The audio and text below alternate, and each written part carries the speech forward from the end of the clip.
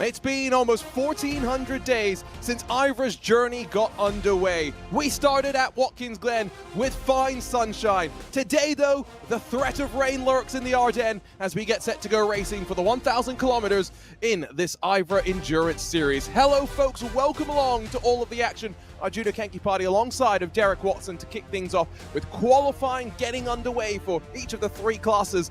I mean, Derek, it's been a long time incoming, rain on iRacing, and today the drivers have that threat lurking, but qualifying getting underway with sunny skies for us to enjoy. Well, you know, Arjuna, with this rain system brand new to iRacing, when you mention rain and you ask drivers what's the iconic track to see rain at, this spot's at the top of every driver's list. So in a way, it's exciting to see what could happen with the rain system here. But as you said, for now, sunny, no clouds. Almost disappointing with all the build-up, but maybe that'll change later.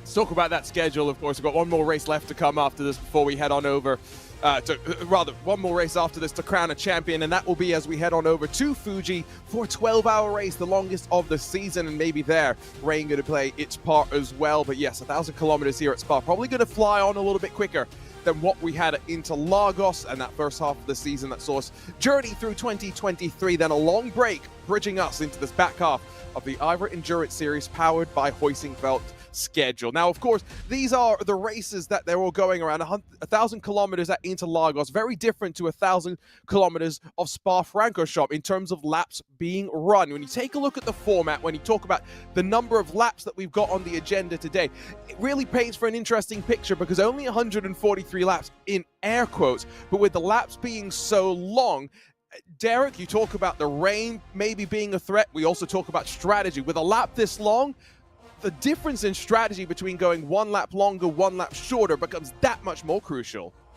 Well, and to bring that rain topic back full circle, Arjuna, what it really means with a lap this long at Spa is being more aware of your weather radars. If you get stuck here on a lap where the rain has begun and you want to move to wet tires or need to move to wet tires, you could really be, pardon the pun, a sitting duck if you don't do that tire strategy correctly. Yes, and you will have the ability, of course, to make that call based on weather radar data. We were having a bit of a chat about that on iRacing just before we got started. Now, qualifying has just gotten underway for the first of the three classes. The GT3s have gotten onto track right now. You're wondering what cars are going to be racing? Well, they're split up into two classes of cars, three classes of competition. The GTPs, well, we've got four of them, not all of them available now in the IMSA WeatherTech Sports Car Championship. Of course, today, the 12 Hours of Sebring, the real world Lamborghinis bringing their car to the fight as well. We hope to have it on iRacing soon, of course, in the future. But the GT3 is a full complement of 6 machines from which to pick from. And I think today in particular, we've seen Porsches be strong for various other reasons over the course of the season.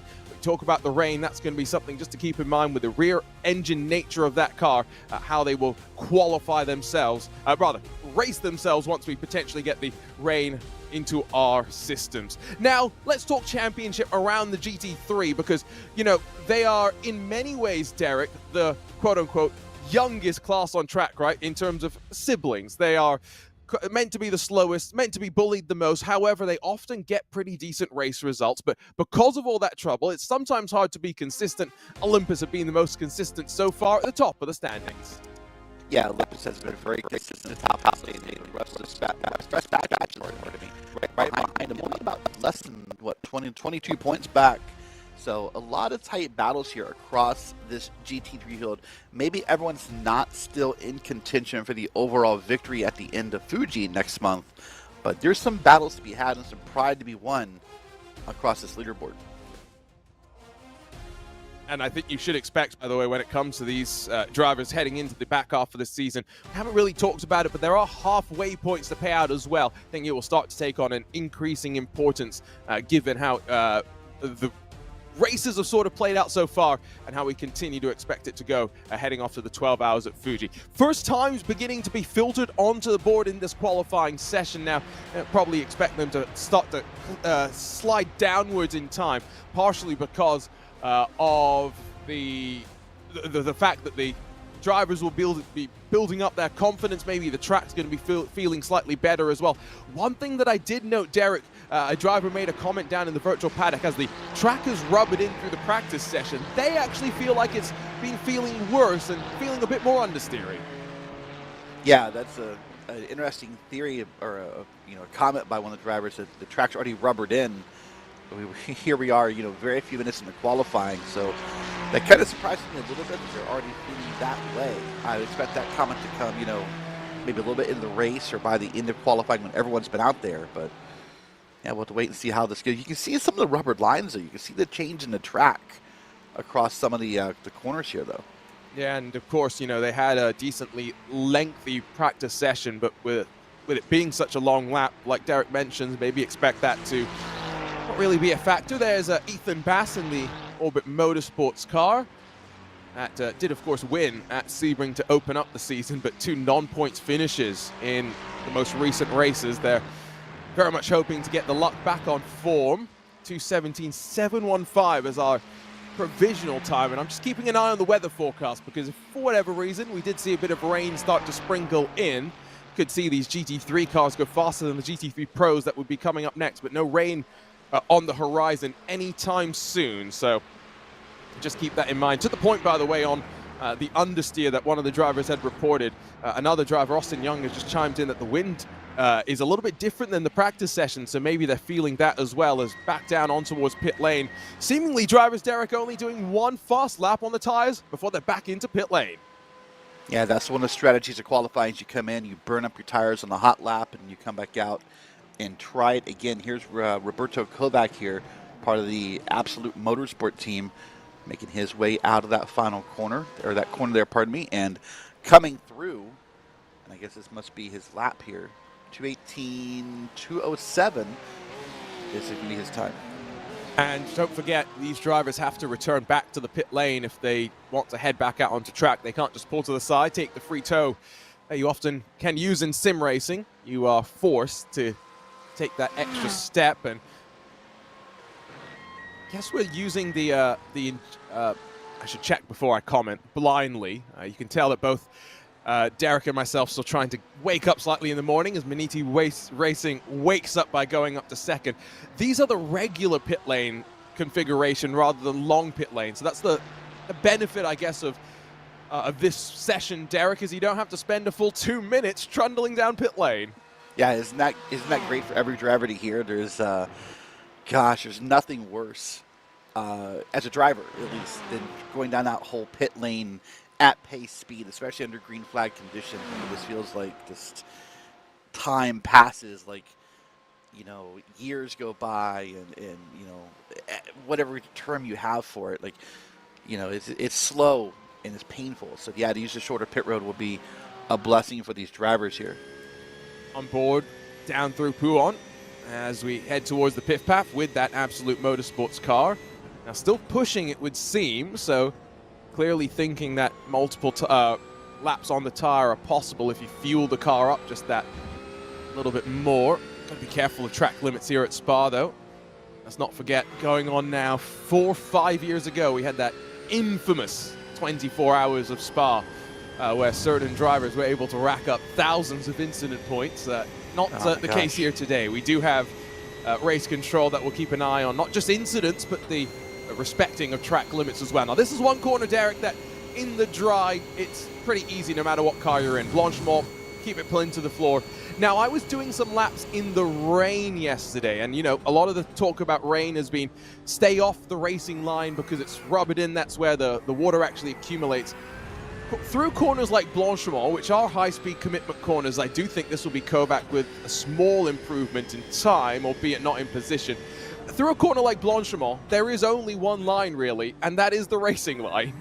Yeah, I was going to say there are certain corners around this track and around lots of tracks where it feels impossible to stay off the paint or stay off a curb or stay off the racing line, which seems to be the 3 common things we hear about the rain system. If it starts to rain, don't touch a curb or don't touch the paint or stay off the racing line. But sometimes you're forced to, and you really have to just kind of do it and hope for the best, and hope there's not a puddle there, by the way. I think that's something that we've really I guess I've not talked a lot about in commentary yet with the system coming out is really where those puddles form.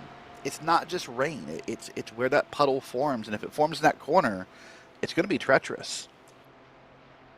Going to be really dangerous down through the bottom of Eau Rouge as well, where, yeah, light rain. There's been some talk about delineation of rain on iRacing, light, medium, and heavy. Light being basically the only thing that in the real world you'd actually keep racing around. Medium and heavy being, well, potential red flag conditions. Monsoons. Yeah, I'm hoping that we don't ever have to red flag a sim racing race because it ends up raining too much. That would be an interesting factor. Now, they haven't had much time to get up to speed with that as well, so keep that in mind. It's going to be all about the adaptability, not the preparation when we get to that rain. Drivers have intimated to me in conversation that setups haven't really changed too much for rain versus dry, and some of the bigger teams mentioned actually that they just built a good dry setup that ended up feeling pretty good in the rain as well. Don't think we'll see too much adjustment in terms of tire pressures either. Now, still waiting for some of these drivers who came back down to pit lane to really start to show their hand. That's the Verstappen Nomad car that's going to work its way through Curva Paul Frere and Hakan Lindmo. Not tracking to an improvement right now in that 9th position, but these 14 GT3 machines are going to then be in the bigger overall combined GT3 class, Derek, which I think tots up to almost 30, 35 strong. Yeah, it's a bigger class, and sort of like real life, you know, in the IMSA series that you referenced earlier with the GT3s, there are some different requirements about the drivers in this class or in this series or in this league, but the cars themselves are exactly the same. There's no difference in cars, so it's very possible that, you know, a driver from the GT3s, you know, pros may win or may not win that overall GT3 class. Now, they do get waved around separately once we get to safety car procedures. I'm sure we'll talk about that at some point, but let's save that for the when, not if, because safety cars, IVRA, tends to be somewhat of a guarantee, and that's without the threat of rain. Now, Satellite Racing run themselves 3rd in the championship, winners at Watkins Glen a couple of races ago, but started off the season with double zeros at Sebring. No points at the end, no points at the halfway mark either, and still looking to try and bridge what is almost a 40-point deficit. So for Thomas Fisher, you might not think qualifying important in a long race, but because you're qualifying in the larger pack, you need to try and make sure you're up towards the front. 217 is going to see him jump up a position to 3rd behind Maniti to the line, and don't see any improvement from them, as Norbert Frank, I think, might just be setting up what's now a timed attempt. And open qualifying session, he's in a pretty good spot, Derek, to take advantage of that draft in front of that BMW as they work their way on the hot lap. Yeah, that's something we often, I think, miss in open qualifying, is the fact that you can pull a bit of a draft here or get in a driver's wake and just sort of get that small bit of advantage that really can benefit you throughout that run, especially with some of the long straights we have here at Spa. So we're watching Frank here right now, about 1/10 of a second up, you know, slower than his fastest time, watching him come through some of the corners here. Now, Arjuna, what I was wondering in my head this morning, and I know we didn't get a chance to talk about it, was, do you suppose there are teams that had different drivers planned for qualifying depending upon how the track looked when we all arrived this morning? Do you think there are teams who had a different rain driver for, because there are some drivers who are faster than the rain, pardon me, than on the dry? I think because you didn't really know the forecast, because everyone's, like I said, still trying to figure things out in terms of adaptability rather than practice. I don't think that was necessarily too much of a factor talking to some of the teams in the build-up to this one. Now, just for clarity, Norbert Frank is a 10th off of the pole position time. He's tracking pretty well on this lap. Have to wait and see how it all plays out as the 256 Prestanda Nomad car up to 5th position, and that's now 3/10 or so. That splits the front 3 rows. Olympus might be done, though, in that 221 because Victor Clayson sitting in pit lane and has been for quite a while as well. So championship leaders who have been rising to the top more through consistency than anything else and staying out of trouble might just have put themselves into a very, very good spot. Now, this is where the draft will really help for Norbert Frank, but through Blanchimont, can he keep it pinned to the floor? Doesn't run out too wide, so as the 274 SRN Motorsports car up to 8th. Absolute Motorsport, another team that's now down on pit lane, as Satellite Racing off to the right, and that tricky pit entry as well. That big green machine runs the line. and he might have lost out a little bit in that final sector, and indeed, that final sector enough to cost him, and Norbert Frank will not improve. And I think now running out of time to go back around and try and set another flying lap.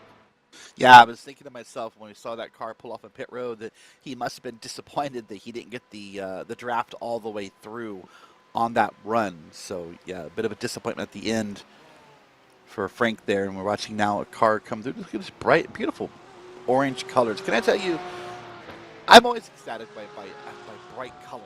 I'm kind of a little kid at heart, I guess, Arjuna. These bright, obvious cars, they're a commentator's dream, aren't they? SRN Motorsport's been part of that IVRA journey since basically the start of that Club Sport Summer Series back during 2020 as well.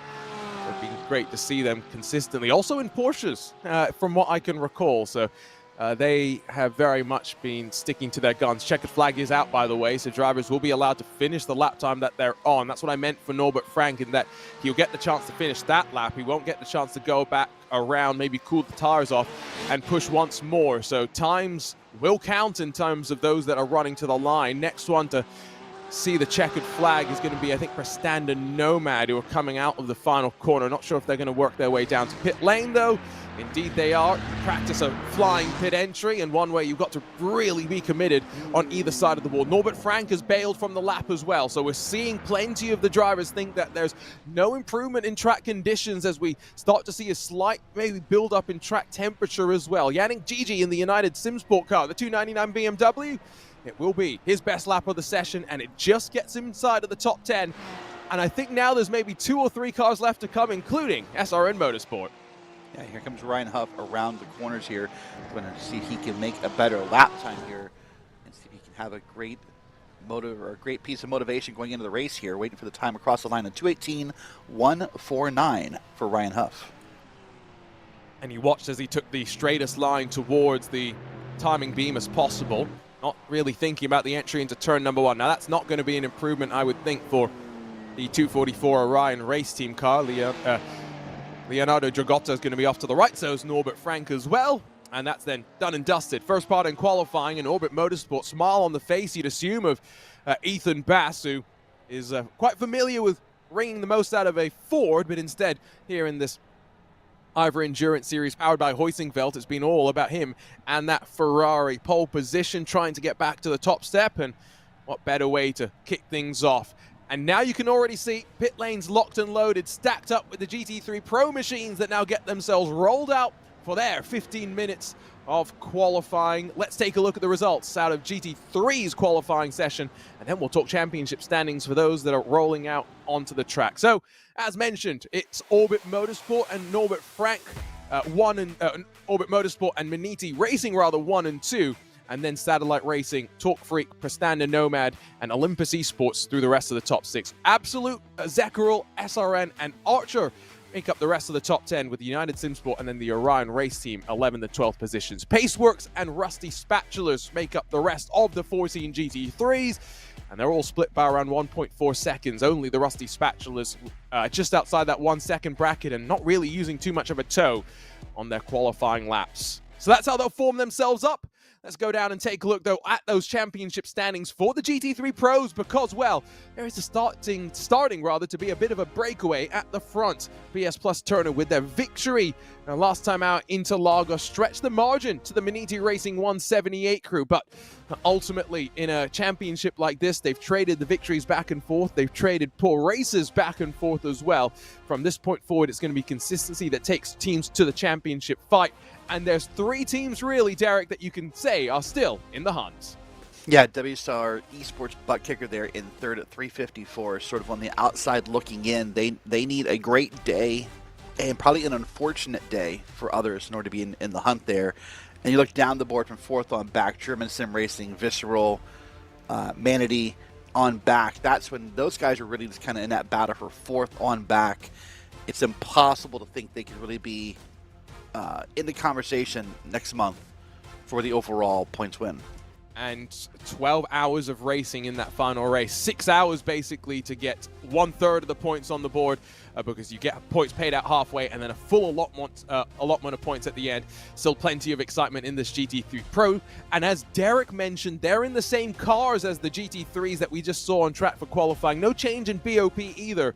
And so sometimes we do see the top times in the GT3 qualifying session stack up decently against the GT3 Pros. Now, they're coming around to get the times beginning. They're not actually getting them onto the board. These are going to be maybe banker laps. Now, in the GT3 Pro class, I'm quite curious what we'll see in terms of tires, because some of the big teams have often sacrificed lap number 1, and it's been lap 2. That's been where the tires they've got the most out of.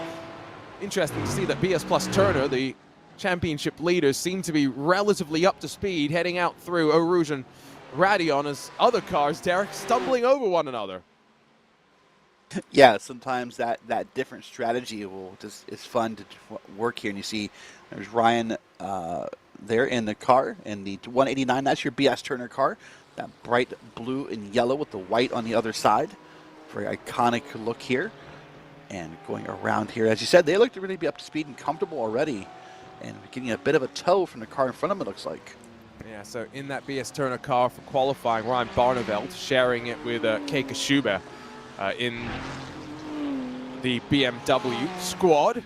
Did see, by the way, talking of BS competition, BMW, Phil Dinez, who has been racing over in Italy in the last 12 months or so in the Italian GT Championship. He did it last year, actually, in the Lamborghini Young Drivers program. This year, he's going to be racing in a BMW M4 GT3 machine, and there's actually a fair amount of connection between the team, the driver that he'll be competing with, and the squad behind the scenes at BS competition. So really cool story. Going to be cheering Phil on and hoping to see him in a BMW faring relatively well. Now, as these drivers just continue to build themselves up, that's quite wide initially for the BS Turner machine.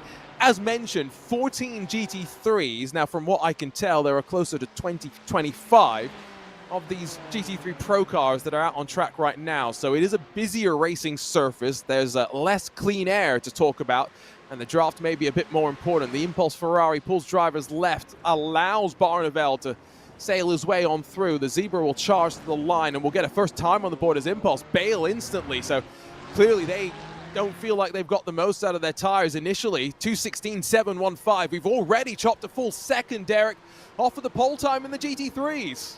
Yeah, that's pretty impressive to see the time already chopping off here. Now, you mentioned that there being more GT3 Pros means more chance for a tow. What it makes me think, though, is more opportunities for a driver to be frustrated, more cars on track, more for someone to get, quote-unquote, in your way or take a bad corner and kind of slow your lap down.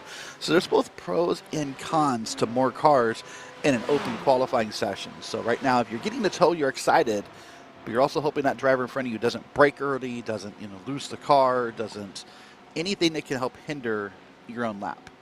Still waiting to see representative times in a handful of cases, but with 15 times now on the board, there's 4 within a quarter of a second or so. I just wanted to highlight BS Turner and Visceral Esports, second and third, split by 1,000th of a second right now. Close margins in these qualifying sessions, even at a track as long as Spa-Francorchamps. You can see there is the Visceral Porsche being piloted by Beckham Jasir, down and out of the sometimes double apex right-hander. Depends on how you approach it.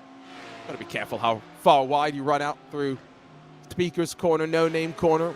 Each of these corners, by the way, at Spa has about 1 billion different names. So you let us know what we should rename these corners here today, and we can come up with our own track map. This is the challenge, though, of draft. Not a challenge, though, if you're following behind someone who's the quickest in the qualifying session. That's the Simify Esports Porsche. Tristan Iglesias has really been getting the most out of that car in qualifying now for going on around 12 months, and that trend seems to continue. Look how great he's doing here. This is possibly the closest example we've seen of someone getting the draft in open qualifying so far. There's not much gap here between these two cars. So Beckham doing a great job in the 196 here, sucking in that draft and getting faster down the straightaway than he would alone. Doing a pretty solid job here. Right now, they're only about 1/10 of a second off of pole time. And they could be very happy at the end of this lap if all goes well. They were winners at Watkins Glen, third at Road Atlanta before that, but not much to speak about outside of that. Both down to the pit lane, so clearly we are seeing the first lap maybe in these conditions be pretty quick. German sim racing, though, Philipp Koenig in the Porsche is up to 5th position, about 6/10 offers. It's a very wide line for the Satellite Racing GT3 car driven by Dallas Pataska as he'll work his way towards Blanchimont. That left-hander, by the way, in the dry, just before Blanchimont, it doesn't feel like a corner. When it's raining, oh, it's scary. That's one other thing I learned yesterday in the quick dalliance that I had in both GT3 and GTP machinery. We'll talk about the difficulties the prototypes are going to have putting their power down in the rain. More drivers off to pit lane. Did seem as though I saw the WSR Esports butt kicker car just setting something up for Ross McFarlane, but he still has not put a representative time down onto the board as drivers head back out there. And there indeed is a driver that for a second consecutive lap I don't think has been able to put it together and may have actually run wide. Andrew Carone, one of those drivers that has not just been focusing on this race today. Derek, a lot of these drivers, of course, focusing on so many different things. Andrew Carone has just come off winning the first 2 rounds in the Porsche Esports Carrera Cup Canada. Yeah, it's awesome to see, isn't it, whenever you have drivers here who are doing multiple things at once. Of course, there's this little pesky thing called the 12 Hours of Sebring that a lot of us are involved in some fashion next weekend on iRacing. There's just lots and lots of racing. This is what I call racing season, both in sim and real life, with how many events are going on. It's not like, hey, is there an event? Whoa! Hold on, there's a slow car there. That's not where you want to be slow. Jeez. And that's the Simufy Porsche. Now, these are drivers trying to be very, very careful with impeding, but I've got to say they are not doing the best job in some cases. Now, I hope that nothing bad happened. Race Control will undoubtedly take a look, but close moment there, that's for sure. Yeah, not good. I was saying, this is, Arjuna, this is racing season. At this time of year, it's not, hey, is there something to do? It's, I have to pick which one I want to do. There's a look at the replay. And you could just see he was trying to time the gap. He saw there was a car coming, didn't want to be stuck on the inside. I mean, hopefully Andrew Carone didn't get too distracted as he sweeps back now through curve of Paul Frere, but I mean, Race Control will take a look. That's something that will happen without a shadow of a doubt if it gets protested. Yeah, that's it's an interesting moment to see that happen. I know you said he was trying to tie in the gap and get back in correctly, but I just wonder if he hindered himself and more others more than he benefited anyone in the process, you know.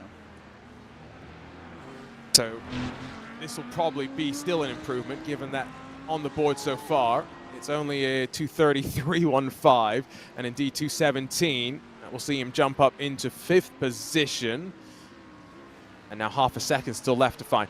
What's the weather conditions looking like? Because we are, 10 o'clock in the morning. We're probably going to see in some ways the temperature slowly just rise. I see right now 20 degrees Celsius overcast. That gust of wind, though, I think that's what maybe we were hearing the chatter around, right, Derek? Maybe that's what is catching drivers unaware, is that it's gusting and it's moving around very slightly. Yeah, and that really will catch a driver off guard, especially if it changes a lot between practice to qualify or qualify to race. It's something that I think a lot of drivers don't account enough for in iRacing. It's how that wind can move your car around and then change a corner or change a straightaway. And it can really mess with how the car feels. So, yeah, that could be a factor. And as you said, I suspect as this day goes on, that 20 Celsius will rise in number. And so what these drivers may be enjoying for grip in the track right now, maybe not so much if that number gets too much higher. And I guess, overcast, you'd say that maybe there is a slight chance of there being a bit of rain, but still no rain on the horizon any time soon, as 20 minutes left in this qualifying session. We're nearing the GTPs getting their instructions to head on out, and therefore these GT3s probably not having much time left. Now, that was one driver very, very wide out through Pool. I'm not quite sure what that was about, but I think maybe one who finished up a run just trying to stay out of the way of those that are going fast. Now, the Visceral 196 had been tucked up behind Simufy's Porsche in the first run. Beckham Jassir not having that same enjoyment of the hole in the air being pushed in front of him as he sweeps out now back onto this climb up towards Blanchimont to the final corner and trying to cut as much distance from this run as possible. Just look at him on the white line and then maximizing the entry as well. The car looks so settled, though, through that fast left-hander, Derek. It did look settled. It looked very calm, very, very stable, not a lot of movement in it. It's a great job here by Visceral to have that car set up correctly. And they're going to come down pit road and kill that lap here. And BS plus Turner to the pole. Visceral did not think there was an improvement, so they came back down to pit lane. Tristan Iglesias still waiting for his lap time to be counted, but can he respond in the Porsche? Yes, he can. Back to the top with a 2:16.438, and it's only 0.08 of a second. But remember, Visceral bailed from the lap. Simufy able to put it together. What a great job by Simufy to come right back, get right back on top of the pole after BS Turner just took it. So great job reclaiming almost instantly, to get back on top there. But man, look at that. Less than 1/10 of a second between first and second. That's incredible numbers here. I mean, that shows you how great the competition is here in IVRA. That, that's what we're looking at, what we're talking about. It was a jump from Dallas Pataska up to 6th position in that BMW. So we have a Porsche, a BMW 1 and 2, an Audi then down in 5th position. The first of the Ferraris, though, 14th, Impulse, and then Heusinkveld, 14th and 15th position as they sit right now. There's the big green machine, by the way. Still waiting for them to make a bit of an impact in this qualifying session as they weave back and forth. Alex Bennett's on qualifying responsibilities. They have not put in a representative time. I tell you what, they will not want to be starting 40th and dead last in the combined GT3 order. That would be a hell you would not wish on anybody. As this is Alex Bennett, sorry. Now, those two Maniti cars looked identical, didn't they, Derek? Yeah, I mean, from the outside, they looked identical. I was thinking maybe a slightly different shade of green. I don't think so, but no, maybe identical. On the side of the car, they're identical. Okay, yeah. By the way, I know we're going to talk about it later. I said earlier the bright cars are a commentator's dream. Identical cars are our own little commentator nightmare. Ring of hell. Yes, big green machine, big green nightmare in some ways. Oh, that's a good time, though, for the first representative one. Gets him within half a second and to 5th. Now, there's not much time left in this session for him, and so given that we've seen drivers only do one time lap on the tire, come back in and do another out lap before they're able to put another time onto the board, Philipp Koenig in the German sim racing car is going to find himself up to 4th position. I think that maybe the best that the 178 can hope for is going to be 6th, and they'll wait to see where everyone else comes out. Now, I think Ryan Barneveld is in pit lane and sitting. He's not rolling back out there. His session's done and dusted. Yeah, he's comfortable. He's happy. He's going to wait and see what happens to everyone else here. Now we're going to watch as Jonas Weiner comes around here in the 123 and coming around here to the scoring pylon. And the 218, probably a 217.336 is going to be the time there. And now you can definitely tell that we're at the end of the session. A, checkered flag has been officially flown by race control. B, they're pulling to the side and instantly resetting. But there are drivers that can improve. Here comes Carl Modoff in that Delta Sport 199, no longer in the red and a little bit more of a white, tan, and black entry. Still has to go through this middle and third sectors of the lap, so we'll keep an eye on him. Also out still, Bennett technically has a chance to improve, although I don't think he's necessarily tracking for an improvement. Who's going to be the next to run towards the line? Looks like the 129 Echelon SimSport car, Spencer Rietzma, who is, again, I mentioned Andrew Carone, double duty on Thursday in that Porsche Esports Carrera Cup Canada. So is Spencer Rietzma, so another one of those drivers who we're getting to enjoy more of on RaceSpot now, hoping to try and get into the 217s, but only a 218. Max Riedmuller, 17.120, finds 300s, finds 3 positions. What a crucial qualifying lap that was from him as Bennett's back down in pit lane now. Clearly done with the attempt at a cool-down lap. A couple more drivers with a chance, though, to power it out of the curve, Paul Frere. And I think what happened with Visceral, by the way, Derek, is they ran too wide out of Blanchimont. They picked up an off-track. You can do that at the end of the lap. You've got to make sure you keep it on the track. Yeah, and I think track limits are something we should discuss here at Spa at some point and explain them a little bit better because, if you're not a seasoned iRacer and you have some family or friends in this race and you're new, this is a track that's kind of weird because not all off-tracks are equal here. Sometimes it's 2 tires, sometimes it's 4 tires. It can be hard for us to understand, without being on track, what is and isn't and off track at times. Exactly. Kolmodov doesn't seem like he's going to improve, so he's back onto pit lane. So's the Fury Simsport 142. That will have some work to do, by the way. 24th in the GT3 Pro class, 28th in the overall GT3 classification. Now, Philip Oldak in the Impulse Ferrari is going to be chased to the line by the Paceworks Mercedes. Now, there's a small improvement. Impulse to 15th, Paceworks to 20th. So they did both find improvements at the death, but now that's everyone across the line, and that is the qualifying session officially in the books and already. Hybrid spooled up and ready to go on pit lane. Your prototype's ready to rumble. We'll take a look at those qualifying results in the GT3 Pro order. And again, remember, there are a decent number of them, 26 in class, 40 total GT3 entries. Iglesias for Simufy, though, along with Barneveld 1 and 2, and then Visceral German Sim Racing and Delta Sport through the rest of the top 5. Maniti in 6th, and then WSR Esports Butt Kicker 7th, with Satellite Racing GT3 Pro 8th. Maniti 9th, ATRS 10th, and then the second WSR Esports Butt Kicker entry 11th, and then the Orion Race Team 144 rides alongside. 13th goes the way of Door Esports Academy, Hydra Race and Geodesic Racing, along with SimCity Racing, separated by very slim margins. And then the first of the Ferraris, Impulse Racing, Nürburgring Esports, and Team Heusinkveld, rest of the top 18. 19th and 20th for Brabham Esports and Paceworks, Delta V Racing, and then Geeks Energy. The final two cars in front of the GT3 pole time, so Ethan Bass then finds himself in front of the RaceR Esports team, as well as Fury Simsport, and then finally, last but not least, Kramer Racing and Echelon Simsport that round out the 26 GT3 Pros. So one more championship to build up some hype for, and it's all about the hybrids, where it has been quite close in the past. Not so close now when you look at it. More than a 100-point advantage that Movano Sim Racing enjoy in their Acura.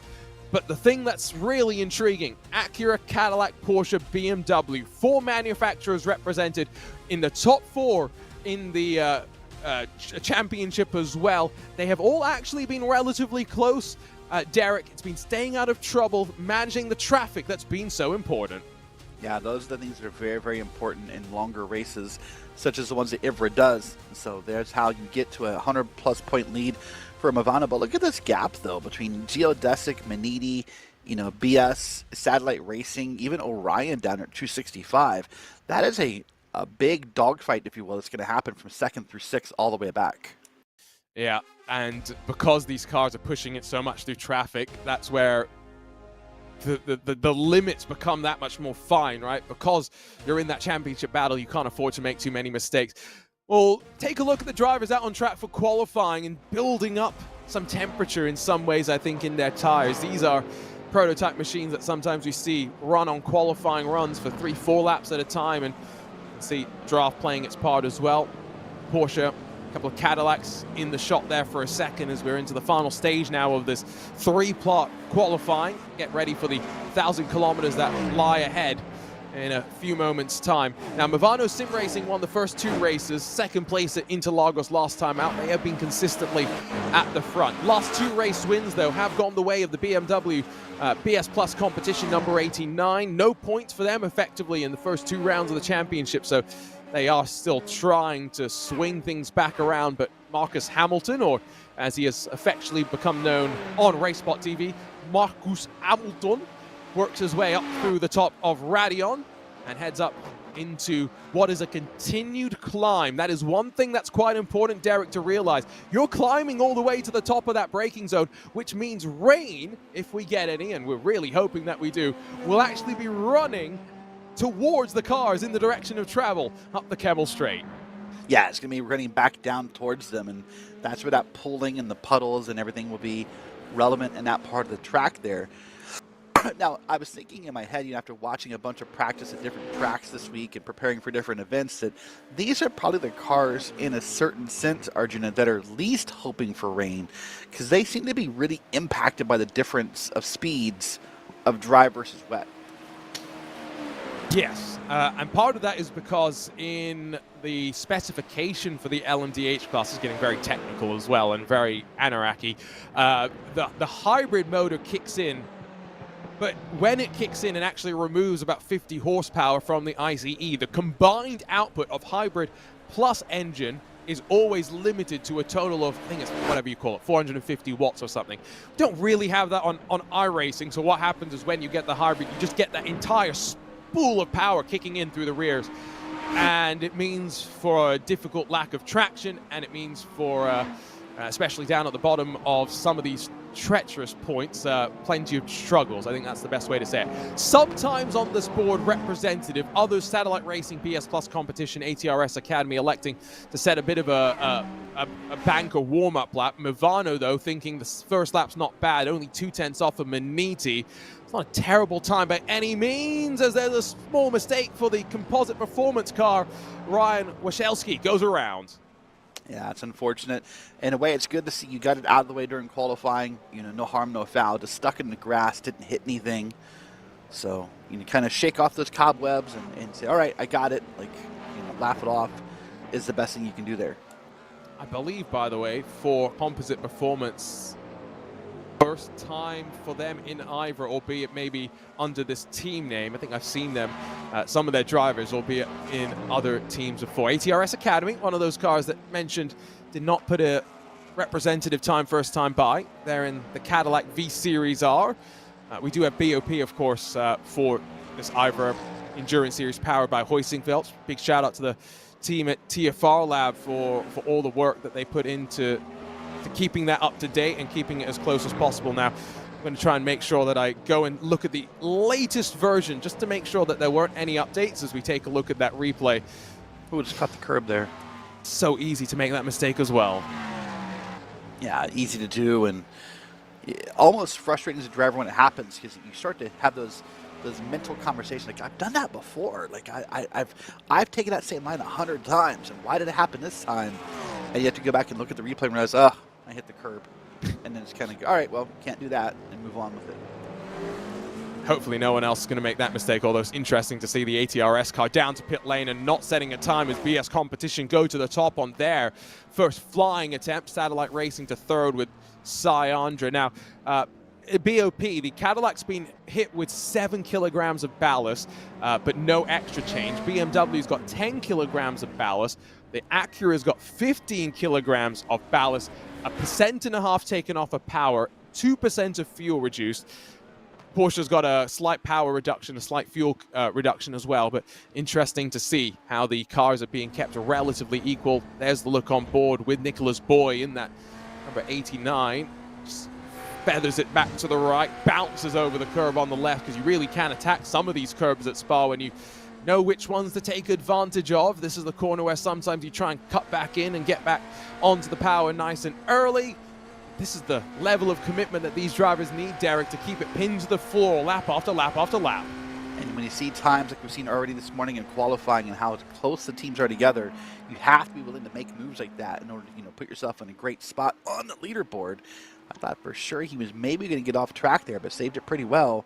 And now brings this BS car around here, doing pretty well. Gonna have one car, by the way, with no time on the board. Looks like Hydra Race Geodesic Racing, second in the championship, had a technical issue, and they've had to take the tow. So that's a heartbreak for them. They will be allowed to line up at the back end of their class without having to start at the tail end of the overall field, but that's a minor consolation. Yes, you'd say safety cars can bring them back into play, and that is a guarantee, but in a championship fight, you always want to make sure you start things off on a positive and not worrying about what your hardware might be doing when you're in the race. As expected, Nicholas Boy back to pit lane.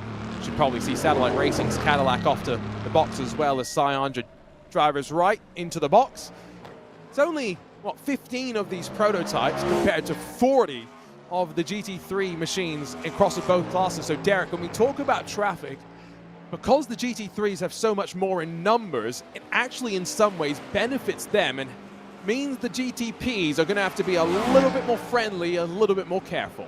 Yeah, a little bit more patient, a little bit more calm. Getting around them is definitely, you know, a thing that's going to have to happen. And I'm going to come back to a point you made. I thought it was great when you said it, that, you know, for the team that's going to have to go to the back here, the Geodesic, you're right.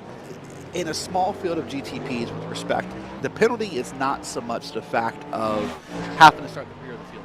That sucks. But the bigger problem is that mental game you're now playing of, hey, what was that tech issue? Where did it come from? That hasn't happened before. And that now begins to eat at your head. And man, I hope that doesn't happen in a race.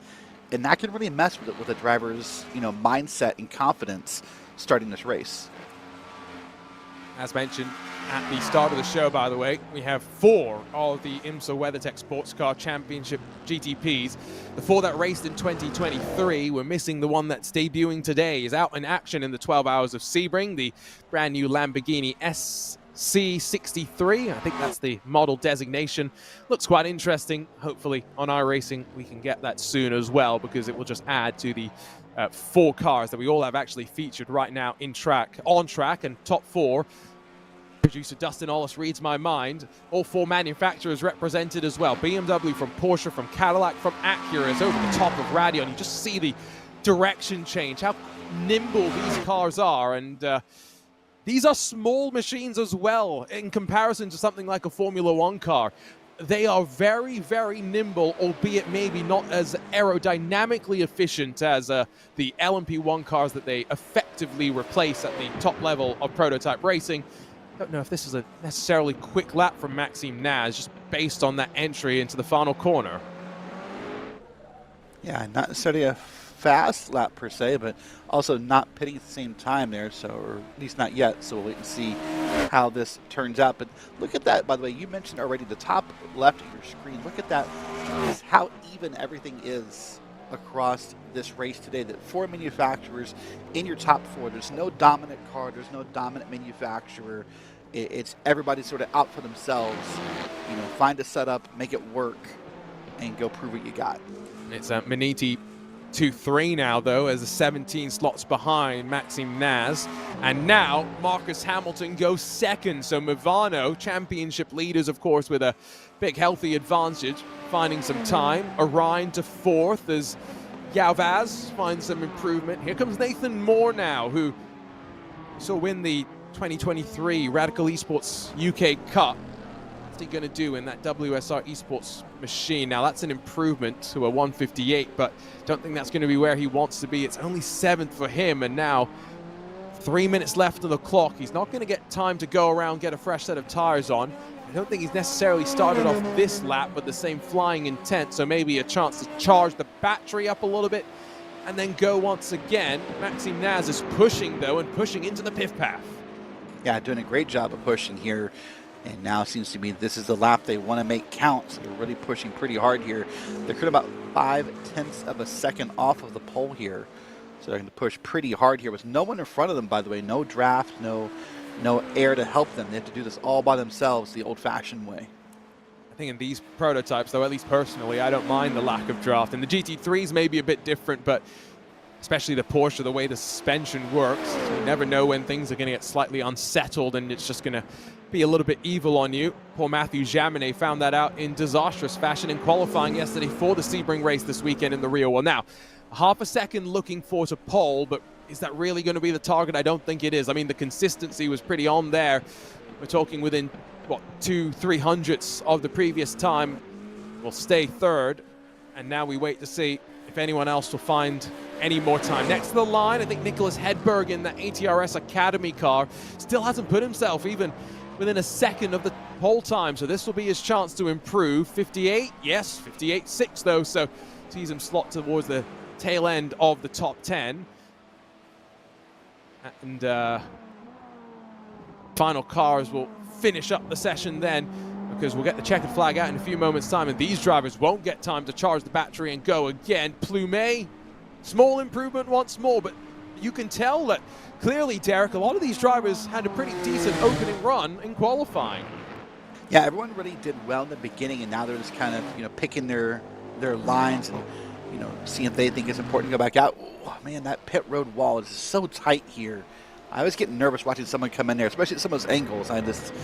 It's hard to almost not convince yourself they're just going to hit something, Well, it was an interesting line.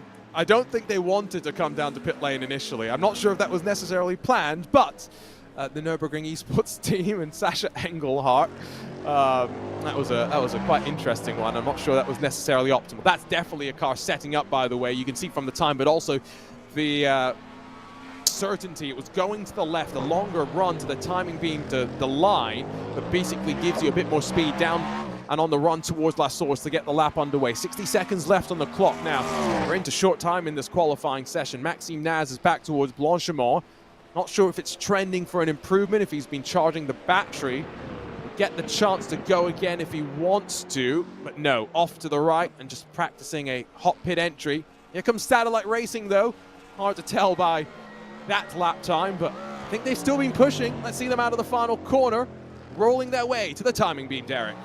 Yeah, rolling away to the timing beam here, and probably going to get one more attempt at making something happen here, because they will be allowed to finish the lap here if they've already started it. Fourth they go. Timing on our screen, not keeping quite on track with them. Not sure they'll have the battery to improve more. Now, Nicholas Boy, is this a statement? Oh boy, yes it is. He finds 0.3 of a second to beat his own lap time. It's half a second to Marcus Hamilton in second. Nicholas Boy flying. Who can challenge him? Project Valorous checkered flag officially now flies, by the way.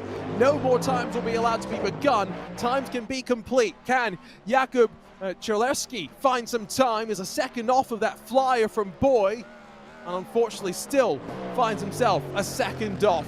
My goodness, Derek, what a lap time that was. That was great, wasn't it? What a confidence boost that is for a driver now that you've been out and set your best lap and you sort of, beat yourself and beat everyone else in basically the last lap of the run. That's a humongous confidence boost. It makes you feel good, brings up the morale of the team. Those are the things that gets that Discord, that TeamSpeak server alive. Maybe it's, 8 in the morning or whatever time it is for them. They're alive in that server. I would love to have been a fly on the wall for that one. Not sure if the Nürburgring Esports team improved in position. I think it will be the same story for Composite Performance, who stay exactly where they are, and that is officially everyone in the session, because while Satellite Racing are still out there, they don't have the battery to improve, and so it is going to be a pole position for BS Plus competition, searching for what would be not just a third win in a row, but if they can achieve what would be a rather remarkable achievement, it would be a third perfect race result. Maximum points at the end result, maximum points at the halfway point as well. We'll see that Satellite Racing car probably down to driver's right-hand side, and we can take a look at how they'll line up. Still, of course, with the warm-up that lies ahead. Nicholas Boy, Marcus Hamilton split by a full half a second. What a flyer that was.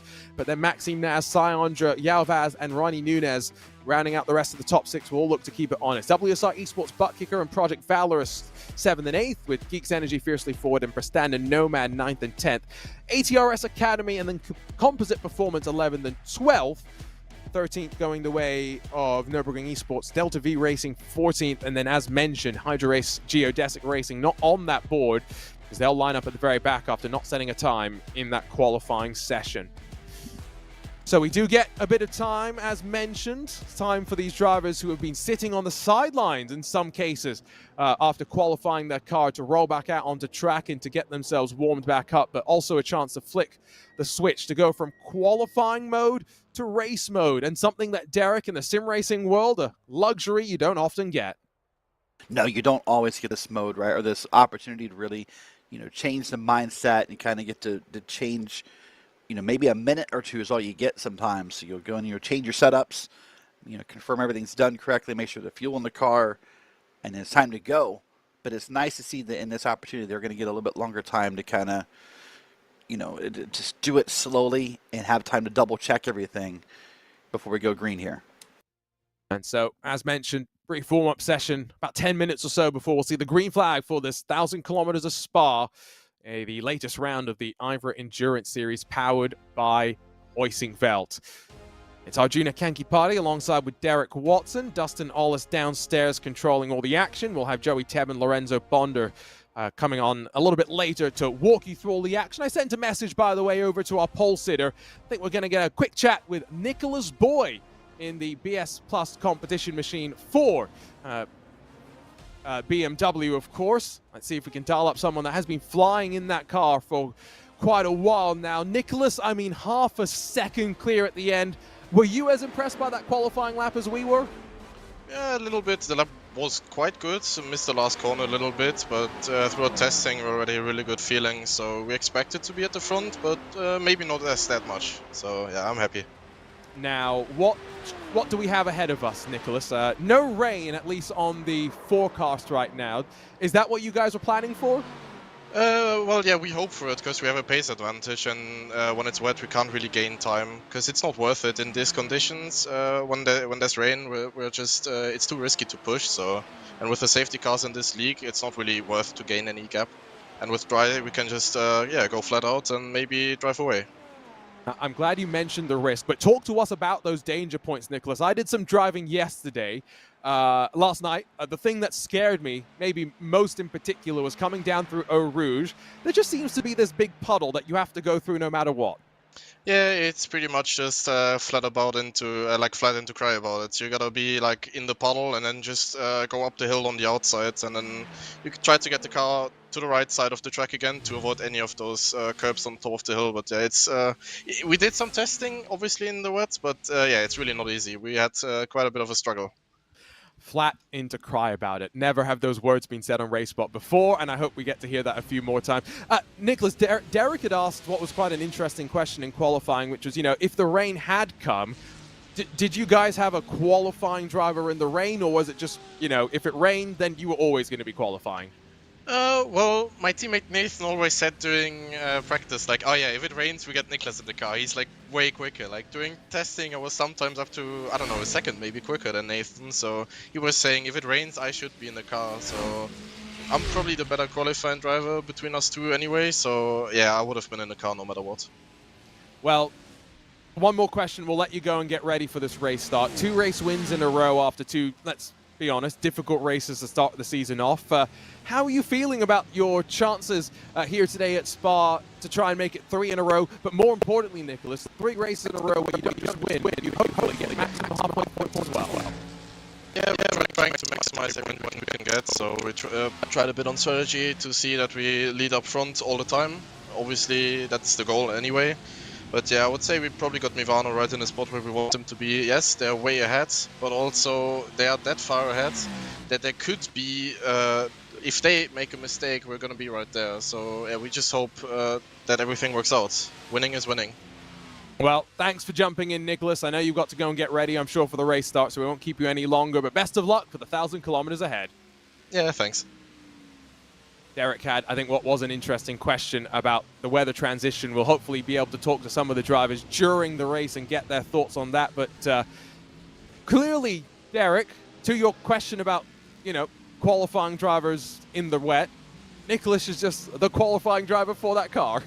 Yeah, he's like, I am the rain guy. I'm like, oh, okay, but it does kind of prove that there was at least a conversation about it, right? That was like, oh, well, this is our rain guy, and I think throughout a lot of teams on iRacing, both through IVRA today, the 12 Hours of Sebring next weekend, where we've basically been told it's going to rain during that event. By the way, iRacing has all but said that in those words. I think there are going to be teams who have a designated rain driver. I think schedules are going to become a lot more dynamic than they used to be. Well, I think the schedules probably... The driver schedules will probably remain... You will plan for the dry, and then you will hope to have at least minimal change to that, but you will probably have to be a little bit more flexible. End of the day, right, when you plan for a 24-hour race, most people, I speak from personal experience, have to adjust their plans when they get involved in incident and crashes. So, those are one of the limiting factors that they will keep in mind. Curious to see, by the way, I'm just looking at the timing screen right now. Basically, everybody that qualified the car, I think, is also out there in this warm-up session, which basically means they're also going to start the car, despite the fact that, Derek, you're not actually required to have your qualifying driver be the one that starts off. No, you're not required. You're not required to do so, but I think that's an important thing in my mind. I always want the qualifying driver to start because it implies to me that the car is where it should be pace-wise. There's nothing scarier as a driver than to see a new driver enter a car who didn't qualify it there, because you don't have that confidence of knowing that they have the pace that the qualifying driver had.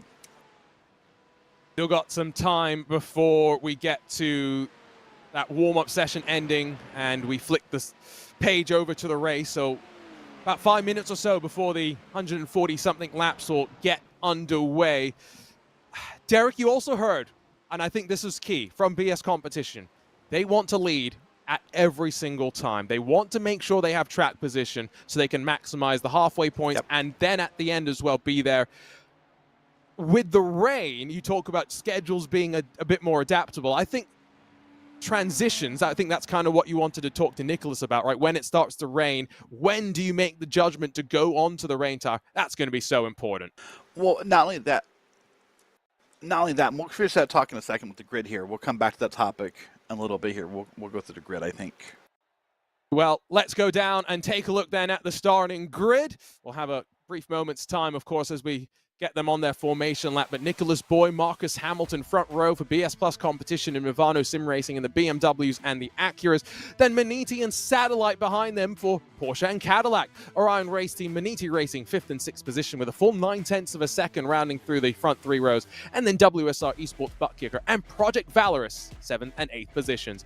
Geeks Energy Fiercely Forward, Prestan and Nomad round out your top 10 with ATRS Academy, Composite Performance 11th and 12th, and then the final 2 times onto the board. It's Nürburgring Esports and Delta V Racing. Don't forget, second in the championship, Austin Young had some hardware issues in qualifying, has it all to do from the very back of the GTP class. It's a monster 40-car GT3 field, 26 of them in the GT3 Pro. Simify Esports and BS Turner split by 0.08 of a second on the front row, and then Beckham Jasir for Visceral Esports and German Sim Racing alongside in the Porsches on row 2. Carl Modo for Delta Sport, Maniti Racing and Alex Bennett 5th and 6th positions, 7th going the way of the first of the 2 WSR Esports Butt Kicker entries. Satellite Racing alongside for Company. Maniti Racing and ATRS Esports make up the rest of your top 10. With Andrew Carone in the second WSR Esports Butt Kicker car, Orion Race Team's 144 BMW alongside. It's Door Esports, Hydra Race, Geodesic 13th and 14th. SimCity Racing and Impulse Racing 15th and 16th spots with the Nürburgring Esports Team and Team Heusinkveld on row 9 of the grid. Brabham Esports and Paceworks bookend the top 20, still all the way, by the way, in front of the GT3 cars. Delta V Racing and Geeks Energy, the final 2 cars that will line up in front of the GT3s. Racer, Fury Simsport, as well as Kramer Racing and Echelon find themselves mixed up in through the GT3 field, who will be led by Orbit Motorsports and Ethan Bass. 217.715 will see him lining up mixed in to the tail end of that GT3 Pro field. Maniti Racing second in class, and then Satellite Racing, Torque Freak Racing 3rd and 4th in that qualifying rundown. For Standard Nomad, Olympus Esports 5th and 6th positions, with Absolute Motorsport, Zekerill Esports, SRN, and Archer Racing by Chips, new team name, love it, through the rest of the top 10. United Simsport and Orion Race Teams, GT3 entry 11th and 12th, with Paceworks, Rusty Spatulas. 14 GT3 cars, again, to make 40 total GT3 machines in our race here today. Derek, expectations then as the drivers get their final moments on the grid, their final moments before they get underway. My expectations, honestly, is really with the GT3 class to have this chaos and calamities. All the drivers want to make up opportunities as fast as possible. My expectations for the GTP class, we mentioned this composite team, their first time in IVRA. I'm excited. I know that team. I know they work hard. I know that they practice hard. You know, they really have had a lot of focus on getting to IVRA. I expect them to really perform pretty well here today. I would not be surprised to see Composite have a top 5 out of this. I think staying out of trouble is going to be important. We'll keep looking at the weather forecast through the course of the day, but at least right now, still no signs of rain lurking as we now build. Virtual standard time going on about 11 a.m., so we're going to work our way through probably a good chunk of the day. Might see it warm up a little bit, but not too much. It's going to be cool, grippy conditions for racing. Both classes will get their separate starts. Both classes, of course, will focus in on not just 143 laps of racing, but that crucial mark halfway through, 72 laps, where those halfway points will get paid out as well. There's these 1,000 kilometers, then the 12 hours left to come. Championships very much on the line here, and who will leave the Ardennes and head to the land of the rising sun with championship focus on their mind. 2x2, GTP's getting ready to launch here at Spa-Francorchamps for round 5 of the 2023-2024 IVRA Endurance Series powered by Heusinkveld. A good launch from the GTPs as we head up towards La Source for the first time, side by side behind, as Nicholas Boyd does not look behind in the rearview mirror and sails down in towards Eau Rouge and on the run down to Radion. It's almost 3 wide for 3rd, 4th and 5th positions in the GT3 field. What's an absolutely chaotic start. We'll see them all plunge their way down in towards Eau Rouge and start to single file out. The hybrids, by the way, already to the top and now beginning that climb towards Lecombe and the heavy braking zone that will come. Maniti pops up driver's left-hand side. Big blocks being made behind, but a tidy start for all 55 machines. A great start to see as we work our way through the opening sector. What a great start for everybody, Arjuna. Everyone's already got it almost single file here, working their way around the track pretty quickly. Pretty safe start. I didn't see any major incidents to speak of across either screen. Of course, GTP's on your left, GT3's on your right. Now we're back full screen of the GTPs, and like I said, as far as I can tell, Arjuna, a clean start all the way around. It's a bit aggressive down towards Pouon, though, if we're being honest. Double left as the likes of Preston Nomad, Jason Dilworth pressured. Ooh, already yellow flag out. And before we even get back around, and which Maniti car is that? That's the 278 GT3 machine piloted by Norbert Frank. So not one of the GT3 Pro entries. And the one that was 6th in the championship. Paceworks already back down on the pit lane. And that's the GT3 Pro car that didn't qualify necessarily well either. So we slow things down, and Derek, already safety car gets called into action. Oh, that's such a buzzkill for the drivers, Arjuna. We're going to wait and see what happens when the RaceSpot replay machine loads up. But what a buzzkill for the drivers. So certainly you've waited all this time. You had the 10-minute warm-up. You got yourself pumped up to get a green flag in. And we got like, what, half a lap before we're back under pace car. That's hard for a driver to deal with that. Let's watch the replay here and see what happens to Arjuna. And so again, it's as mentioned in the GT3s, it went wrong initially for the Paceworks Mercedes and then back onto track. Not really much Norbert Frank could do, and I've got to say, I think it was the satellite GT3 machine, that the lighter blue car, that could have been tangled up in that as well, but somehow no, we get away with it, and it could have been a whole lot bigger. So 143 laps, could have been as short as about a 4.5 hour odd race, but for a safety car, these laps are going to really start to lengthen up here. Apparently, by the way, that car may have hit the wall at La Source, so maybe had a bit of steering damage, and maybe that indicates and explains as well why, Derek, the car just didn't go the way you expect it to go. Yeah, those moments are frustrating and scary when they happen for everybody involved. And I think a key thing that you said that I was thinking as the replay happened in front of us, that really, like, with all due respect to the cars were damaged, that is an unfortunate thing for them. That could have been probably easily 10, 15 cars involved in that, but a lot of people involved in that. Let's watch a replay of turn 1 here on the start. Yeah, there he is. You're right. He hit the wall on the inside. And so then from there, the thing that's, you never really know how bad the damage is, right? And so he's going to try and feather it to the left. You can just see it understeers. And that's Orbit Motorsports Ferrari. I couldn't quite tell on the replay the first time by who it was. That's the pole sitter in the GT3 class.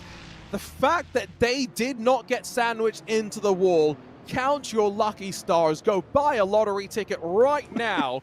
I hope you don't have damage either. I think we probably are going to need to take a look at that, because how in the heavens have they gotten away with that?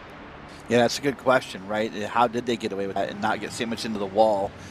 And like I said, make that wreck worse. And I was trying to get a good shot of, or a good view of this car as it goes by. Hard for me to tell with that dark body if there's any major damage.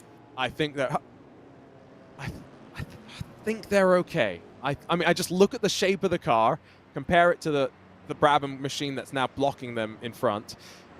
I think they're okay. So first lap caution has taken not just Paceworks and Maniti, but I see Torque Freak Racing in pit lane as well. I see the Racers 103, the GT3 Pro car that was, again, as I mentioned, on the grid, starting in the combined GT3 smorgasbord at the tail end of the running order. And that car looks okay. Take it, if you're an Orbit Motorsports fan, calm down. You're okay right now. Yeah, you're doing fine. The car does look good. I don't see any bent parts, anything sticking up or sticking out. So somehow you got away with that. That's impressive and confusing, I think is a good word, all at once. Yeah, just a tad confusing to say the very least. So we'll slow things down as mentioned. No one's going to come down pace car safety. No one's coming down pit lane for any reason other than damage at this point. There's no need to come and get a tank of fuel. Most people would just end up costing themselves track position at this time because, for example, you're a GT3 Pro car, you drop behind the GT3 field, you then got to work your way through all of them. You don't necessarily want to do that. If you're wondering, by the way, how the safety car system works, there's designated zones around the track where race control has basically deemed that it would be reasonable and realistic to recover a car there without a safety car. A car being stranded at the top of Eau Rouge, that's not a place that I think anyone in their right minds would deem as safe. And so, Derek, car stationary there, it's going to be a caution.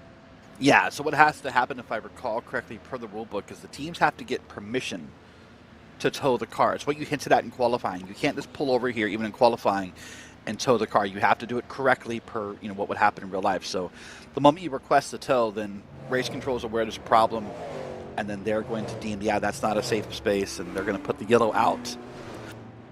Well, here we are working lap 2 of 143, and Arjuna, as a driver, this is sort of why I don't like the distance races, the 1,000 kilometers and whatnot, because in a timed race, you're thinking, okay, listen, it's a timed race.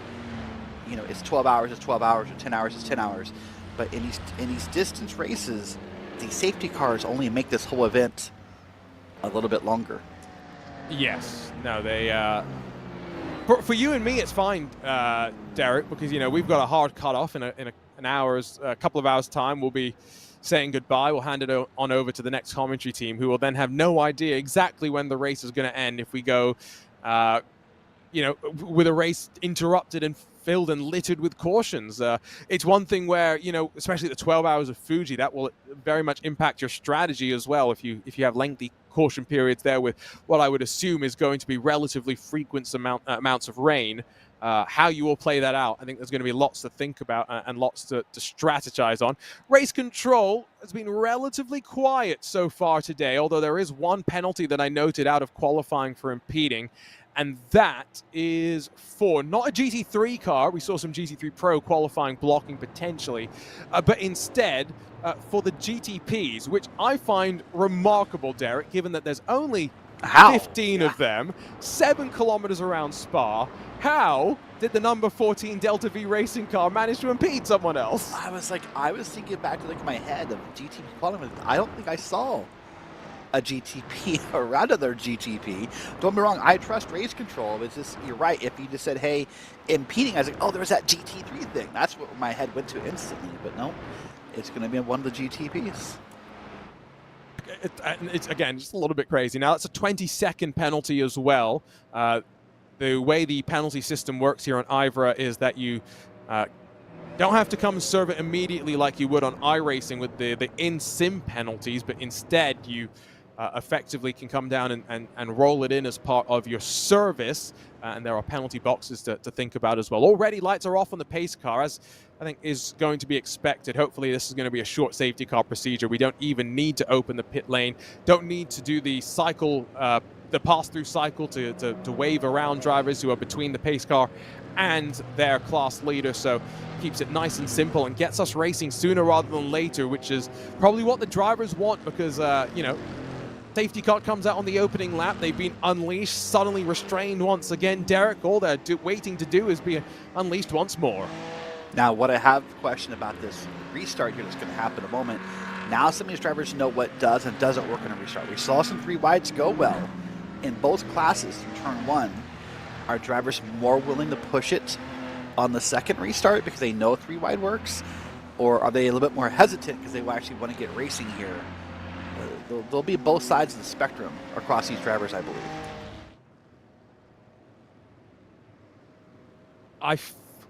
We have single file starts. The other thing now we have is no separation between the GT3 Pro and the GTPs. Might actually be quite intriguing for the GT3 Pro lead heading out of turn number 1 if we do get the prototypes stumbling over each other. They're doing a lot of weaving right now, just trying to get some temperature into the tire, which I don't blame, Derek. Let's not forget they didn't even really get full temperature into the tire before the caution came out. No, they didn't. And as long as they're single file, I have no problem with weaving. As a driver, you know, coming from the oval background, that weaving makes me nervous because there's always someone next to me on an oval restart. But in a single file start, you know, weave all you please. I understand the appeal here. Like, go for it. There are some series, if I remember correctly, about that. where you are banned from weaving beyond a certain point. I don't believe this is one of them, but There's the whole eNASCAR ban on weaving. yeah, but no, there's in road racing bans on weaving, which I find even more interesting. Given how most road drivers will actually tell you that it really doesn't do too much, right? Which is why I'm so interested as to why Nicholas Boy is so frantically doing it. Now, though, lights have not come back on the pace car, so we can confirm we are officially going back to racing this lap. Bye. Still got how many cars out on track right now? We're down from 55 to 52, so we've taken 3 victims in the opening lap shenanigans. And now, hopefully, a green flag lap about to be under our belts. The big green machine gets slightly caught out there by the start from Nicholas Boy. Not going to be pressured by Marcus Hamilton behind because all the hybrids single file up into La Source for the first time of asking. Now, GT3s have already, of course, begun as well, and so there is a bit of a gap from the hybrids sending the prototypes out of the final corner just that little bit quicker, but there will be a bit of draft for Simify to enjoy. Initially, to slingshot them over the top of Radeon if they can just keep their tires exactly where they need to be. No battling as we kind of expected. Still some weaving going on, though, as at the top of the track, they just try to get themselves all sorted out. You have to look behind to try and find the action. Jason Dilworth sees Nathan Moore the long way around, and WSR Esports butt kicker. That was a bold move to get it done and slowed down in time on the relatively cold tire. Remarkably, the only change for position so far since the restart. Yeah, the only change so far, indeed. And that weave, by the way, by Nicholas Boy after the green flag came on, that's the one I'm perplexed by. I don't know if that was on purpose or it looked on purpose, but that one really caught me off guard here. Now we're watching through the GT3 class course from a distance. You can see that iconic BS Turner car, but lots of cars here on track, and that's got to be an off track right there. That's got, I mean, that looked like they were mowing the grass. There is, of course, the off-track count being monitored by race control. They'll get a warning and then a penalty, and then another penalty if they continue to infringe and run afoul of those track limits. GT3 lead, by the way. Orbit Motorsport still feeling the pressure from Fury Simsport. That gap holding around 0.2 of a second. I do wonder if Ethan Bass has a slight bit of damage that is compromising him from holding the draft of those in front. Just keep an eye on that because Satellite Racing, Olympus Esports, they could very much all be in for trying to make their way on forward. Speaking of which, that's Austin Young passing another one. That's the Composite Performance car that's down to 14th. Young now still has a long way to go to try and make some headway in this race, but it's a long race. Nicholas Boyd talked about the safety cars and the importance of being there at the end, especially if you have moves like that. That's the Nürburgring Esports machine. Sasha Engelhardt dives it up the inside of Jason Dilworth, but the power on the outside for the Acura. Is it going to be a drag race that sees that car win side by side through Eau Rouge and Radeon? Not a smart idea, and the Nürburgring Esports car got the message eventually. Yeah, thank goodness he backed out there because I was starting to kind of clench the arms on my chair and just being nervous about what was going to happen there. But now they're side by side again. This is a better corner and a better straightaway here to battle through the corner than where they were. So he'll try again to make that pass. Right now, at least for now, Arjuna, passing seems to be at a premium here in the opening laps at Spa. Still building themselves into this race. That's Dennis Robin Wolf up to 7th for Geeks Energy, fiercely forward with a big move and now followed through by Nathan Moore. Yao Vaz, I don't think is going to be too appreciative of that, and lights may flash at some point if there is some frustration. Onto the brakes from slight moment in towards Puon as they dive through the double left. There's one car having a few technical issues in front of them. I hope that doesn't cause any issues in the pack. 3-car pack trying to break away, by the way. Simu5 BS Turner and Beckham Jasir in that Visceral Esports 196. Philip Koenig in that German sim racing car just trying to hold on. It is a train of Porsches for the most part at the front. That BMW, the sole sight for sore eyes outside of a Audi and another BMW in the top 10. These drivers... Sorry, go ahead. You know, what makes me wonder is that these guys have a sort of an unofficial pact for the moment. Listen, let's stay single file. Let's use the draft. Let's break away from the GT3s, the other GT3s. We'll race it out later, but let's put a gap between ourselves because those guys all looked very content to be single file. There was no attempt to pass in that top 3 back there for the GT3s. An attempted pass there from Dennis Robin Wolf, but Project Valorous holds on, and Geeks Energy fiercely forward back into line. Passing definitely at a premium, but not because they're not keeping each other close and honest, more just because are relatively equally matched, it would seem, on race pace. Now, we're already getting some separation between the classes. Talking about lap traffic, the fact that there's only 15 of the prototypes, almost 40 of the GT3s. That first pass-through is going to be the most exciting, the most electric, and can't wait for it, especially if there's a bit of a gap between the cars at the front, because they'll be able to take a few less liberties and be a little bit more careful and see the gap close back up. Now, already 4 seconds between 3rd and 4th position in the prototype class as Ronnie Nunez in that Maniti number 17 gets in front of Syandra in the Cadillac for Satellite Racing. Still, sun starting to bake the track a little bit more.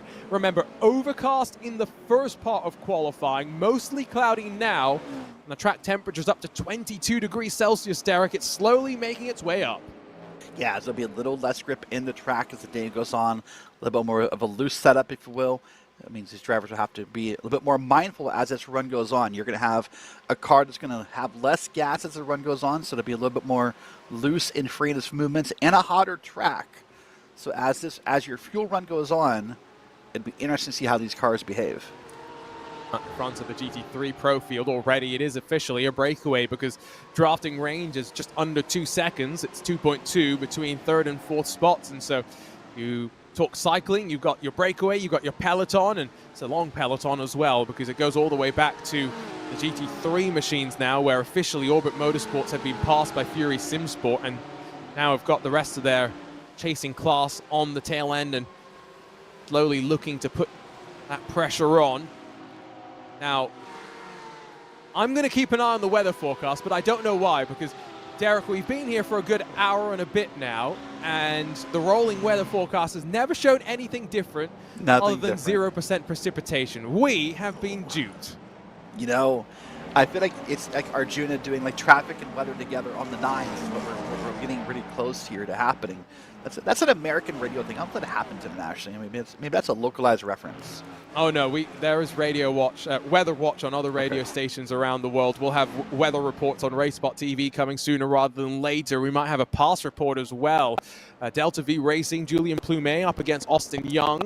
Young's made a move around the outside before, holding inside, but it gives him inside in through Malmedy, which is a corner that colloquially has been known as netcode corner. Don't go side by side through there, guys, unless it's the final lap of the race. If you want to risk a World Championship win, just ask poor Jamie Fluke.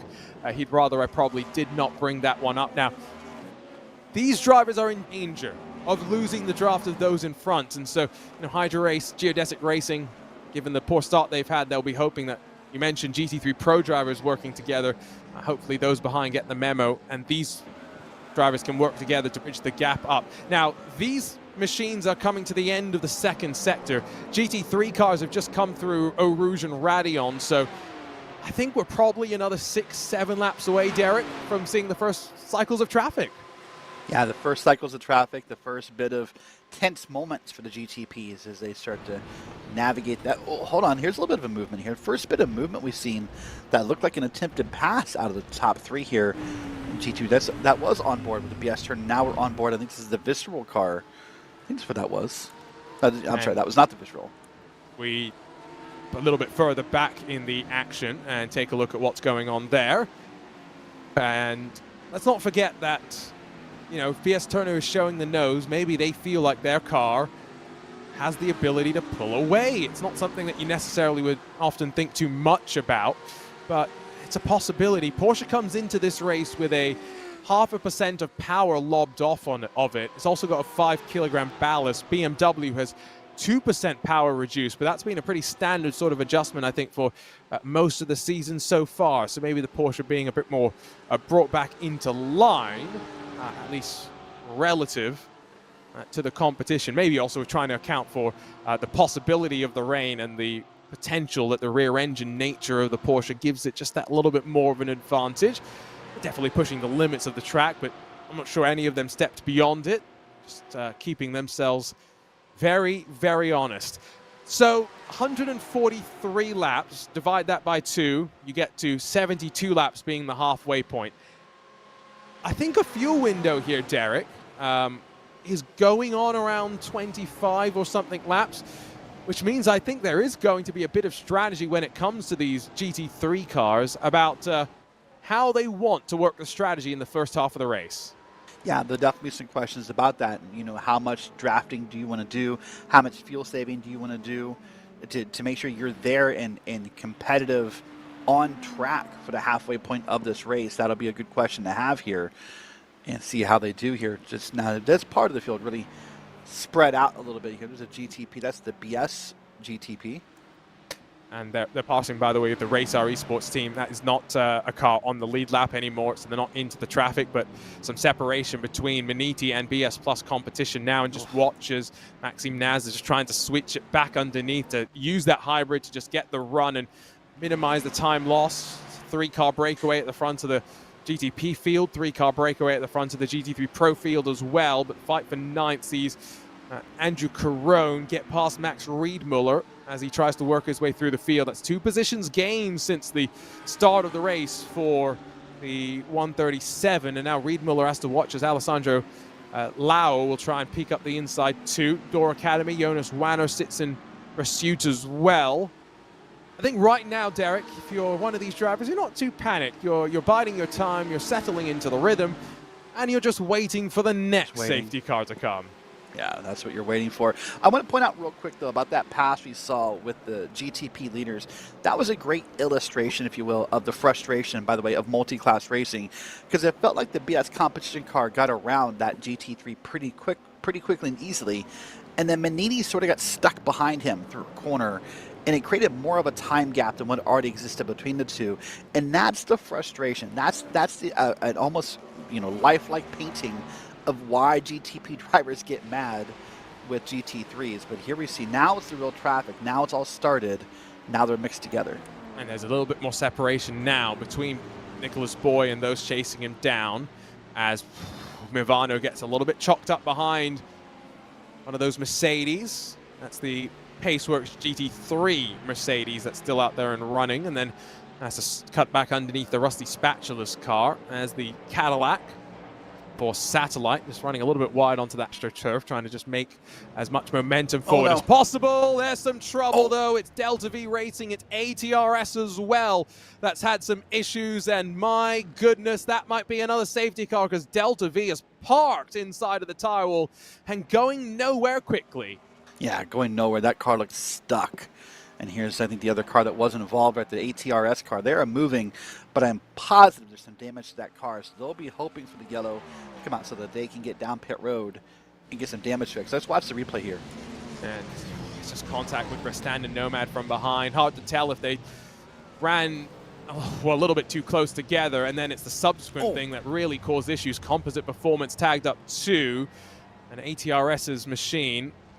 I'm not sure how much damage they got from that. Delta V Racing for sure, though, got the worst of it and are still sat there, and we're waiting to just now get the yellow flag. There it is, 10 laps in, 2 safety car procedures so far, and it's another incident. Composite Performance came in before the timing of the caution.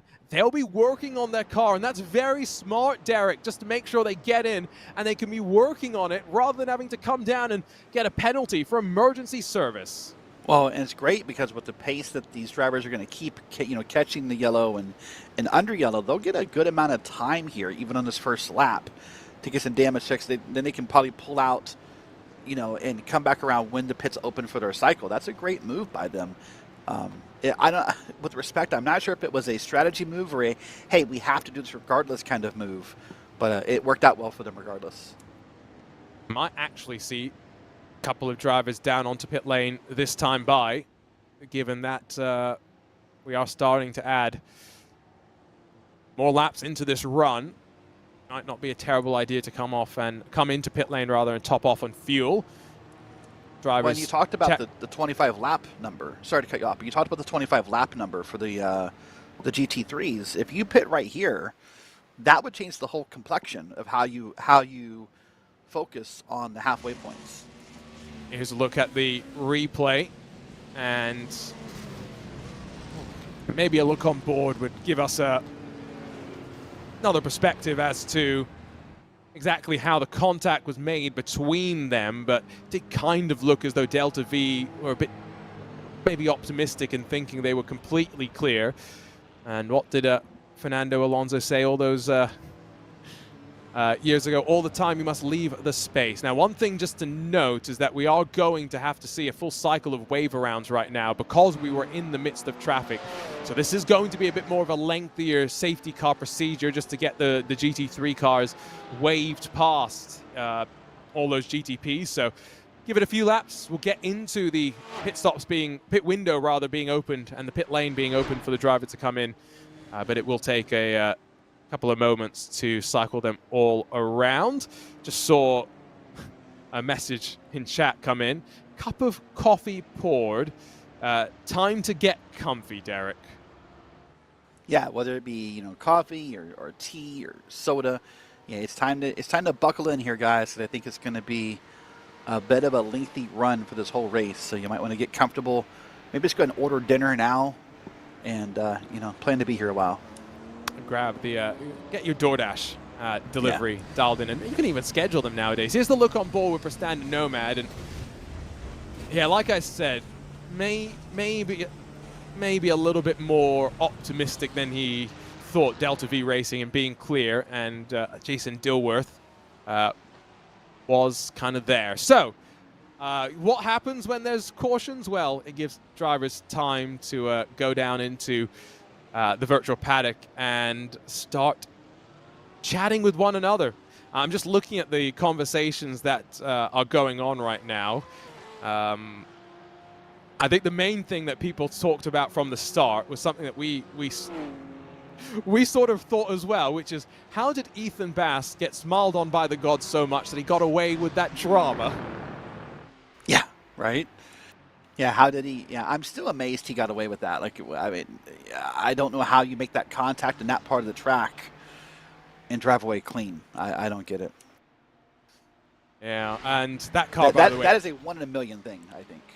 Exactly, and it is still clean from what it seems. So now they've got all the GT3 Pro cars for the most part in front of them. Only GT3 cars now running behind them.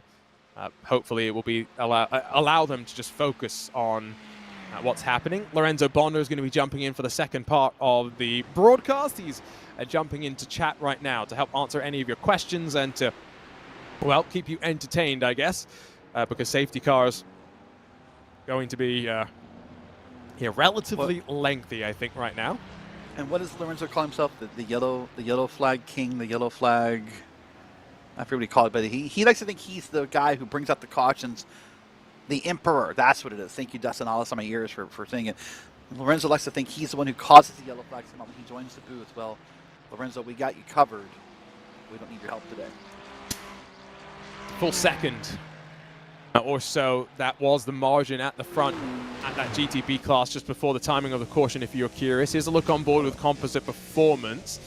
You're on the brakes, able to get to the left and able to get through until out of nowhere the Race R Mercedes comes from. But that Race R Mercedes, just to be clear, it wasn't like it had missed the braking zone. It would come through from contact as well. So bish, bash, bosh, we are off to the races here. 2 cautions officially, and now another look at the weather conditions, by the way. Still no chance of rain, but our track temperature still 22 degrees Celsius, holding relatively constant. So when we talk about the management of tires at a track like this, I think not much to really worry about these drivers, especially given that you can change tires and do fuel at the same time, which is the worst thing in the world for endurance racing. It means that there isn't too much to necessarily worry about, especially if you're going slowly under safety car. And these caution laps, you know, a lap under green here for a prototype is just under 2 minutes. A lap under caution is almost double that. So it's in the driver's best interest, Derek, to keep things green as well, so they're not here for the rest of the weekend. Right. The two things I noticed, let's watch this replay here and see who this is going to be here. There's going to be the contact right in front of him. There's the contact, and they're going to clear it. Oh gosh, it just kept getting in front of them, Arjuna. Was unavoidable sometimes, but they did a great job clearing that. But if we can go back to that weather graphic, two things stuck out to me. One, the wind had, well, okay, it did slow down a little bit. It's back to 15 kilometers per hour. But now we're entering mostly cloudy territory. I'm just saying, if you have a theory that rain is coming, those words mostly cloudy, that's maybe a first hint that rain could be coming.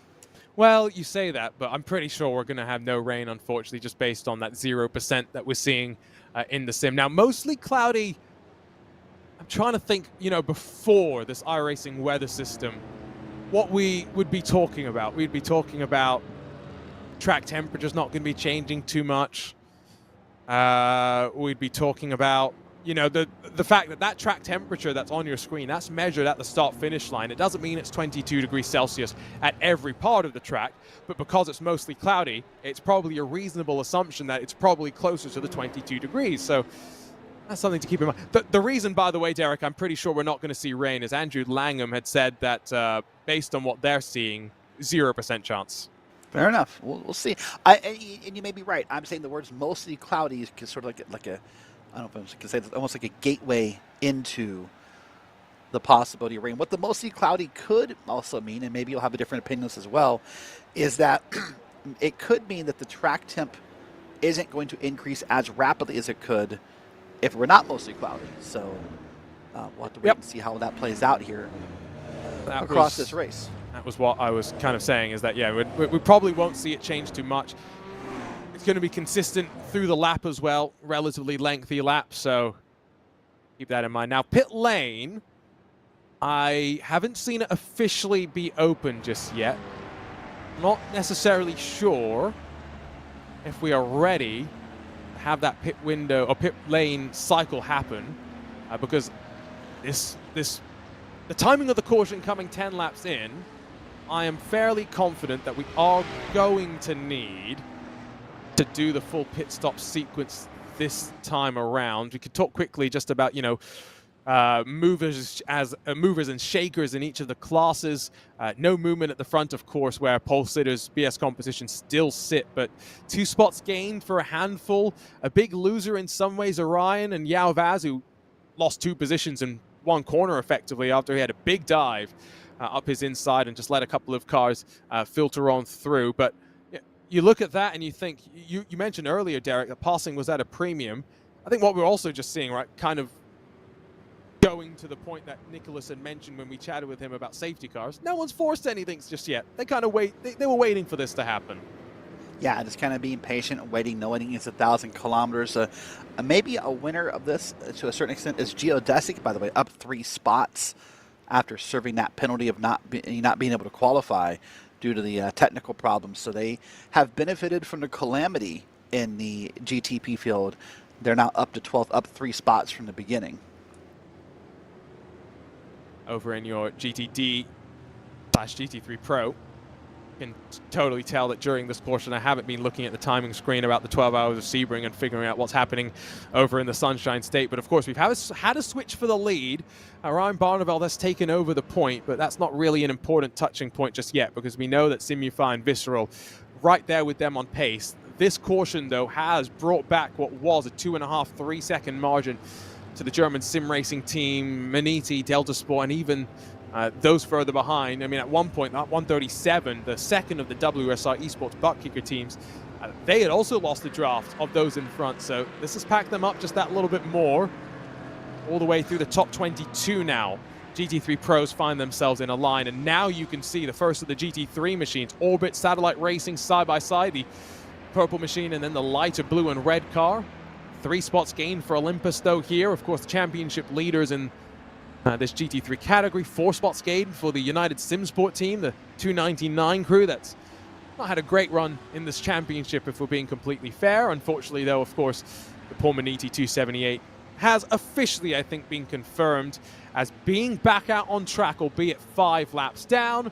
And they will salvage, Derek, whatever they can from this race and hope they get classified for the championship points. Yeah, that's the hope they have right now. We talked about no one really pushing yet, and waiting to see what happens. One thing I wondered, I want to see when this restart happens in a few minutes. Did the German sim racing team learn anything? Being P4 in the GT3 Pro class, did they learn that they need to push to keep up with the top 3? Are they willing to let that gap open up again, Arjuna, and let that gap exist where it's like the top 3 and then quote-unquote everybody else? Or were they content just to bide their time? That's really the biggest story I have in my head for this next restart. I'm kind of curious, as we do get pit stops, by the way. As expected, pit lane is opened, and I think we are seeing the prototypes coming in first. It's not all of them, but it's about half of them, it would seem. Syandra the first in the Satellite Racing Cadillac, and then behind, WSR Esports Butt Kicker, Nürburgring Esports, Prestanda Nomad, Hydra Race Geodesic. So basically the back half of the class, and maybe you're thinking that, they don't have track position. It was worth a bit of a gamble. GTDs, of course, can go a bit longer on fuel, and so they will elect not to come down either this time by. One thing that we're not going to, I think, get a firm grasp on today, but, a lot of the bigger teams, when I chatted to them as the tail end of the GT3 class, that's the lower GT3, not GT3 Pro, do come in indeed. One thing that they kind of all were saying, Derek, is they haven't made any setup changes for the rain. Now, maybe that's because they expected there to be no rain. Maybe they read the forecast correctly. Maybe that's because they thought that Spa in particular, the balance of the car didn't need to change too much. But I would be very curious, especially for Sebring, right, next week when we know that there is going to be rain, at least based on what iRacing has told us. Are there going to be teams that compromise their dry line pace to be a little bit more quick in those mixed and changing conditions? The question that keeps setup builders and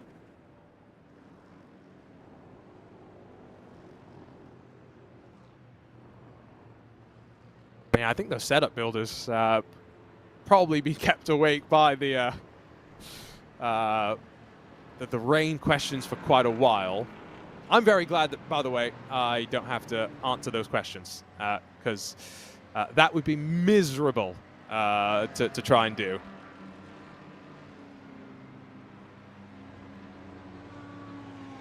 We unfortunately have lost Derek Watson, so we will get him back into chat sooner rather than later and dial him up again. But at least for now, it's just myself, Arjuna Kanki Party, as we hopefully get ready to go racing this time by.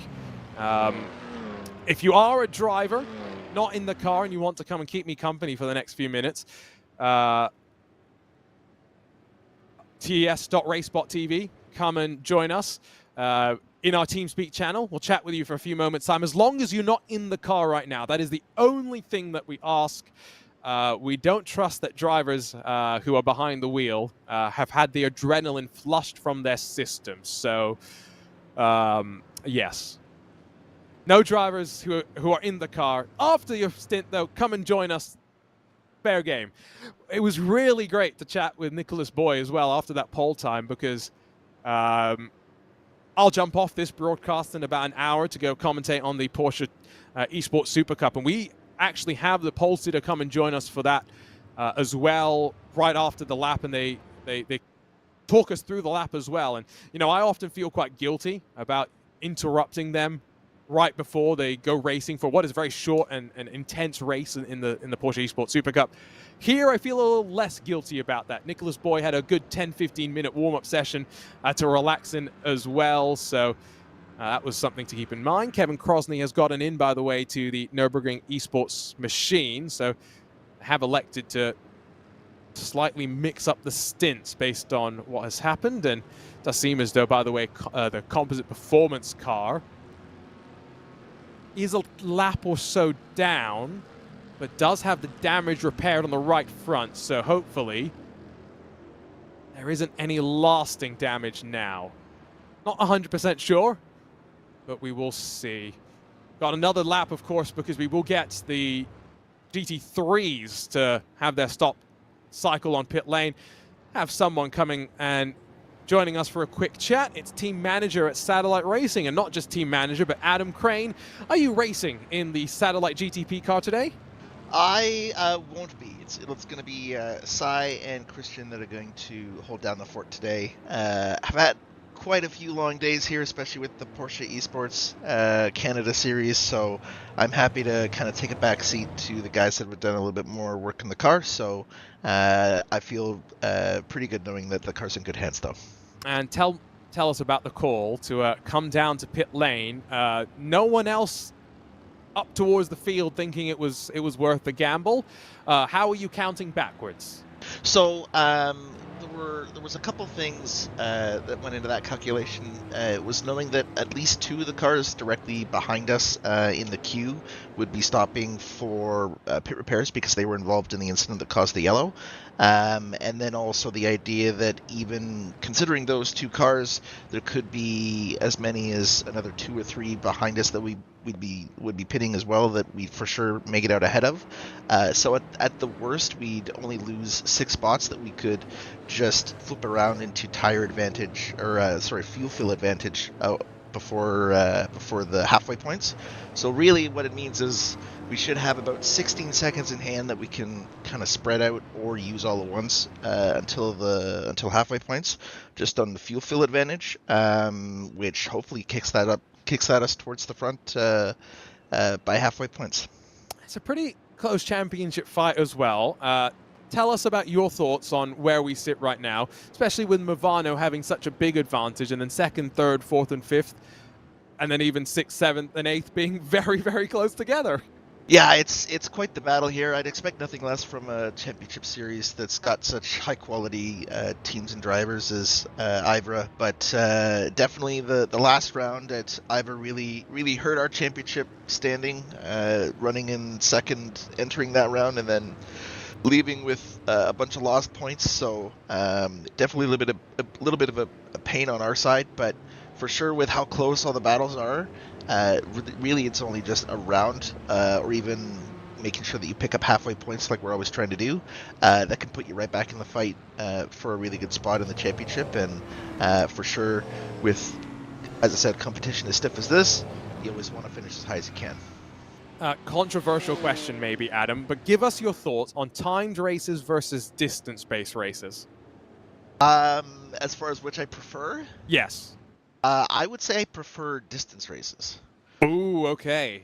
Timed races obviously is a little bit more strategic and can be fun, but at the same time I think it ends up boiling down to who makes the pit stop at the right time, as opposed to necessarily who makes it because it's the best thing to do. So that's kind of why I like the distance races a little bit better. Yes, the only thing that sometimes can be, I guess, quite hard to judge is exactly how long they're going to be with these safety cars, whereas vice versa, you can't be guaranteed about your stint calculations, I guess, for timed-based races, because you never know how safety cars are going to come. Thanks for coming and joining us, Adam. We're getting ready to go back racing, so we'll let you go, and we'll focus on what lies ahead. Best of luck for Satellite Racing and this next race. No problem. Thanks so much, guys. Adam Crane jumping in to join us as Derek Watson gets himself connected back up into the broadcast booth. Derek, I mean, race is about to restart. It's one of those situations, though, where I'll be honest, I'm feeling quite tense again now.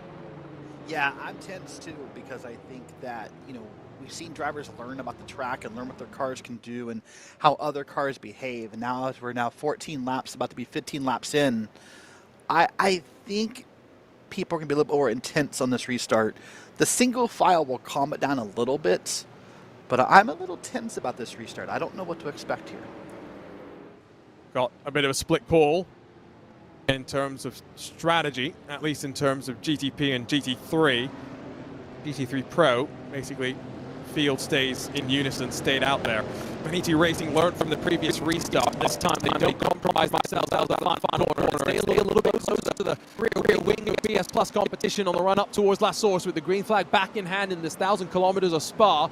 Look up the inside for Geeks Energy, fiercely forward, trying to just pressure Project Valorous out of position, out of turn one. Rest of the GTPs come. Now the GT3 Pros, and this is where, if you're Philipp Koenig in the German sim racing Porsche, you have to make sure you're the one that bridges the gap between the top three and those behind. You'll try and stay as close as possible as down through Eau Rouge. Top of Radion, they will crest once more. Already you see that gap opening up, and it's not looking promising in terms of those behind being able to stay up towards the front. Rising to the top of the Camel. Not going to see Simufy make a move surely to try and re-inherit the race lead. No, BS Turner will hold, at least for the time being. That was a little bit more close than I thought it would be, though. Sarah said it was right on time. You said no, and they were like, yes. And I was like, oh, they're going to prove him wrong. But no, they stay in line here. Once again, I want to see now, look at that. There's a fourth place car staying in line. Now the gap for the moment, Arjuna, is between fourth and fifth. So it looks like maybe that is a new gap forming at the top of the GT3 field. Yeah, that's a big margin as well. Big gap. Keep an eye on whether Ethan Bass is able to separate himself a little bit from the rest of the chasing hunt, but down through Pouon now. Tires still probably having to come back up to temperature. These drivers probably still trying to just lean on them. German Sim Racing has done a great job in the second sector to bring that gap to the top three down even more, and now well and truly established in the draft. And Alex Bennett, the 178 Maniti machine, followed by Delta Sport and the first of the WSR Esports Audis, trying to hold on. And by the way, that Audi R8 LMS Evo 2 GT3 car that all drivers were offered the choice to switch to when it was added to iRacing just a few months ago. There's a switch back out of the final chicane as Prestanda Nomad on the hunt behind Austin Young. Young has just gone and passed for 9th position, and like you were saying, this safety car, this restart may be a chance for them in that black and gold machine to carve their way back forward. They're now only 6 seconds or so off of your race lead. Yeah, doing a great job here trying to stick together. And man, a little side by side here through an ill-advised corner, so I thought we were going to have, but they backed out of it and thought better and lived to fight another day, if you will. Big jink to the inside. I mean, the way these cars jink as well is pretty crazy. That's a slow Maniti car that probably must have had a slowdown of some kind, because that was unusual for them, given they were really pushing back towards the GTPs into Malmedy. Just carve their way through, and without really trying to even V off the corner like sometimes you'd see in downforce machines, or lack of downforce machines. BS Competition trying to open up the margin at the front, though, once more. And I've got to say, they're in danger of being able to do so, though. Derek, here's a look at a replay, though, through Porchemont. Wow, talk about the curbs being dangerous. Like that, all I can tell from that view of the replay, Arjuna, is he just got up on the curb, and the curb just sort of took control of the car and threw it to the outside. It always amazes me. Okay, maybe he lost it before the curb. We'll have to see if we can see it again, but it always amazes me. You see drivers abuse these curbs all day long across a race, and then all of a sudden one bad curb touch also ends a driver's day, just like that. Yeah, here's a look from up above. Yeah, you can see the slight induction of rotation that it got from the inside curb, which sometimes you want. Got to be careful you don't get a little bit too much of it, though. So 2 cars now that have pitted that are going to be battling. It's Hydra Race Geodesic versus Satellite Racing. 2 very, very strong teams. And the lights flash from Austin Young. I think that's the statement of intent. Let me through. I want to get past. I want to be chasing down those in front. Here's a hot topic. Flashing lights in the daylight. What does it do for you? Ah, man, it drives me crazy to see so many. Because most people can't even tell it's happening behind them sometimes with how bright it is outside still. I know why we do it as race car drivers. We do it. It's our way of showing our frustration or our intent. But I always think of that as a nighttime activity. It's one of those things where it's communication as well. I think a lot of people think lights flashing means let me pass, I'm going. It doesn't always mean that. In that situation, it could have meant as well that Austin Young's not going to try and get past, and maybe that he was going to just sit back. But he had a 5-second shorter pit stop. I wonder if there was maybe a little less fuel that was added in, so keep that in mind. Fight for 5th, Geeks Energy, Project Valorous, and Orion Race Team, losing track of those in front. Yeah, losing track. Oh, there's a car in the wall, and then is that a piece of the car left behind, I believe? That's Satellite, I believe, based on the look of that car. In the blue and red, the 267. That's 3rd in the championship as well. Now, they've left a bit of bodywork behind, but all bodywork seems to still be on the car. So I'm going to be curious when we take a look at the replay what's happened there. One of the Porsches in front of them is missing the front, actually. So maybe that's the missing a bit of bodywork that we're talking about. Let's watch the replay here. There's a Satellite gets spun around. Oh, and they got hit. That's... I mean, the fact that we've had 2 different incidents which independently could have probably triggered safety cars if the cars had been damaged beyond the point of driving, but somehow that Satellite racing car, much like United SimSport, back out there and still running, but that's not looking very quick by any means. And it's unfortunate for Satellite Racing in the sense of where it happened, Arjuna. Not that you ever want contact to happen, but you'd almost prefer as a driver that it happens towards the end of the lap so you can get back around the pit road in a reasonable manner. They're going to go all the way around this long track with that damaged car. United SimSport after crashing at Blanchimont, but, you know, they've elected not to come back down to pit lane. Yeah, it's a questionable call. I'm curious to see if Satellite does come down here whenever they make their way back around. There is that the portion question? It is indeed, by the way. That was the Absolute Motorsport car that I saw getting the damage. 18 laps complete in this 143 lap race. It's a very, very long one. That's a moment side by side as trying to make a move as the Orion Race Team, and Yao Vaz being at the top level of sim racing for so long, he's trying to break down the defense of one of sim racing's newer teams, combined by the merger of 2 former sim racing outfits. Project Valorous holding on to that 6th spot. Yeah, doing a great job holding on there throughout a couple tense moments of just moving back and forth side by side. Here is the look. Oh, just nowhere to go. Like, no time to react to that. And you come out of that corner, not exactly blind, but not the best view, and then there's a car facing you head on. There's just no time to react to that. It's going to be... Oh, my goodness. It's going to be a side-by-side look here as still battling. And this is where I was saying I do think that Austin Young's got a slightly lighter car than Syandra, and so it seems as though he might be able to make the move in front of them. Once you get past Project Valorous, you are getting to GTP separation, about 1.5 seconds between each of the major contenders, and now Young gonna really force the issue. Long way around through the bus stop chicane. Gonna run out of room, surely. No, he forces the issue. There is contact there as they bounce off the corner. Watch for Nathan Moore behind in the WSI Esports butt kicker car. Will he make the move to try and get past the Hydra Race Cadillac? No, because the Cadillac sends it. Will he get it stopped in time? Just and without running into the car on the outside. It's great racing, wonderful to watch, but maybe not the quickest on track. Side by side behind them as Kevin Crosney alongside with Jason Dilworth. No, it's creating quite the gaggle behind us, what it's doing of cars now that are all bunched together. Holo because of that. And there's a couple GTPs mixed with a GT3 car there, or a couple of GT3 cars possibly, but yeah. Man, and you were talking earlier about what the headlights mean and don't mean. I'm pretty sure those headlights after that attempted pass meant I really went by you.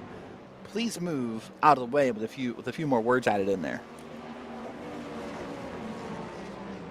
Gap at the GT3 Pro class, by the way, has now seen Philip Koenig be dropped, so still waiting for traffic. It's probably only a couple of laps away for the GTPs to get to the GT3s, and then we'll hopefully start to see where the separations begin to form across of all of our classes. GT3's lead, by the way, Orbit Motorsport, now 5 seconds in front because of all the chaos that's happened behind. GT3, as I mentioned at the start of this race, often have to just hope to stay out of trouble. Hasn't necessarily gone that way for them just yet. It's getting sunnier though, at least visually. It does seem as though it's just brightening up, track temperatures up another degree. Not a big change by any means, but the rain that we were hoping for maybe getting further away rather than closer than we'd want to see. Now we've gotten 6 laps beyond the time that the drivers have come down the pit lane rather in the GTP class. we're not far away, Derek, from seeing the leaders in GTP need to come to the box. No, I was thinking that same thing in my head. There's that split strategy is going to play out here, possibly under green flag, and how that does or doesn't affect halfway points. I'm having a hard time mathing that out in my head at the moment. But yeah, we're not too far from leaders of GTP and then eventually GT3s needing to come down pit road who did not take that opportunity. I understand the importance of track position, Arjuna, and I know why that's important to a race car driver. But when you get a free opportunity under a safety car in a road endurance race to come down pit road, it's hard for me to fathom that you don't take that opportunity. I think we're going to see the traffic, by the way, start to build as it's all BS competition for a second. Now you see the move between the Orion race team and Project Valorous as they are building the gap to Satellite Racing again with all of the fighting that we saw behind them. Yeah, Vaz is not going to force the issue once more, surely not. And eventually slides back into line. There, though, is the GT3Q that lies in front of the leader as through the left, going to go the long way around and allow the GT3 car to wash around its racing line, cut back underneath and use its downforce to commit. This is where experience does matter, knowing where these cars are going to be strong and going to be weak, and across of the classes, knowing when to make the risky moves and when not. Watch, for example, here, out of the curve, Paul Freire uses the hybrid to get past the first of the Ferraris, doesn't get past the second Porsche, and has to get it on the exit. That's the kind of thing you set up in advance and then switch back through on the run towards Blanchimont. Yeah, that's a great masterclass of getting through. It also was a masterclass on the opposite end, Arjuna, for the GT3s of being predictable. That's what drivers preach and coaches preach and managers preach to drivers, is be predictable. If you're the slower class, take your line and make them pass you. Don't try to be quote unquote helpful and get out of the way. That was a great job by the GT3s to do just that. So GT3s dealt with, GT3 Pros up next, and that's at least for the leader in GTP. Still rest of his class, just look at the background, 3-4 wide for a second, and it's with traffic. You've also got the Absolute Motorsport car still missing its front end, and now on the defensive, HydraRace Geodesic, because that's Kevin Crosney trying to make a move. So somehow the 62 was lost out here. WSI Esports butt kicker is up the road. That's a very, very slow Ferrari. That's not looking good for the Echelon Simsport car that I do believe that was, the 129. But now at the top of the hill, side by side, we change our attention back towards these drivers. Looks like Young might lose out to the Nürburgring Esports Porsche as well. Composite Performance sent it up the middle, and I mean, everywhere you look, it's madness. By the way, I wanted to bring up a thought, and as we're looking at the madness here, and I've got a lot of side-by-side racing here. Look, it's down through the corners, too wide, and really the fun part of road racing for me is these battles right here. You talked about the GTP leaders needing to pit soon. I was surprised, Arjun, that some of them did not maybe take the opportunity to avoid traffic and pit a little early and avoid this whole GT3 cluster. I thought maybe some of them would have pitted at the beginning of catching lap traffic. They feel as though it benefits them to get to the end of this pit stop, end of this traffic sequence, and then get into clean air. Satellite Racing really forced the issue with Olympus just at the front of the shot, at the very bottom corner. There are some very, very aggressive moves being made up and down through the fields. And now through the curve, Paul Freire, WSI Esports butt kicker, has to back out, and suddenly there, now feeling the pressure from behind as suddenly again, HydraRace Geodesic Racing find themselves in the mix. So many swings and roundabouts. We always say the traffic will give, the traffic will take. It might not always be in equal measure, but you've got to keep that in mind. Is there going to be a dive to the inside? No, there will not be. And through all of this, by the way, it's now 3 seconds, your race lead up front. Yeah, great job by BS getting through that traffic smoothly, and and they did a great job of carving through it, and really the traffic's been nice to them.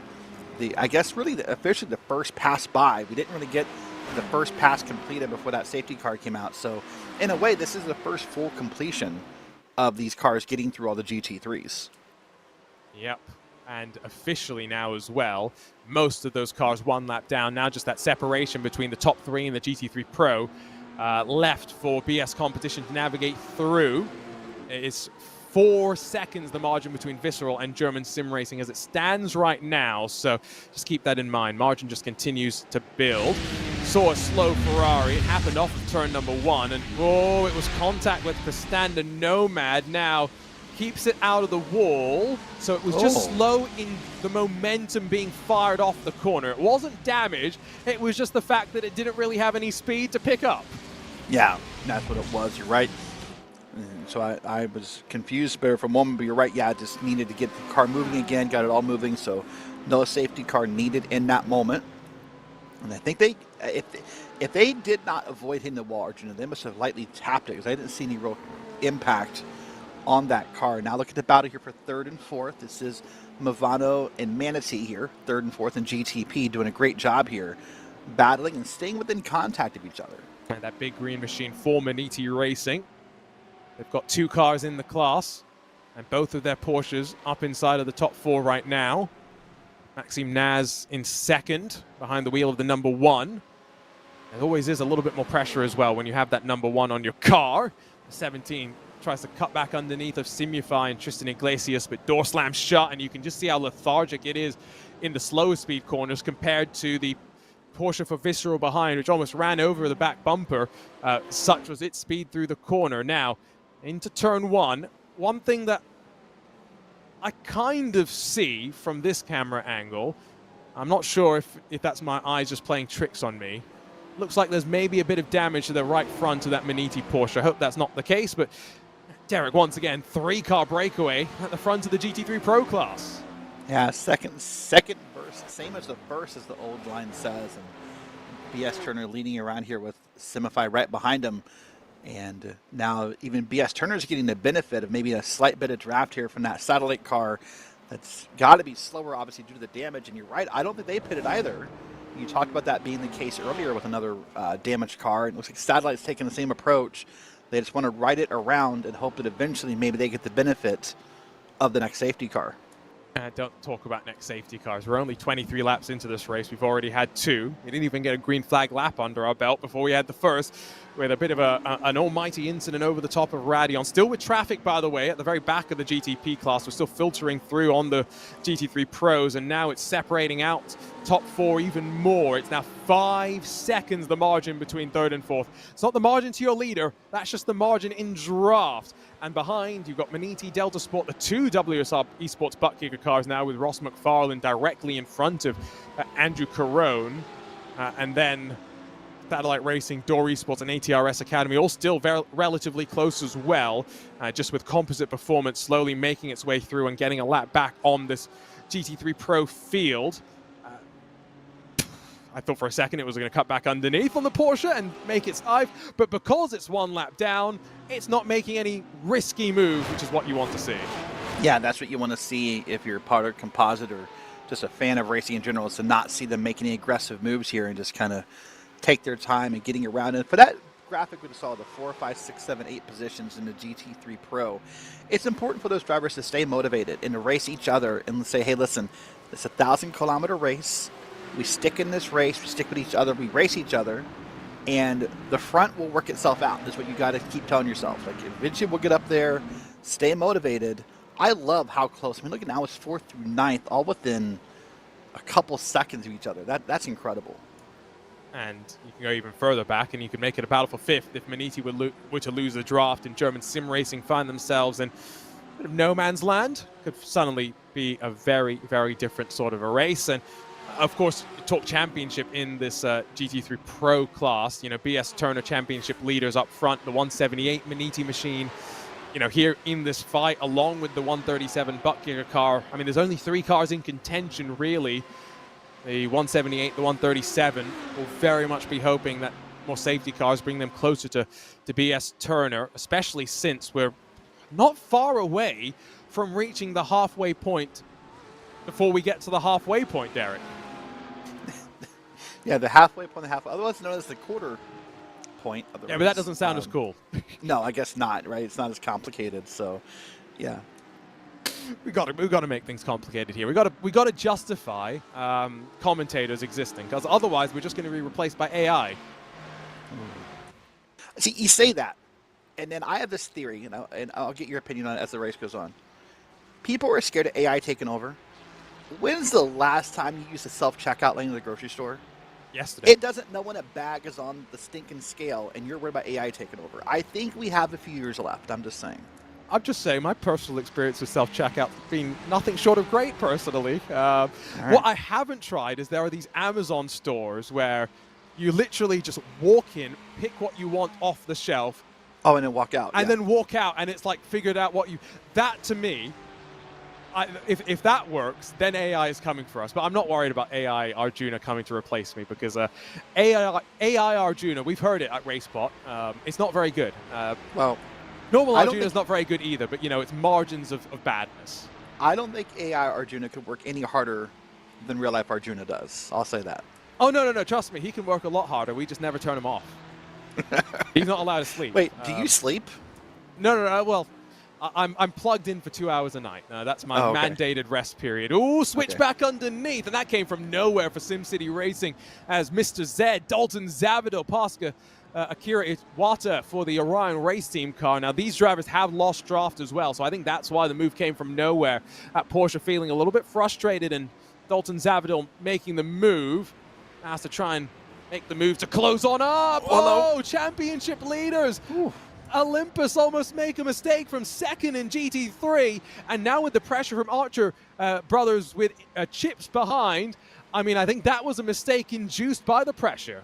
He was just bump drafting. It's a battle for the lead as BS plus Turner swap around with Simify. Nothing major. I think a calculated pass there. I'm going to put a theory out there, and you can tell me I'm wrong, and that's okay. I don't think that was a surprise to BS Turner. I think that may have been a move to help maximize fuel saving. I think that was a calculated swap. And it's why I didn't get so worried about the swap that we missed as well before, because I think just back and forth it will go, and we won't worry too much about it. I think it's these battles where you have to be a bit more worried, because as much as you say, oh, safety cars can bring you back into the mix, you know, Impulse in that Ferrari, they are running in 16th position. And I just took a look at the timing screen. They are the best running Ferrari today. I'm not trying to make claims about BOP because, quite frankly, I'm not that kind of person. All I will say is sometimes when you know, Derek, that you don't have a car that's capable of winning the race, you've just got to maximize the results from what you can get.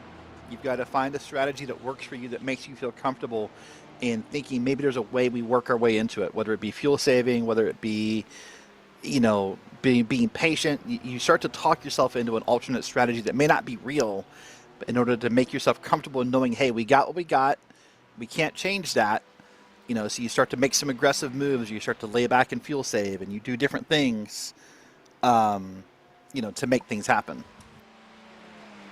Yeah, you see as well, by the way, left side of the screen, Porsches, BMWs, Audis up front, and we turn our attention back up towards the Delta Sport car. That just moves past the 178, and now, watch for WSR Esports butt kicker. It'll be first Ross McFarlane and then second Andrew Carone, both in those Audis that will try and make its way on through. Now, if the first Audi could really pinch the Porsche off of turn one out of La Source, it could be an opportunity, but no. I mean, what an exit. Weight on the rear, and it just shot off the corner as it squared up and spat onto the power, and now be a bit of a drag race and draft up through a Rouge and Radeon.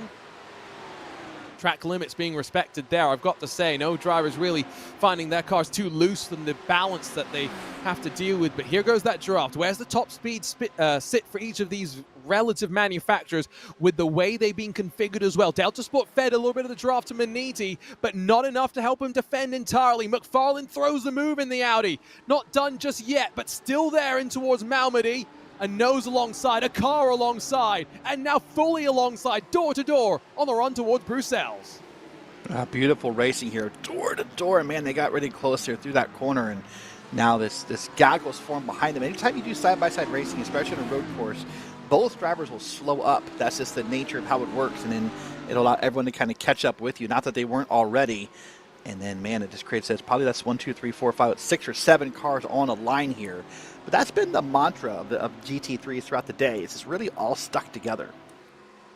Yeah, they haven't been very separated out at all, and that's even with the slightly reduced draft impact that many have complained about in the last 6 to 12 months. Satellite Racing's GT3 entry, by the way, is going to be going another lap down. That's the lighter blue and red machine at the front of the shot, not the dark blue. a light blue, so just keep that one in mind. That's GT3 Pro versus the regular GT3. And again, that GT3 class has been decimated in terms of numbers. I mean, they started with 14 on the lead lap. They're now down to 6 within like 10 seconds of your leader. Absolute Motorsport Aslith, they've been down on pit lane for about 15 or so seconds. I think they've about come to the end of the fuel window and also just thought, let's get the front end replaced on that car. But leader in class, it's now 12 odd seconds that Orbit Motorsport enjoy over the championship leading car in second. Yeah, nice gap here they got. And you see Olympus there. Olympus, by the way, I always give them credit, Arjuna. They're the easiest to spot, maybe the second or most easiest car to spot across the field. It's either them or Altus. It just those liveries are so iconic that I could spot an Olympus car like halfway across the track, I think. Yeah, the problem is they don't have, I think, differentiate. Oh, hold miscommunication. Fury Simsport with contact with the Olympus Championship leading car, who's now got a very dinged-in front end of the Porsche. I'm not sure Olympus wanted to pit there. Well, penalty box where a couple of these drivers have gone to sit. Now, that was a little bit confusing and a little bit of a miscommunication potentially. Maxime Naz rolls to the box at the end of pit lane as GTPs begin their cycle as well. But we're into that phase of the race where we talk about pit entry and, Derek, the danger that it poses. Yeah, the danger that poses indeed. I would love to see a replay eventually if we can of that shot, because it just felt like maybe Olympus was, I don't know if they were planning to pit Arjuna, if that was just wrong place, wrong time. I don't know. Like that was confusing, and how that happened is sort of off camera, or if they just got pinched in there. But look at this. This is your GTP leader making their way around another GT3 car. You're really having a nice, smooth, solid day, except for that little wiggle right there. You say smooth, solid day. They have had a bit of drama of their own recently. I think Olympus was always coming to the box, but it was a bit blocked and not an ideal situation by any means. That damage was already there as well, so I thought it had been added to by a little bit of contact, but no, they got through safely. BS Competition did avoid, by the way, I'm pretty sure, a spinning machine of Brabham Esports, because they were pretty close on the timing screens around there, so there have been a hit. Speak on cue. I didn't actually know they had done a full spin, but there you go. Yeah. There is a spin right there. That's that replay. Backing up. Oh, I think he backed up too far there. Looked like maybe from that camera angle, maybe that was just a difference of perception. That's Satellite Racing around. And it was always going to end badly. Satellite Racing, Hydra Race, Geodesic have been on a show, but it gets physical. Rusty Spatulas, I think that is, gets mixed up too as well, with no room to avoid in their Ferrari. And now we'll take a look at the damage on that rear end. Satellite's Cadillac going to have the Peugeot configuration now to bring it back towards the line, but Race Control will take a look and have their say. Fortunately, I don't think a safety car is going to be needed here. Well, can I just say real quickly here, the fact that Satellite Racing is racing that well without a back wing on that car, I'm impressed by. I thought they would have had a harder time handling that car than they are with no back wing, but luckily for them, quote unquote, the incident happened right there at pit entrance, or near pit entrance, I should say. It wasn't like the incident we saw earlier where they had to go all the way around into pit lane, and I'm guessing Hydra Race in just as a precaution because they at least have all the body parts onto their car. Let's look at the replay, and I think they get glued together. Hard to tell because Satellite was on the curb on the right-hand side, but then you see the second part, and good avoiding action from the Rusty Spatulas to jink right and get out of that without any damage. And right or wrong, the Satellite Racing team argument will be, listen, we're already up on the curb. Like, what more did you really want us to do here? Like, we're already up on the curb. Could you not have given us more space? And Geodesic will probably claim, that, hey, you had space. It was not, intentional contact. But from a Satellite Racing perspective, that's what they're thinking. Like, we're up on the curb. Unless you want us to get in the grass, what more did you want from us? Well, I mentioned that Race Control's been looking through stuff today. We mentioned a couple of different things. Let's go through them very quickly now as we watch the GT3 pro fight that just continues to see BS Turner and Visceral sit behind Simufy's Porsche 1, 2, and 3. We mentioned that one penalty from qualifying went the way of Delta V Racing. Well, they unfortunately got another 20-second penalty for misjudging the start procedure. Same thing that unfortunately has happened to Door Academy's 123, and so both of those cars 20-second penalties for those start infringements. And then you get to the other things that happened after that, and we've had a whole swarm of penalties that have kind of come down in the last handful of minutes. Another 20 seconds to Delta V Racing for not holding their brakes, and we saw that little bit of damage that saw them end up, I think, effectively retired from the race at this point. That's 3 separate 20-second penalties they've been handed. The 142 machine has got a 40-second penalty, and that's the Fury SimSport car that we saw coming down to pit lane, so it could have been that potentially brought the Ferrari in. 221, it's got 10 seconds. That's the Olympus Esports machine that's now dropped back in the ordering as well slightly. And then 2 more penalties quickly to touch on the number 11, that's the Geeks Energy Fiercely Forward car, 20 seconds. And lastly, the 212 Absolute Motorsports car, 40-second penalty. That's doubled because that driver was on probation. So 20-second penalty gets doubled in impact. And that, Derek, is only with 30 laps of this race complete. Yeah, we're not that far in, and you're going to get that list of penalties there. Now, as you said, the difference between IVRA and the official iRacing series is that, you know, these drivers do get a bit of time to serve those penalties, and they can kind of do it in different manners. It's not such as it could be for, you know, the Sebring race next week, where it's there, and you know, you have to do it like a lap or 2. I think it's 3 laps total. So there's different ways to serve the penalties here. You know, that it can happen. Yes, and poor Joey Tebben and Lorenzo Bonder, if we get penalties at the end of the race, then you have to try and figure out which penalties can be converted to post-race penalties, which penalties can be converted to end of line. There is a lot to try and figure out here on the fly, and it's not just for commentators, it's of course for the drivers and their teams and their spotters as well. We're watching the WSR Esports butt kicker car, by the way, right now. The Audi of Andrew Carone now trying to chase down Delta Sport and follow Ross McFarlane through on forward. Did see a request come in from the chat for us to focus on Orbit Motorsports, but as Delta Sport comes into pit lane, I think the only way that we can focus on Orbit Motorsports, Derek, is if they give up 14 seconds and make it a fight for the race leading class. Yeah, so there's your choice. If you want us to focus on Orbit, message them and tell them to slow down, because Arjuna said so. And then we can put them on camera. And we focused on them earlier. They were the car, I believe, that we spent a lot of time inspecting for damage. So we've seen them before. Maybe we'll see them again. Yeah, but it is hard to focus on them when there's other battles happening on the track. This is that GT3 Pro lead. And look at them all in line. It's hard for me to believe at this point, Arjuna, that this isn't 3 drivers willing to kind of sit back and save some fuel in a draft. Most drivers are not this patient if you're actually racing. I think the reality is, right, that Simufy feels like they're saving enough fuel while also leading this train to pull away from those behind, that they don't mind punching the hole in the air. It is remarkable to think about. They are 7, almost 8 seconds clear of 4th place right now, and we've only been running for, in this phase of the race, 13 green flag laps or something like that. So it's not been a very long period by any means. You can hear just the patience there from Beckham Jasir through Pouon, not forcing the car, knowing that he can be a little bit more patient on power and close that margin just through the draft and work their way closer. On board with one of the prototypes in a fight, and it's a fight for the lead, net lead effectively. BS Competition have pitted and are now behind Maxime Naz for Maniti Racing. That number 1 machine, of course, had a slightly shorter pit stop, not that much shorter, but apparently enough to have made the difference. Small differences really playing big here, but they're back out into traffic, Derek.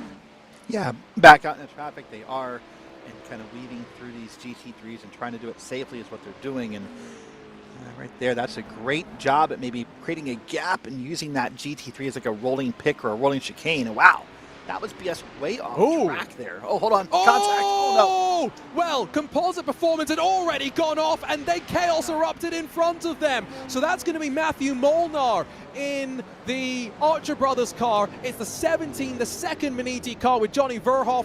Composite's gone off now, left-hand side of the pit path. Drivers come into pit lane because surely this is going to be a safety car. Yep. Those cars cannot make their way back onto track safely. No, great job at all these guys diving down pit road, and I'm sure all the spotters and the crew members are saying, hey, get down there if you can. And there it is. Yellow is out. This is the third time, I believe, today we're under a safety car. That car's still stuck there. Yeah, that is heartbreaking. Oh, again, just a reminder, that's the 17. That's not the number 1. Maxime Naz is still out in what will be the net race lead. That car is crab walking its way back to pit lane. That is literally doing the crab dance right now. It really is, unfortunately. Ryan Wachkolewski's had just a really rough run at this today, Arjuna. Just different contact and getting hit and being involved. And it feels like there's not an incident that Composite's not been involved in that this brought a safety. I think the first one they avoided, but there was this, the last 2 safety cars, I believe, Composite's been involved in.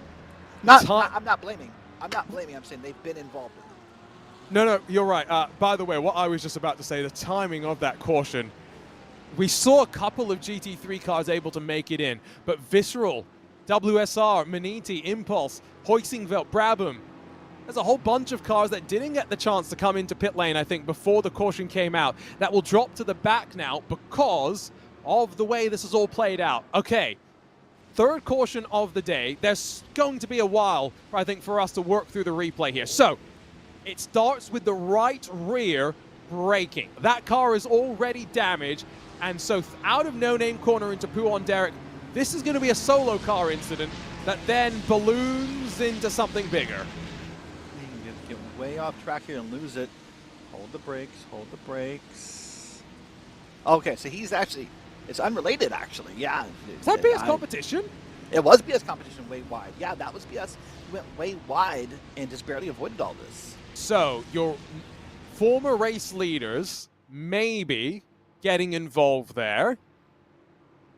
Race control's already been busy. Race control's going to continue to be busy, and not just with the contact between Hydra Race, Geodesic Racing, and Satellite Racing, by the way, but with plenty of other things as well. So, they are running behind the Archer Brothers car, go to the outside, and don't recognize the cars running wide and not giving them the room. Now, I'm curious if BS Competition has damage. The one thing we know for sure is that poor Maniti GT3 machine got taken out on lap number 1, was trying to recover and finish decently, gets taken out again. And the unfortunate part for all the cars that just got involved in that incident was more than likely, had they stayed clean there through that corner, it's possible that just the composite car not being able to make its way back around may have been enough for the safety car by itself, but then everyone has sort of piled on and helped with the justification. So third safety car of the day, as mentioned. We are 32 laps into this 1,000 kilometers of Spa. And so what? 32 laps at a track which is about 7 kilometers in length? I've said that a few times today, so I should probably be a bit more confident in saying that. We're about a quarter of the way through.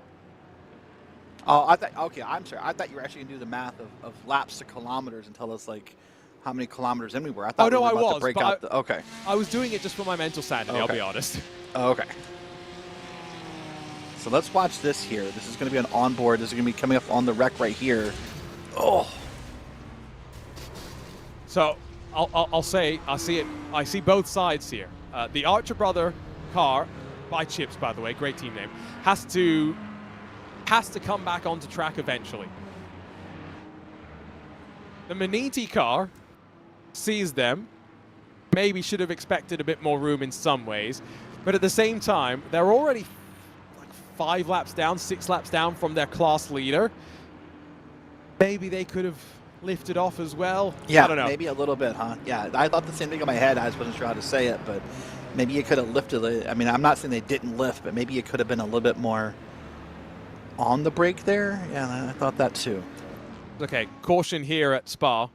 There's a caution at Sebring as well for the 12 hours of Sebring. So if you're pulling double duty, either racing or watching this 1,000 kilometers of Spa, the penultimate round of the IVRA Endurance Series powered by Heusinkveld, and also keeping a watchful eye on the Sunshine State and the IMSA WeatherTech Sports Car Championship in the 12 Hours of Sebring. Don't worry, you're not the only ones. One more look from the perspective of the 17, Johnny Verhoff, by the way.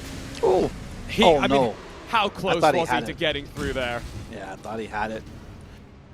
That's when you're like, I got it, I don't got it. By the way, I just want to point out, while we're under safety car here, a difference in age gap and generational gaps of what things mean to us. You keep bringing up this team name that's by Chips.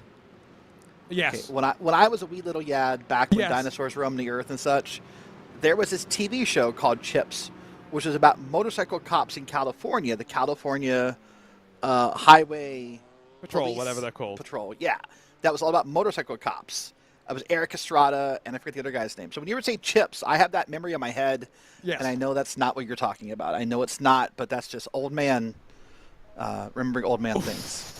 Wow, that is like a quarter of a car. That is, yeah. So I don't know if our producer has the yellow pen handy here, but this would be a great time to just highlight where the rear end of the Ferrari is meant to be. Yeah, that is frustrating. By the way, I will just say for the record, Derek, when I say Archer Brothers Racing by Chips, I'm thinking like you as well. Specifically because it's capitalized.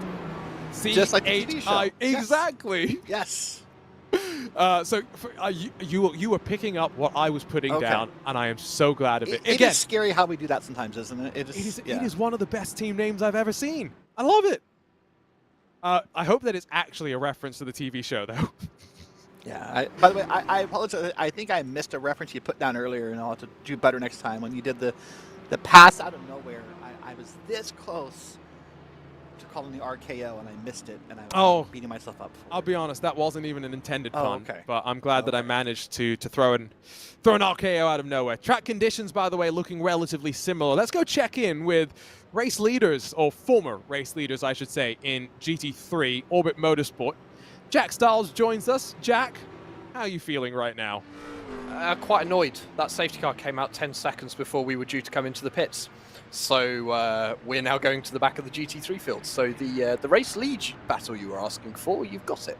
Good. So we'll focus on your car a little bit then for the first time today. I mean, qualifying went decently. Race start went decently. Can't complain too much, except for the timing of the safety car, I guess. Right, Jack?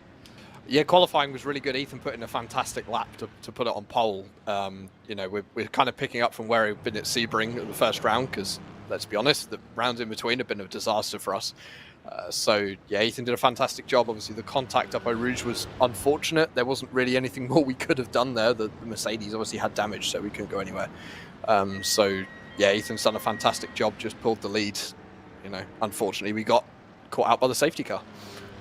Now, I have to ask a question. We're seeing some more drivers down into pit lane right now. Were you expecting rain? Be honest. Preparing for it, yes. Expecting it was a question. I think someone worked it out. There was about a third chance that we were going to get rain. I may be happy we don't, because it's kind of one less thing to put into the race. So, I mean, I could take it or leave it. We were using today as a chance to learn rain anyway if it occurred. So the fact it hasn't just means that we can kind of crack on as we have been all season. Gotcha. I was just wondering, because we've been kind of trying to figure out how much preparation, how much do you understand the rain, Jack? You're not just a driver, you're a commentator as well. You therefore should have all the knowledge at your disposal, right? I don't know. To be honest, I've been really busy over the last couple of weeks. My uni's got very busy all of a sudden, so I haven't had that much time to drive it. I've done a few laps at Suzuka this week in the LMP2, so I kind of understand it. I was hoping that it, from a selfish point of view, it was going to rain today, so I could learn how it was all going to work for the broadcast perspective and also for crew chiefing perspective. So it's a tricky one. It's something that everyone's going to learn. Derek's got a question, Jack, about your team radio communications. We often also talk about this in other series as well, where, you know, big teams that they might have engineers and spotters, but I'm guessing for you at Orbit Motorsport, it's just you and Ethan sitting there and helping each other when one's in the car and when one's not. How much communication are there around some of those moments when you see a car that's stationary, you think there may be a safety car, and then you try and make a small adjustment? I mean, you know, today, we're obviously expecting rain. We've got 2 people on the crew chiefing, so I elected not to drive today. So the driving roster is myself, Emil, Ethan, and Cam Dance, who will be doing Fuji with us. I elected not to drive today because I'd done the previous rounds. Emil hasn't done the last couple, so Emil's going to run today, and then we're all going to run Fuji. There's obviously communication. Myself and Ben, who are on crew chiefing, we're watching track maps. We're seeing if people have stopped. I spotted this coming. I saw it on the track map, and I very quickly went and saw it on iRacing, and I screamed at Ethan, "Get in!" It wasn't enough. We were obviously too early. So the communication's there. It's a case of, I think it was the second safety car. I spotted it coming. I could see there was a car stationary, so I could see it coming. I was straight away communicating that to Ethan. Be ready for a caution here. We're going to go under safety car. And we got that just before the leaders came past us, so we didn't have to go through the wave round procedure. We were the only GT3 AM to have to do that. Well, we will let you focus because lights are off on the pace car. I think we're getting ready to go back racing. Jack, good luck for the 100-odd laps rather lie ahead. Thank you very much. Have fun in the broadcast. 90 laps. It sounds like a long time when you put it like that, Derek, right? We're only 34 laps into this. Yeah, that's a good way to set it. That's what I've been wearing. We're only 34 laps in. 3 safety cars already. Joey Tebben and Lorenzo Bonder, they better get a sleeping bag ready. I think they might be here a while. I'm joking. I mean, I don't think it'd be long enough for the lights to come on, but maybe. Who knows? There is a hard cap on this race. Finishing in, I'm trying to do the math and never trust the commentator's math, but it could be another 5.5 hours, hypothetically, if we just stayed under caution the entire time. Don't think that's necessarily going to be. There you go. There's the timer on the top left. Probably not going to be what we expect. The lights have come back onto the pace car, though, so we're going to get an additional lap beyond what I thought. We've already got the reordering mostly done and dusted. The GTPs are in front of the GT3 Pros and the GT3 machines, so that's all sorted now. So maybe next time by, we'll go racing once again. GT3 Pro, has the ordering been changed too much? I think that the answer to that is the big losers are the likes of Visceral, WSR Esports, Buttkickers, 137, and a couple of other drivers, Derek, that much like Orbit Motorsport, didn't get down to pit lane in time initially, and now have gone to the back of the pack. Yeah, I have gone to the back of the pack now. I was doing the math in my head as we're doing the trend commentator math. The good news is everybody has to, if we stay green, everybody does have to pit again, I believe, before we get the halfway points. So it'll all shift around again, and who knows what will happen and, you know, and what not. But yeah, I mean, Visceral is unfortunately the biggest fallers here, or at least one of them in my head, because of, you know, that pit stop cycle that Jack sort of hinted at about not getting in time. So unfortunate for them here. But now we're working lap 35 of 143, and there's Orbit. I know we talked to Jack, but there's more Orbit for you. So you guys wanted more Orbit Motorsport in chat. Well, there's that purple machine. By the way, the best color is purple, by the way. I just want to point that out there. So they picked the right paint color. And they were complaining as well that, you know, oh, the timing of the caution, they were no longer leading. They're still leading. So, you know, save the complaints. You'll build up another 12-second advantage probably. And if you do, then you won't be able to complain that we're not showing you on the broadcast. Still waiting to get word if we are going to go racing this time by, because I see the lights are still on the safety car. We're still seeing a couple of swap arounds here and there. Maybe that's what Orbit were waiting for, actually, is for some of the GT3 Pro cars to slide on through and for the class splits to all take place. It was interesting, something that Jack said, which is something that I have very much as a, if I was a team manager, I would agree with, which is that, you know, the final round of the season is a 12-hour race. You're probably going to want more than 2 drivers to do it. So make sure that you have drivers with experience in the championship going into that final round. Don't let their first round of the championship be that finale if there's a championship on the line. No. That would be like having like a rookie quarterback in the Super Bowl, or you know, a rookie pitcher in the bottom of the ninth in the World Series for American sports references. No, that'd be a horrible idea to have that kind of thing happen. You know, but something that Jack said on that same round that got me was, listen, I've already run a couple races. You know, let me sit out and manage. And some drivers really prefer that stuff. Some drivers just want to drive. Some want to sit back and spot and manage. And knowing what the talents of your team are and how to best use them appropriately is a great skill that can really create for successful teams across racing. The lights are, I can't tell from that angle, still on. Still on. There it is. Yeah. So I'm suspecting, since we saw the forming of the correct lines, we'll take another lap here under yellow before we get back to racing. But yeah, that was some great insight by Jack, and of course talked about how he's been busy with school. You know, see, he's not had as much experience in a rain. I wondered if, with all respect to Jack, if that's part of why he also opted to sit out this race. Was, listen, if I've not gotten a lot of practice in the rain, maybe I'm not the right driver with the threat of rain. So all formed up and just waiting for race control to give the instructions to the pace car driver to pull off down onto pit lane. Still waiting for the swap arounds to just continue finishing forward. I get the sense that Orbit probably have an end of line now, so we'll drop to the end of the train. So just keep that in mind as well. So that would explain Jack's frustration then, if that is the case, about, you know, missing the opening and whatnot. I think what they did is we must have missed it, but they came into a closed pit lane is probably what has happened, because they didn't have the fuel to go around and make it to the end. Now that we have officially settled in, though, to this, let's talk about updates, because BS Competition did come back into the pit lane during this timing of the caution. Geeks Energy Fiercely Forward going to elect to come down this time by, which is an interesting call. But now, did BS have damage, or have they just slightly decided, you know what, let's put some more fuel into the cars, given that we did end up making some contact with the Archer Brothers Ferrari? I should say, given the contact they had, I would suspect there may have been a little damage to that car, seeing as how they knocked the back end, and maybe more than the back end, off of somebody else. So I'm not surprised to think they could have had damage out of that moment. But yeah, I mean, that said, under a safety car, I can't imagine coming in to put a little bit more fuel in is the reasoning. So I bet it's the damage.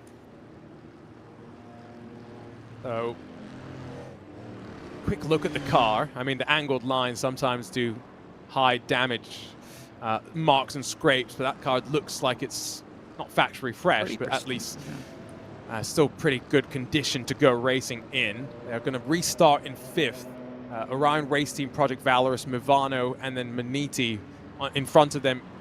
But they do have some lap traffic, I believe, potentially as well, because there is a red car, and that might be the Delta V machine that is still out there. Because you have to finish a certain amount of laps to even be classified, even those that have been involved in early incidents, for the most part trying to recover from this race. 2 retirements from the 55 that started, and the 278 car that's been mixed up a couple of times so far today, Derek, is back out there and still going. Yeah, it is back out there and still going. Speaking of which, by the way, if we can go back, I want to say a big winner of that safety car was Composite Performance. That car was in really bad shape. It was not ended up cause of the safety car, but I mean, it was sort of the beginning of the spiral, if you will. But they had time under a safety car now to fix that car. Dominic Dernberg is now in the car, but that car looks, well, let's say way better than it did 20 minutes ago. It's about 3 laps down at this point, trying to salvage something. Same lap as Johnny Verhoff, so Maniti 17 has been able to go back out there as well. So clearly you can get these cars fixed up to a decent level. Lights are still on the pace car, by the way, but I would suspect that this time by, as we come through the final sector, we might get ready to see them drop off and away. And for us to get this race back underway with 36 laps complete in the 1,000 kilometers. Again, we've got 3 classes, let's not forget, 3 individual races, and right as we head off into that final sector, right on cue, the lights have dropped off on the pace car, and we will get ready to go. Restarts so far have been quite interesting. Now that Visceral have dropped off in that GT3 Pro grouping, though, could we see a 2-car train? And what I did see during that safety car was a little bit of a back and forth between BS Turner and Simufy. each making a bit of a comment about top-end speed and BOP. Some had maybe thought that the BOP would favor one car over the other. Yeah, that'll be the question. Of course, I also have the question about there being a new car leading the front of GTP and how that car will behave and, what that will do to the restart and predictability. But you're right, now does it become a two-car breakaway? Does German Sim Racing get involved? That'll be a lot of questions here to watch as we're about to go green. Lights on the safety car are out here. So this time by, we are going to get the green flag from Barney the Flagman. Being a stop and start opening hour and a bit to this race. Can we finally settle into a bit of a rhythm and kick on and get into the meat of this race? Still some chatter going on, by the way, between some of the drivers. They got mixed up in that incident that saw the caution come out. Not too many drivers placing blame on specific people. I think more those that were involved commiserating now with the impact onto their races. So a stop and start race sometimes leads to more unpredictability. We had a caution after one lap, then a decently lengthy run for 10 laps or so before the caution came back out again. Can we get some more green flag pit stops? We're about to find out. An early jump from Maxi Naz and the Maniti #1 machine to really get the jump on Movano, Project Valorous, and Orion Race Team. 1, 2, 3, and 4 in towards last source. BS Competition dives it past Delta V Racing to try and ensure no lap traffic between them and the 4 cars that sit between them, and a chance to battle for the lead. But down out of that first corner in towards Eau Rouge. It's single file as expected across of all the GTP cars. Still waiting for Delta V Racing to be passed by the entire field, Derek. Yeah, I mean, that finally has completed. I think that sort of quote-unquote early jump that you mentioned there by Maniti really kind of helped spread this field out pretty quickly and make it a clean restart, because when you're trying to get to that last, hold on, oh no, corner. That's Fury Simsport. Who else? Oh, no. Hydra Race, ATRS. Can we avoid more chaos on the top of the Camel? Be a safety car, guys. It will definitely end up being a safety car because those cars are going nowhere quick. And now it's set off a bit of a cork in the bottle because everyone's going, let me grab track position while I can. Door Academy's car is looking up the inside. Paul Langs jumped into that Mercedes, challenges Dalton Zavadil, doesn't get on through, jumps into line, holds on just in front of Kramer Racing. Cautions breed cautions, it's what we talk about, and it will be surely slowed down for the 4th time today, unless, Derek, by some miracle, those cars can get rolling. I was trying to say it's not out yet. I expect it to come out by now, so maybe we're not going to have that. I can't tell. The track looks to be maybe clean. Wow, I thought for sure, based upon this the impact of that, oh man, I thought for sure we were doing a safety car number 4, but maybe we're going to avoid it. There was definitely one car that took the tow, so either they got race control permission, they were in a spot to do so that was safe, or we might get a caution due to an unpermitted tow. We'll find out if anyone else is going to need to stop their car to bring it back to pit lane, but I believe the end of the first green flag lap is going to see BS Competition up to 4th in front of the Orion Race Team machine, so there are moves being made. This is what happened, though, as we take a look at the replay. It's Fury Simsport, that Ferrari that had a couple of penalties, loose on the curb, bounce into the wall, and back onto track. And once again, wow, I'm so stunned. But that doesn't take out more cars. I'm glad it didn't. Don't necessarily understand the comment, Arjuna, but like, that thing's helicopter spun in front of the whole field and somehow minimal damage. And then you just see the aftermath sitting there stationary and waiting. So somehow we get away without that bringing out a caution. Brabham's going to have a look up the inside to pass Olympus. Now that's a GT3 Pro car on a GT3 machine. Remember, overlaps of 2 classes not necessarily fighting for points on track at the same time. Andrew Caron's going to pass as well and get past Matt Loveridge, who's taken over that car. It's Ryan Huff in the SRN Motorsports car that's now got a 2.3 second advantage at the front of that class. As you see the aftermath, they almost got through safely until they didn't. Yeah, that's the part I was convinced was going to put the safety car out, but he's going to get moving here. Just waiting for the field. I think this is what confused me, was the waiting for the field part. And yeah, there you go. Well, we thought we might see drama, didn't quite know what form it would take, and now we've really got to keep an eye. About halfway through The first half of this race, remember, lap 72 or so, those halfway points are going to be dished out in this penultimate round of the 2023-2024 IVRA Endurance Series powered by Heusinkveld.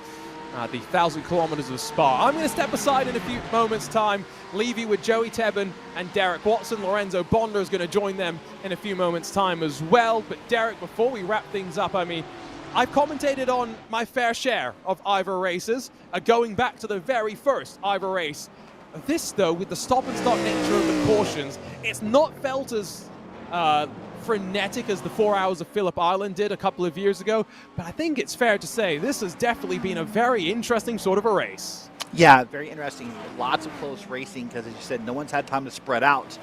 So that's what we're stuck with here right now, but it could spread out any moment now and maybe get moving here. So Joey, welcome in. Happy to have you here.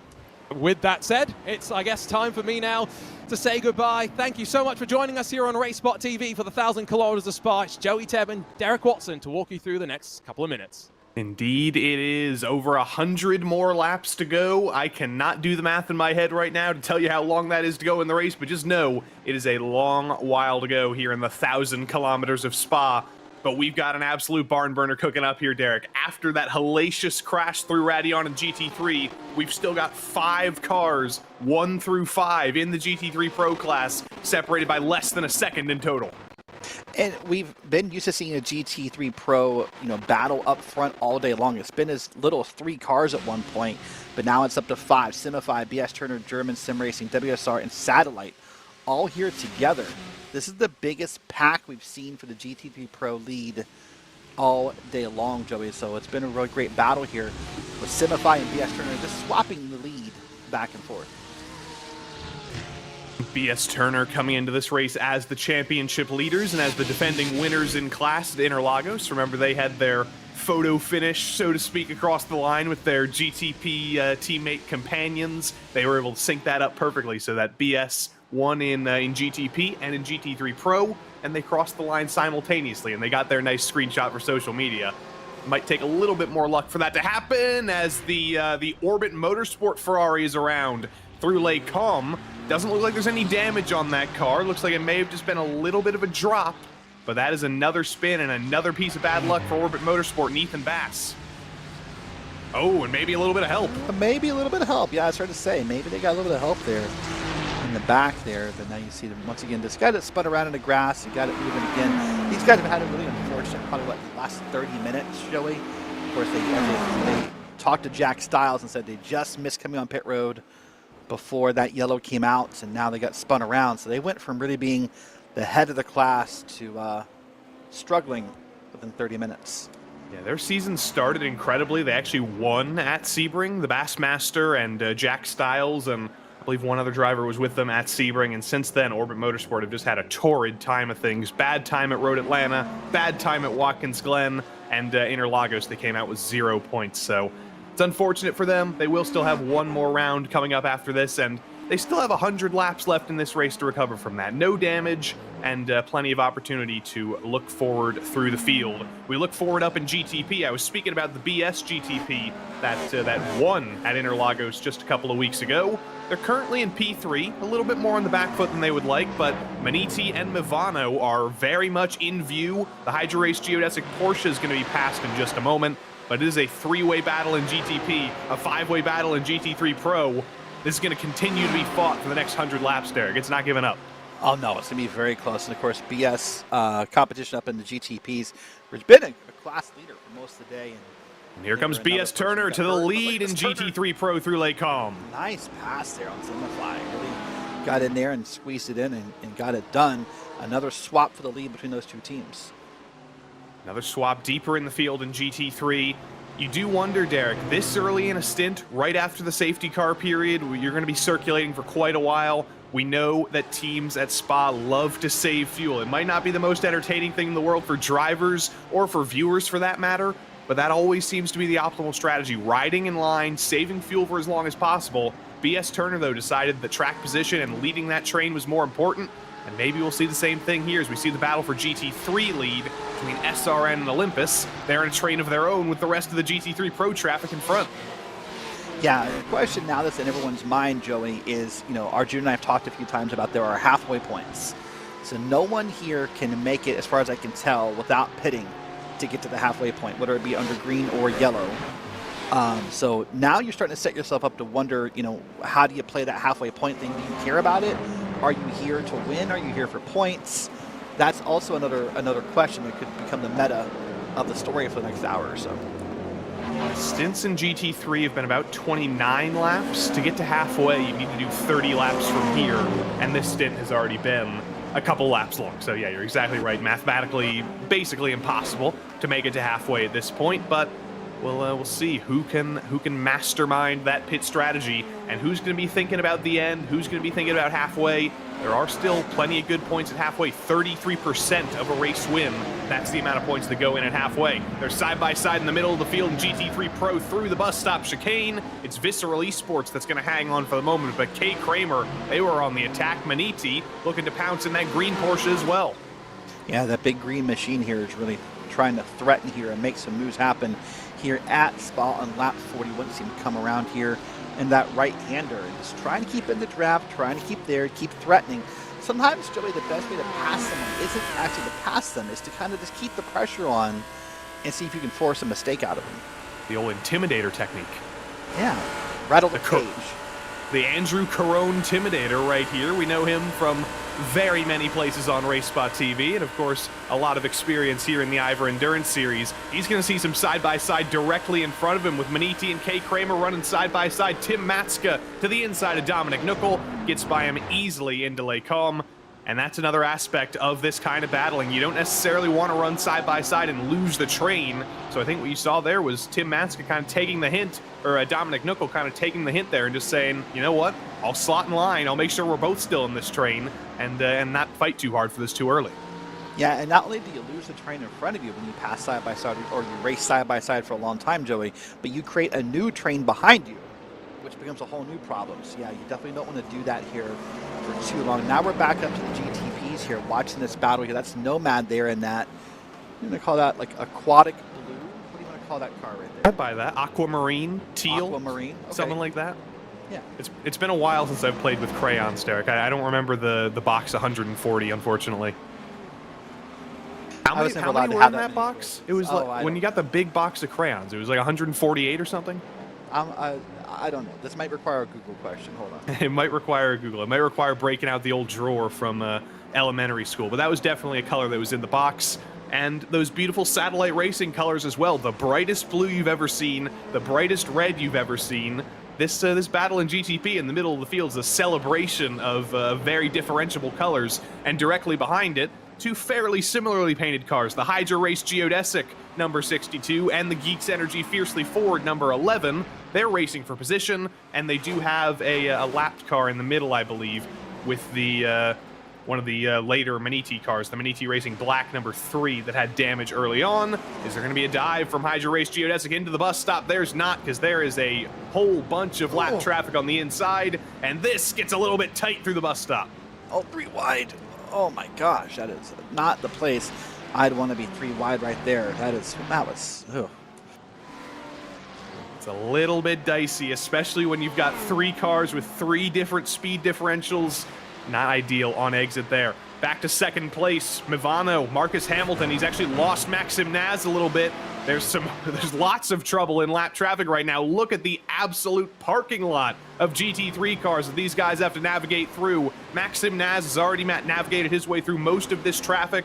Now Marcus Hamilton's forced to do the same, and the BS competition car behind, the BMW, still looking to get through as well. Last corner of Les Combes gets through on the Maniti Porsche, but there are still about half of this GT3 Pro field to get through for all of these GTP runners. Yeah, well, there's a Nomad close with the GT3 car there. I was going to say that BS competition car was sort of the loser of that front group, because they got stuck, behind a couple of GT3s through a couple of corners, and probably had to slow it down a little bit here. But man, look, and they're still all trying to carve this field. That's one of the things that these safety cars does, Joey, is it makes it feel more like a sprint race repeatedly versus, just a long endurance race. And whether that's a positive or negative is up to driver opinion. Watch this battle here. This is going to be, I believe, the Nürburgring esports team, making the moves here. Yep, riding on board with Sasha Engelhardt. That got very, very close. That was a little bit of an optical illusion. I think objects in the onboard camera appear slightly closer than they actually are, but that was still so close. Around the outside of Stavlo is always a little bit dicey. He's trying to look for the move on the Orion Racing Team number 46 with Ilka Haapala behind the wheel. There are just GT3 cars everywhere, though. Past the Audi is another Porsche coming up. It's so difficult to actually race within your own class, Derek, when they've essentially introduced about 20 other chicanes to the track in this period. Yeah, they're called moving GT3s. It is very hard to pass in a moment like this. And this is, I think, the second or third time now we've seen this same bunch happen. The safety cars where all the GTPs catch the GT3s at once. And honestly, due to the number of cars, if I remember right, it's 14 GTPs on track when we started today and about 40 GT3s. So when you're a GTP coming around this for the first time, it feels like a never-ending sea of slower cars. Very, very big field, and it's not going to be the last time they deal with it. That was very, very scary there. The Satellite Racing number 64 getting around the Maniti Porsche through Radeon. We've seen so much trouble through there, Derek. Right as Arjuna left us, there was that hellacious crash through Radeon, and I imagine that's probably still in every driver's mind. If you make the slightest bit of contact through there, if you get the littlest bit of oversteer, you're basically hitting that wall at 150 miles per hour with no hope of saving it. As it's a change for the leading GT3 a little bit further back, SRN has gotten around the Olympus Esports number 221, and the Olympus Esports 221 is backwards. That's why they've lost the lead. Yeah, they've lost the lead right now. They're cutting the grass and now getting back on track. It'll take a second to get back up to speed. Don't hit him. Okay, he didn't. Man, he came really close there, though. So now Olympus will need to take a second, kind of, shake off that frustration. Let's see what happened to him here. They're going to get, no, maybe I thought they were going to get a tap. Maybe they already, oh, there it is. Matt Loveridge making the slightest love tap there to the side of the SRN Motorsports number 274. Loops him around. If there is any place where there's runoff, though, it is on the inside of that corner through Lake Combe. So you can make a mistake through there at low speed and recover from it. That's one of the few places at Spa where it is actually low speed, though. Yeah, it is low speed, so it really, in a way, benefits the driver in that he wasn't full speed and didn't get off into the wall. You see the BS Turner car now, the next car about to be a victim of faster traffic, and now they'll get past here through the last couple corners, and now they'll let him go. It never stops getting a little bit scary through there, does it, Derek? No, Every single time. How many laps now. have we watched at Spa? Probably hundreds or thousands, and every time there's that little bit of traffic interaction, it still gets so scary into the bus stop as well with the pinch. How many times has that gone wrong? Yeah, more than I have fingers and toes, I can tell you that. And now what will happen if we can keep this race green, Joey, is the next couple passes through the GT3s will feel easier. They won't be as bunched up probably. There'll be a couple who fall off the pack, or the pace doesn't happen, or pit stops happen. And so if we keep this thing green, each pass of the GT3s will feel a little bit easier. But I mean, they're still packed together here. I mean, this 1, 2, 3, 4, 5, 6. There's like 8 cars in that one camera shot right there. Nomad, Hydra Race, Geodesic, Geeks Energy, and Fiercely Forward.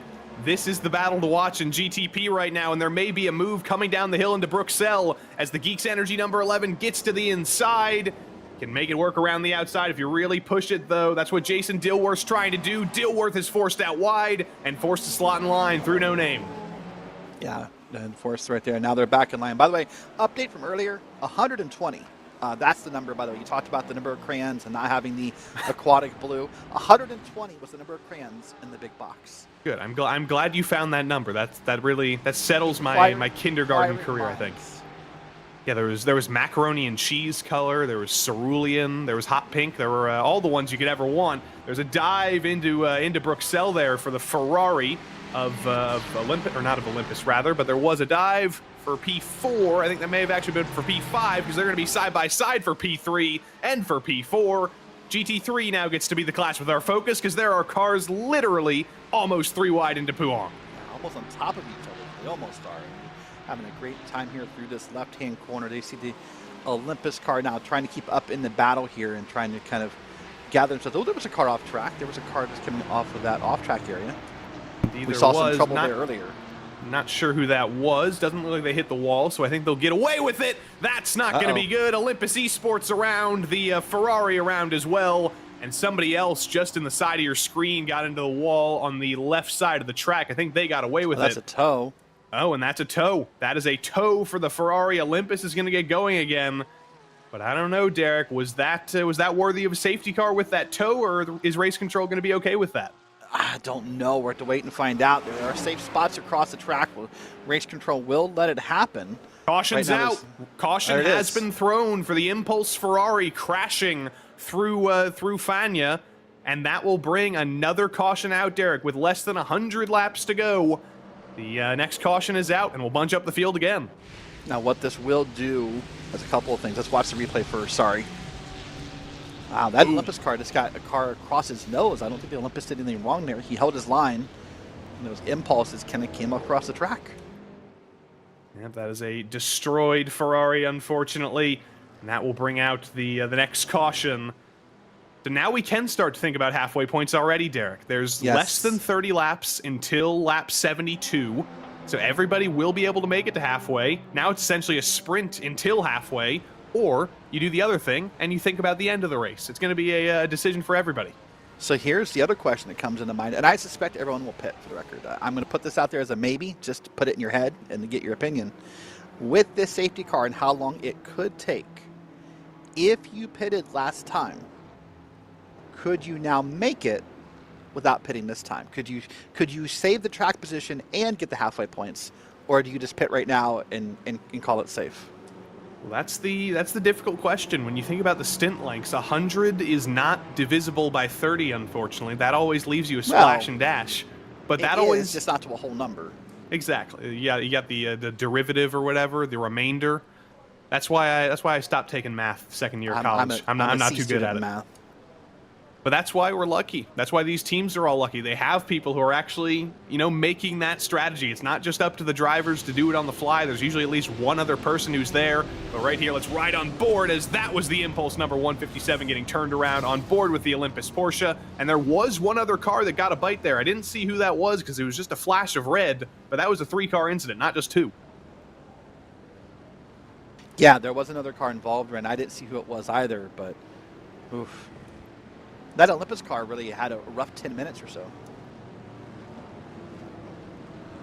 Now GTP synced up together. We'll ride on board with 120 for K. Kramer. They were the car that got a little bit of a bite out of this, trying to make it through, and the door closes, unfortunately, and K. Kramer meets K. Wall. Yeah, almost a KO. That's what it was. That's a better one, Derek. That's far better. I have been studying the Joey Tubman. Yes, it's all been like osmosis into you. I said K Wall. That's not even a thing. KO is a thing.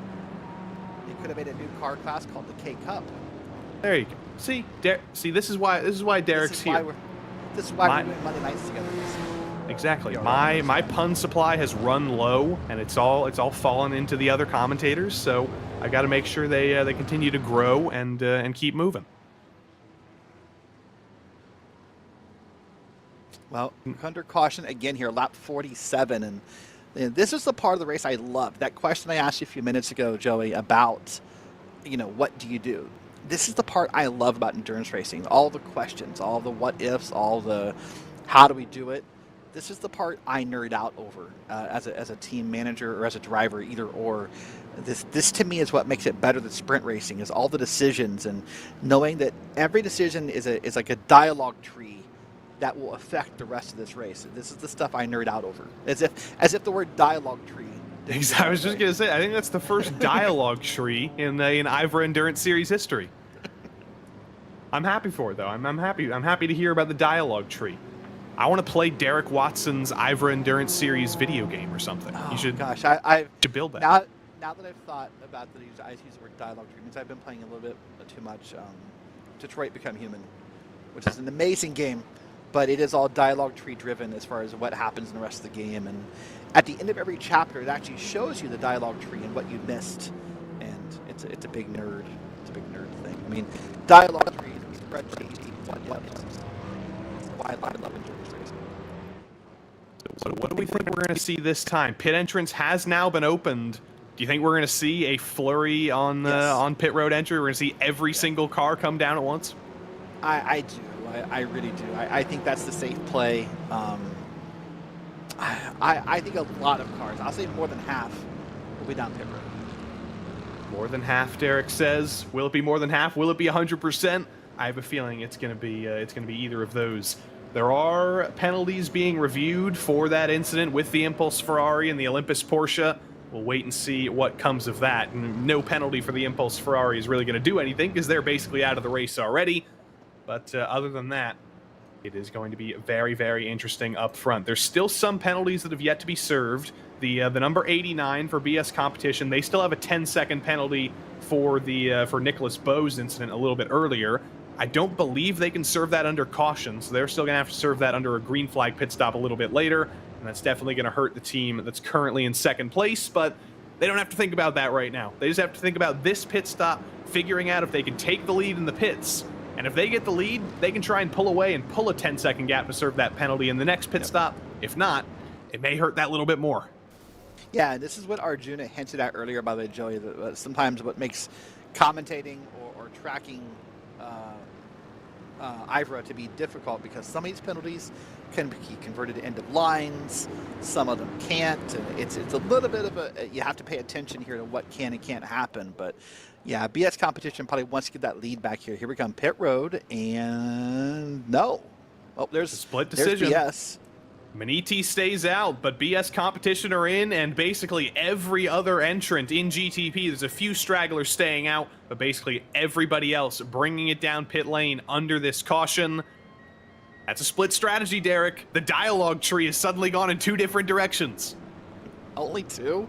That's a pretty boring dialogue tree if it only has two directions. Yeah, but it'll go in two different directions, and then split in two more, and then two more. See, what needs to happen here is you get... This is not a GTP problem, but like you get drivers who take 2 tires, 4 tires, fuel. There's more of that NASCAR problem. That's where the dialogue tree really gets, like, you know, just out of hand very quickly, right?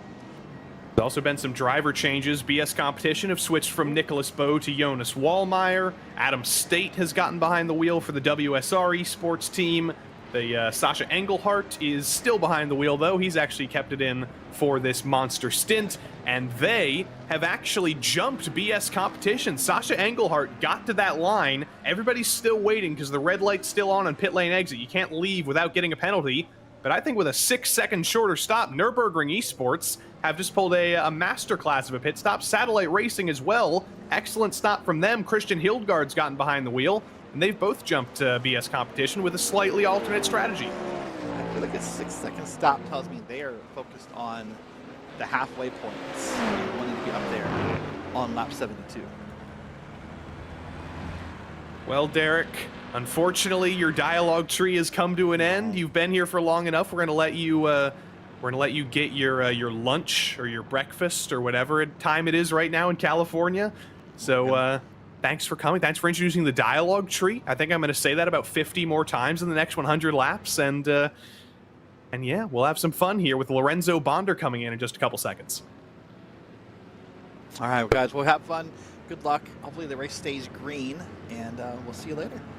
Derek Watson, he'll be having some breakfast, and Lorenzo Bonder, he'll be having some lunch, but it'll be race car lunch. You'll be feasting on a beautiful race, Lorenzo. Less than 100 laps to go here at Spa, and yet another safety car, putting a little bit of a wrench in the works, building up the excitement. I wonder how many wrench the works have been thrown in this race. I know, of course, if we're picking from yellow flags only, it has been 3. So wait, lap 1, lap 10, lap 32. Now, sorry, 4 times. So apparently mathematics, it's not good for commentators, but it's a very interesting race from what it has been throwing us from all the way from the initial green flag. Yeah, you're exactly right. The math isn't good for commentators, and I've been thinking about this recently. I think we need to start a calculator fund or something. We need to start a GoFundMe. Tell people to donate to RaceSpot. Get us some calculators so we can do math in the booth. Because other than that, we're totally out of luck. I can't even do double-digit addition. I'm so bad. No, it's like anything that doesn't involve. Don't get me wrong. I'm a QA by trade, right? I do qualify. I can actually sum 1 + 1 and do like lots of digits. But the thing is, don't get me started up on mathematics on the fly, because then it all goes south. But well, I've had my lunch. I just don't want to talk about food today, because I have a very up and down day of sorts. So it's I'll get onto that topic maybe as the race winds down. Yeah, that'll be with the when we get the third safety car after this one. That's probably when the food chat comes back, and we need to fill some time. But we do have a very interesting little Christmas tree there in GTP. It's also a split strategy in GT3, as with the way everything's shaken out, some of the teams that started at the back of the field, they've been the biggest winners. Zekarol Esports now lead in GT3. Rusty Spatula's our second, 12 spots up from where they started. Paceworks, Orion, and SRN all up spots from where they started. SRN, though, they were leading before this safety car came out, and now they're kind of at the back of the train as we try and shuffle all these cars out, get everybody in order, hopefully restart in a couple laps. Yeah, absolutely. But let me actually just throw you a quick question, Joey. If we were to commentate prior to this race, we know Spa is obviously the biggest track they're going to race this season. It's more than 7 kilometers. Would you expect from the green flag we would have 4 yellow flags with less than half of the race run? I don't know if I would have picked 4, but I definitely would have picked at least 1, because there's always something crazy that goes on in lap 1 at Spa, especially through Radion. But yeah, it's definitely been a little bit crazy. You can still see the Impulse Ferrari on pit lane that brought out the last caution. They're actually going to try and get repairs and bring that car back out, because they probably think we haven't seen the last of the cautions. If there's some more incidents, some more crashes, even the people who had early trouble could still pick up some extra points for the championship and pass some people who also crashed a little bit later. Yeah, absolutely. Plus, it's funny to think this is this pit lane is short for the amount of cars that we're driving around the track, right? Normally, you would think, oh, the better pit lane might be the full 24-hour pit lane, like the Grand Prix and then the Classic one, but for all it says and purposes, he has worked quite well this race, in my opinion. Bad news for fans of Impulse Racing. That 157 Ferrari that I mentioned is sitting on pit lane. Unfortunately, they've also copped a 20-second penalty, so their pain has gotten slightly worse, but they're going to be laps down. I don't think a 20-second penalty will hurt them too bad. The iRacing Sedan pace car is looking especially beautiful today here at Spa, and if I'm not mistaken, if my eyes aren't deceiving me, lights are out on the pace car now, Lorenzo. Lights are out in the safety car. I think that means we'll be going racing here at the end of this lap. Yeah, so very quick safety caution been thrown by everybody, so I think we're not going to have a lot of downtime, or the tires are not going to be coated. Ironically, last time we commentated, I think a racing IVRA with yellow flags. I think the restarts were back in the LMP1, so I might be wrong, but don't take my word as granted. And there was many messes for the upper class going around the source. We haven't seen this race, though. This race has been more quiet down in terms of restarts and things like that. It's just whenever the race picks up its pace, and then we have multi-class traffic that we go into those crazy moments where we saw multiple yellow flags come out. You are partially right. Last time this series raced at Spa was all the way back in 2020, 2021. It was LMP2 and GT3, and GTE rather. Yep. And it was Alpine Stars Geodesic, as they were known back then. Now Hydra Race Geodesic that won in LMP2. Fiercely Forward won in LMP2 AM. Team 11, may they rest in peace, won in GT Pro, and Fiercely Forward won in GT AM. There's at least 3 of those teams that could still win today. Yeah, absolutely. The way the race has been going, even though you've seen that Geodesic racing team basically, faced the fear of death. I think not just once, but I think second time. Just 2 times in this race, and it's enough for them to survive and say, oh, I think we can achieve pretty much everything in this race. But let's see how this green flag will go, and as Vaniti will take us out in a little bit. If you're just joining us, we've looked at the weather, and unfortunately it looks like it is going to be a beautiful sunny day at Spa, so likely no surprise rain showers in the next 83 laps, but We'll have plenty of fun here in the dry. If you were here with us for the last event in the IVRA Endurance Series at Interlagos, that final restart came with about 30 laps to go. It became a sprint to the finish, and that was absolutely incredible. We've still got 70 laps to go until we even get to that final stint. We've got 22 laps to go until we even reach halfway. The iRacing sedan pace car pulls off onto pit lane, and the field takes control of Maniti Racing. The number 1 car leads the field back to green, and it's another excellent restart from the Porsche. Into turn 1, late in the brakes, no trouble whatsoever for Maxim Naz. He's not even looking in the rearview mirror. The WSR Esports number 16 with Adam State behind the wheel is second. Sam Coleman is third. GT3 takes the green flag as well. BS Turner leads everybody into La Source. But one by one, Lorenzo, it is a very, very calm restart. Yeah, not even surprised one bit as we see the 281 trying to make a little bit of a move down on the inside, but it cannot have the overlap to actually do the overtaking. Like you said, everybody just filling out in a single train going around the Eau Rouge Radion complex, and everything just calmed down. Like I said, the restarts have been very calm. It's just things get haywire when we come into multi-class traffic. We mentioned Fiercely Forward's past success in this track. We just saw Dennis Wolf go for the move for third. He got by the ATRS number 12 of Sam Coleman, and Fiercely Forward are up into third. You have to remember, though, top 4 in GTP are off strategy. Maniti last pitted 22 laps ago, WSR 16 laps ago, ATRS as well 16 laps ago, and Geeks Energy and Fiercely Forward, they're on a 14-lap stint right now. Every other GTP car behind them pitted under that last caution.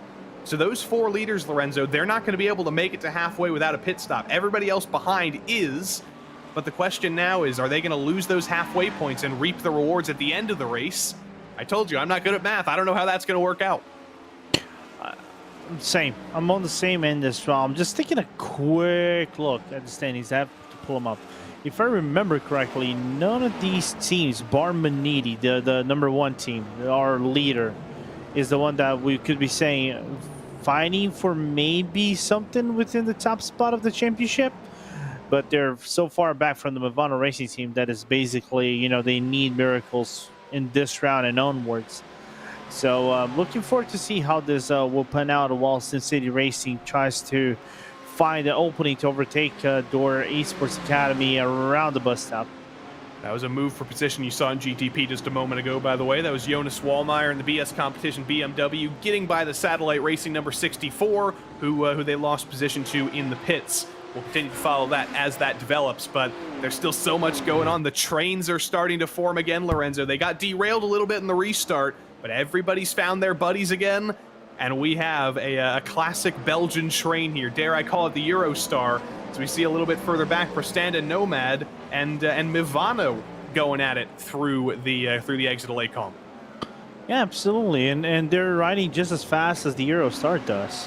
So that's kind of interesting to see. I mean, the same thing goes for the GT3 cars. While we look at the Satellite Racing, try to get the power down in the Camel straight. I'm not going to do the overtaking on the WSR Sports Butt Kicker 116 car, though, just because I think at this point of the race, do you consider fuel important?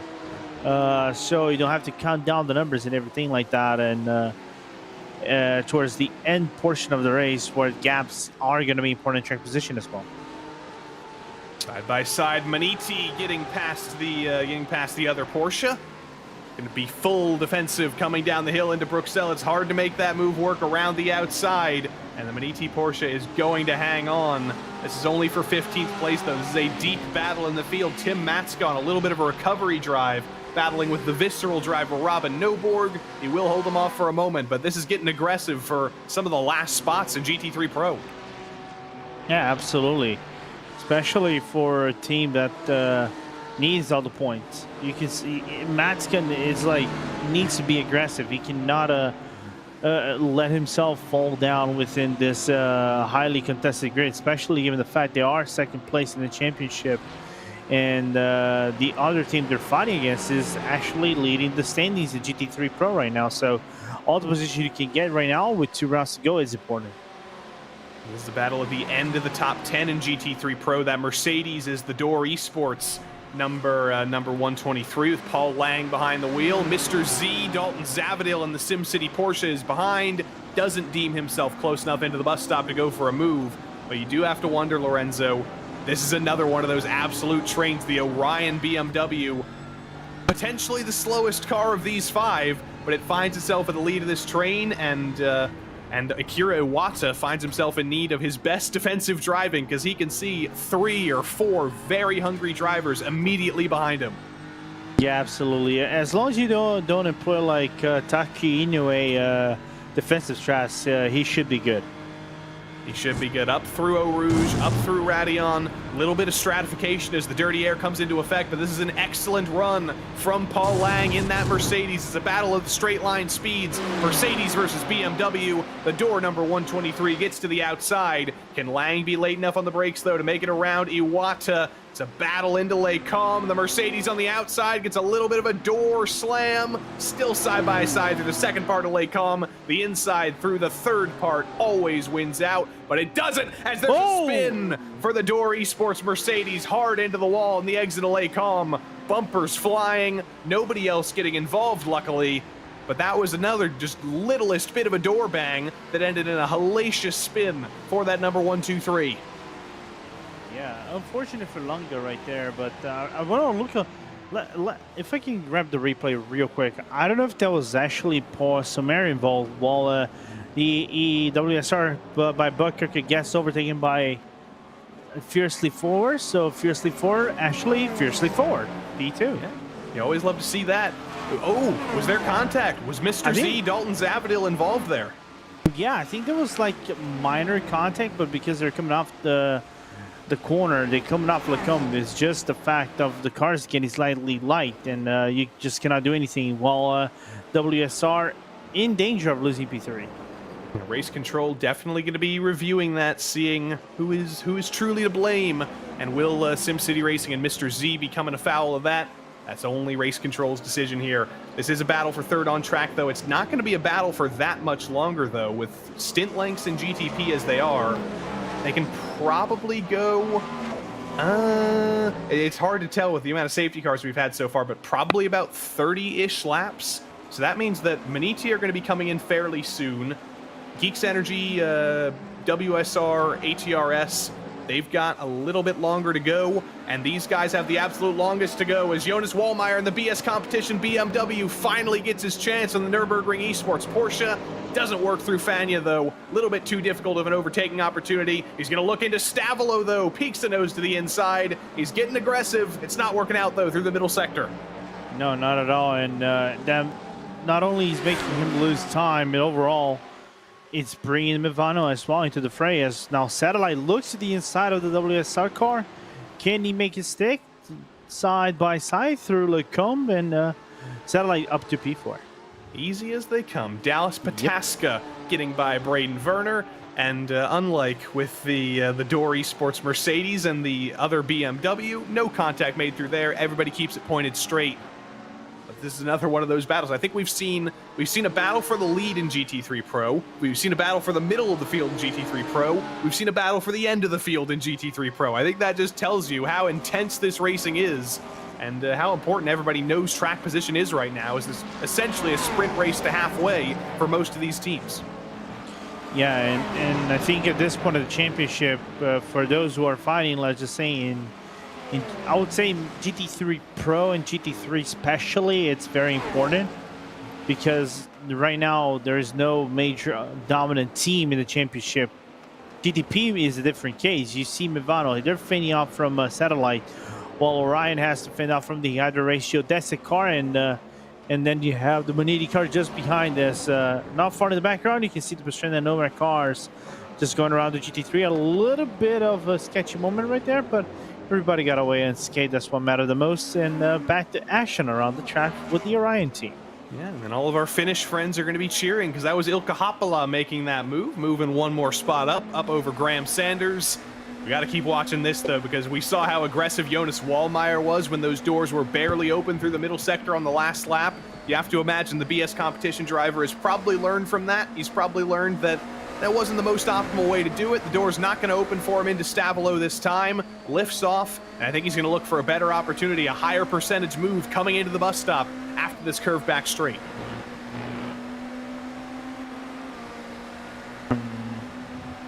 I don't think he's going to be able to make the overtake, Joey. He needs to get, I think, right on the back wing. Like, I think the timing's working out, Lorenzo. On board with the bumper cam, looks to the inside on Sasha Engelhardt. Later on the brakes is Jonas Wallmeyer, and easy as that. Another pass made for BS Competition, and that puts them in the lead now of the cars that made their pit stop under the last stint.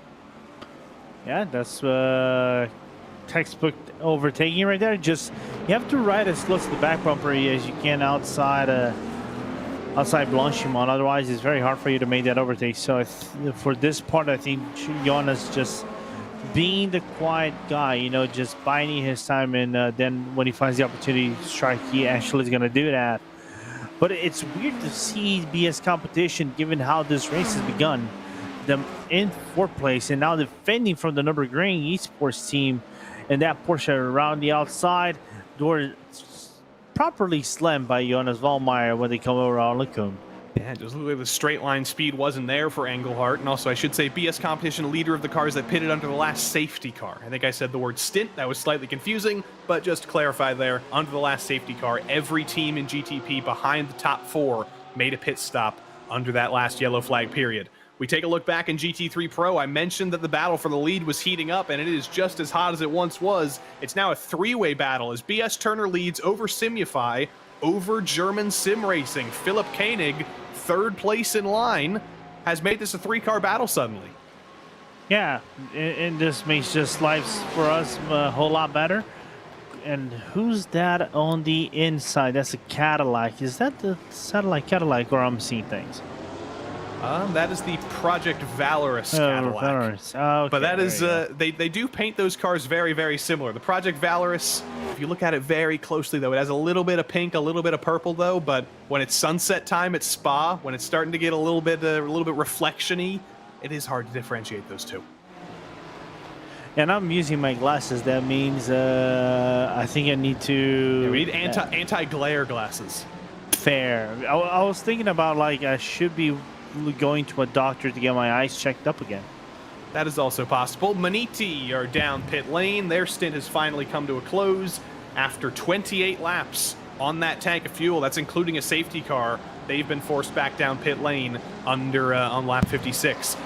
We've met GT3 traffic again. Hello, darkness, my old friend. Nürburgring Esports are going to be saying right now, because you can see ahead there is a train getting by Simufy up the hill. That was easy for Engelhardt. It's not going to be easy for the rest of the lap, though. There is literally every single GT3 car ahead coming right up.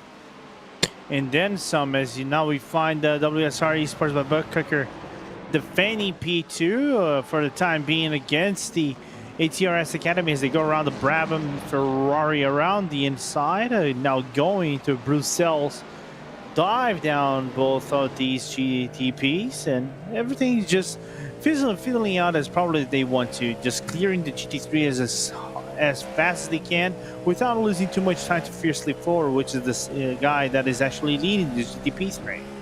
Dennis Wolf leading this train. This is actually the battle for the lead on track at the moment. It might not be the battle for the lead at the end of it all, depending on how the strategy goes. But for now, with all of these teams staying out under that last safety car, they're all in the same strategy. They're all a good couple of seconds ahead of BS Competition. This is the battle for the lead. There was a big checkup, though, for Dennis Wolf behind the Maniti Porsche, I think.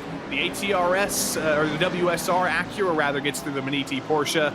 And unfortunately, that ATRS car has had the worst time through lap traffic. Unfortunately, Lorenzo, they're going to lose out just a little bit here. Speaking of losing out, the Nürburgring Esports Porsches lost out, but they've actually gained before that. They got back ahead of Jonas Wallmeyer in the BS Competition BMW. Yeah, they did, and they'll go around Blanchimont, which is kind of a little bit dangerous for the cars to go too wide around there. Outside into the bus stop. The Nürburgring Esports is going to have a little bit of an advantage due to the track position. Gap widens up to about 0.7 of a second, but we know Jonas is not going to let that run away pretty easily, as now Mivanos decides to have a little bit of a funny move inside on the satellite, cannot make the move stick. I was just going to say, look who wants to join the party. Look who wants to make it a 3-car battle between drivers on the same strategy. Pablo Lazar, not successful, though. Does lose that spot to Hildegard in the satellite Cadillac. But that still means that 4 of those cars on the same strategy are separated by essentially a second. Nürburgring Esports in the background gets a little bit of a bigger lead, but it is not an insurmountable lead whatsoever. Back to the front in GT3 Pro as well, the middle of the field with WSR and SimCity Racing. They're still going at it. They lost their Mercedes buddy from Door Esports, but they've still got to fight for 8th amongst themselves, as they've still got GTPs trying to come around the outside. Yeah, we still don't know if Dalton Zavadil is going to be punished.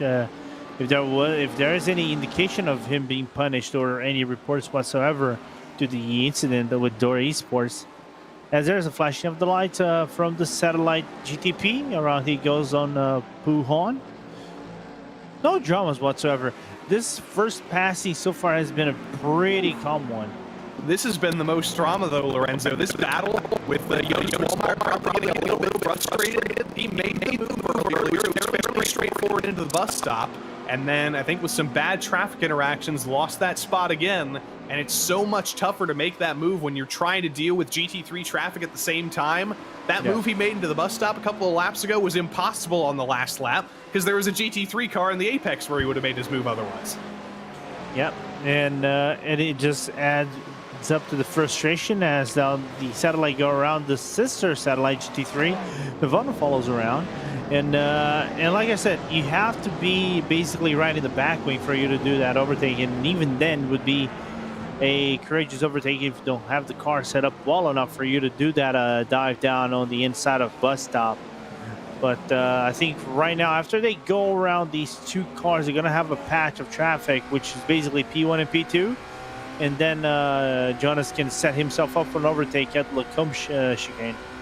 Just like they were at Interlagos, you got the BS Competition GTP and the BS Turner GT3 meeting each other on track for just a moment, though. We're going to ride on board with Jonas Wallmeyers. It's going to be a straightforward move. I think Sasha Engelhardt knows that it is, doesn't even defend the inside, lets the BS Competition BMW to the inside, and easily is that into Lacombe. BS Competition gets that spot back. Yeah, meanwhile, Movano gets the spot on satellite as well. Yeah, revenge there for Pablo Lazar. Could he potentially put himself in that battle for the lead in that team of drivers that's on the same stint? We can only wait and see. We've been watching a lot of endurance racing today, Lorenzo, but I just saw in our YouTube chat, Vincent Trepanier has tuned in, a driver we know very well from RaceSpotTV. He had an endurance race of his own last week, though. He drove 24 hours with his family to bring them on vacation to Florida from Quebec. And then when they were done, he drove 24 hours straight from Florida back to Quebec. That's an endurance race of its own. I'm amazed he actually got away through Florida without being asked by people opinions on government, things like that, and do a coast-to-coast run. Can you hold up? Actually, can you consider this a coast-to-coast run because you're going from the south coast all the way to the north coast, and then you're going to kind of like a coast, because if you're going to Quebec, it is sort of a coast if you think about it. I don't know what route he took. When I went to Montreal to go to F1 when I was like 15, we drove up through New York. So it wasn't really you drove coastal. at 15 years old to Canada? Well, I didn't drive. My dad drove. I was in the car, but that was through like that was through Western New York, which I wouldn't really say is the coast, but I don't know. Maybe Vincent said I'm going to take a scenic drive, and he did drive up the coast. I don't know. He's in our chat. He'll probably let us know. All right, fair. I don't know what that would be in like European terms. Like, how far would you have to drive from Portugal to do a 24-hour drive?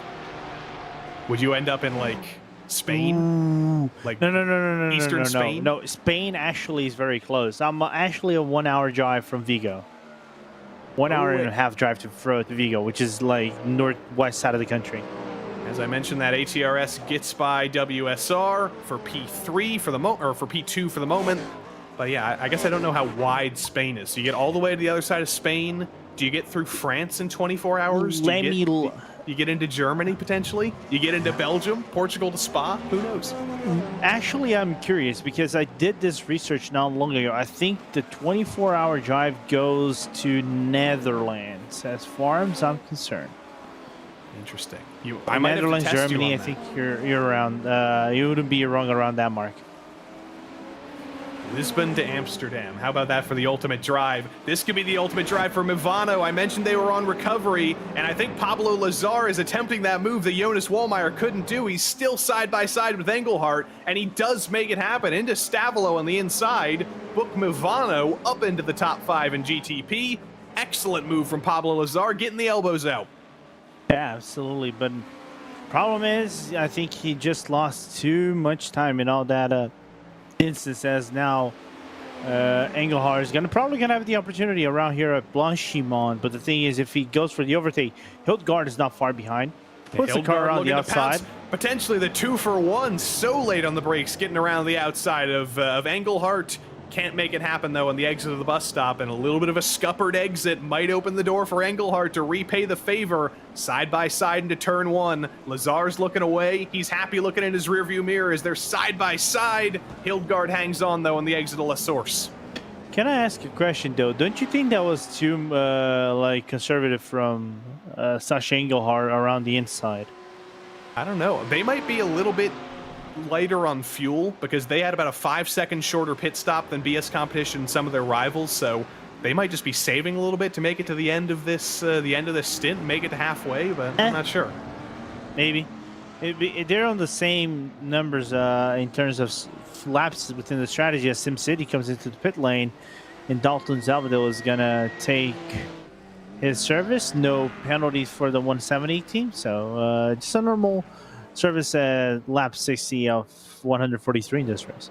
They are under review from the stewards, though, so it might not be out of the books for Mr. Z just yet, but they're thinking about halfway. Orion are thinking about halfway. We know they can make it. We know Hydro Race Geodesic can make it, and we know the other Maniti car can make it behind as well.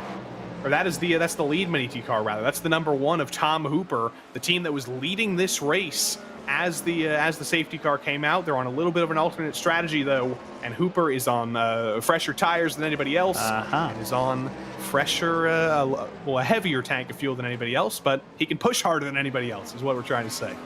Yeah, fair enough. By the way, I got you the answer.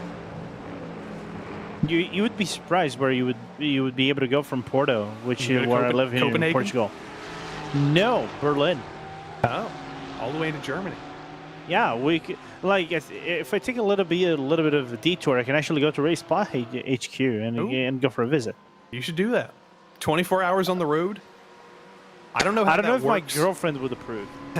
I don't know how that works as well with the borders and the EU passports and the highways and all that stuff. I gotta spend more time in Europe to figure that out. The stint is over, though, for ATRS and for WSR and GTP. Those fuel tanks have finally run dry, and Adam State and Sam Coleman will fall deeper in the field as they follow through on that alternate strategy. Trouble on the exit of No Name, though. The 244 BMW doing donuts, but they're not celebratory for Leonardo Dragata. That is a spin for him, dropping him deeper in the field in GT3. Yeah, and I'm just taking I was taking a quick look. I might be wrong. The paint could be playing tricks on me. Spun around. Is that the Hydro Race GT3 Pro that spun around? Yep, that was the Hydro Race Geodesic GT3 Pro. Got into the back of him. Was that the same situation we saw with SimCity and with Door Esports? Just a little bit of rear end contact, and there's nothing you can do to save it? Yeah, maybe. It's actually a good question. Not gonna lie about it. I'm sure Race Control is going to be asking themselves that same question. We've also heard from many people in the chat. Carlar Esports says you can go to Denmark from Portugal. Malaga to Dusseldorf is 22 hours. That's an interesting drive. Malaga is to the south, but it can. I was gonna say Malaga might be to the south, but I'm not 100% correct on that. I would have to take a look into this. Malaga is actually on the southern border of Spain. You can go for a 24-hour drive. It's amazing to think that Europe is very small. And we were riding on board with the rear bumper of Leonardo Dragata there, and there was definitely a little bit of contact with that 162 from Hydro Race Geodesic, and then a little bit more contact, and then a little bit more contact, and then there was a spin. So I'm sure Race Control are watching that same replay that we just watched, and probably they'll rule what Hydro Race Geodesic deserves for that one. Side by side, deeper forward in the field, though, nearly contact between Maniti and the Ferrari. They got away with that one, though, but there were inches separating those two cars as the second Maniti Porsche looks to the inside of the Echelon SimSport Ferrari. It looks like the Ferrari is lacking grip. That's a more most appalling thing. Dives down the inside, contact. Both of the Echelon and Maniti car go into the wall nearly, but forms a pile up of 3 cars going down Pujon. 3 wide to Pujon does not work very often, but somehow they've gotten away with it. The ATRS Audi absolutely fearless coming through there 3 wide. And what a move that was for George Karakoulis.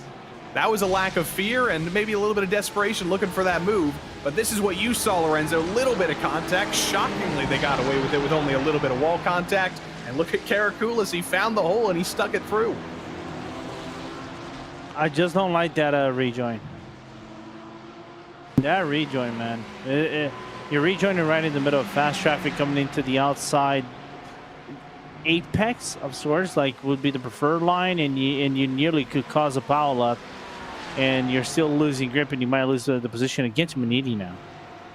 And as that was all going on, we did finally have our pit stop for the leaders in GTP, and now the standings at the top of your screen are likely as they are, or as they will be at halfway. BS Competition take the lead back, 2nd place for Mivano, and 3rd for Satellite. You do have to start doing math to the end of the race, though, Lorenzo. They're going to make it to halfway in about 10 laps time and score points for that, but there's still 70 laps left after that.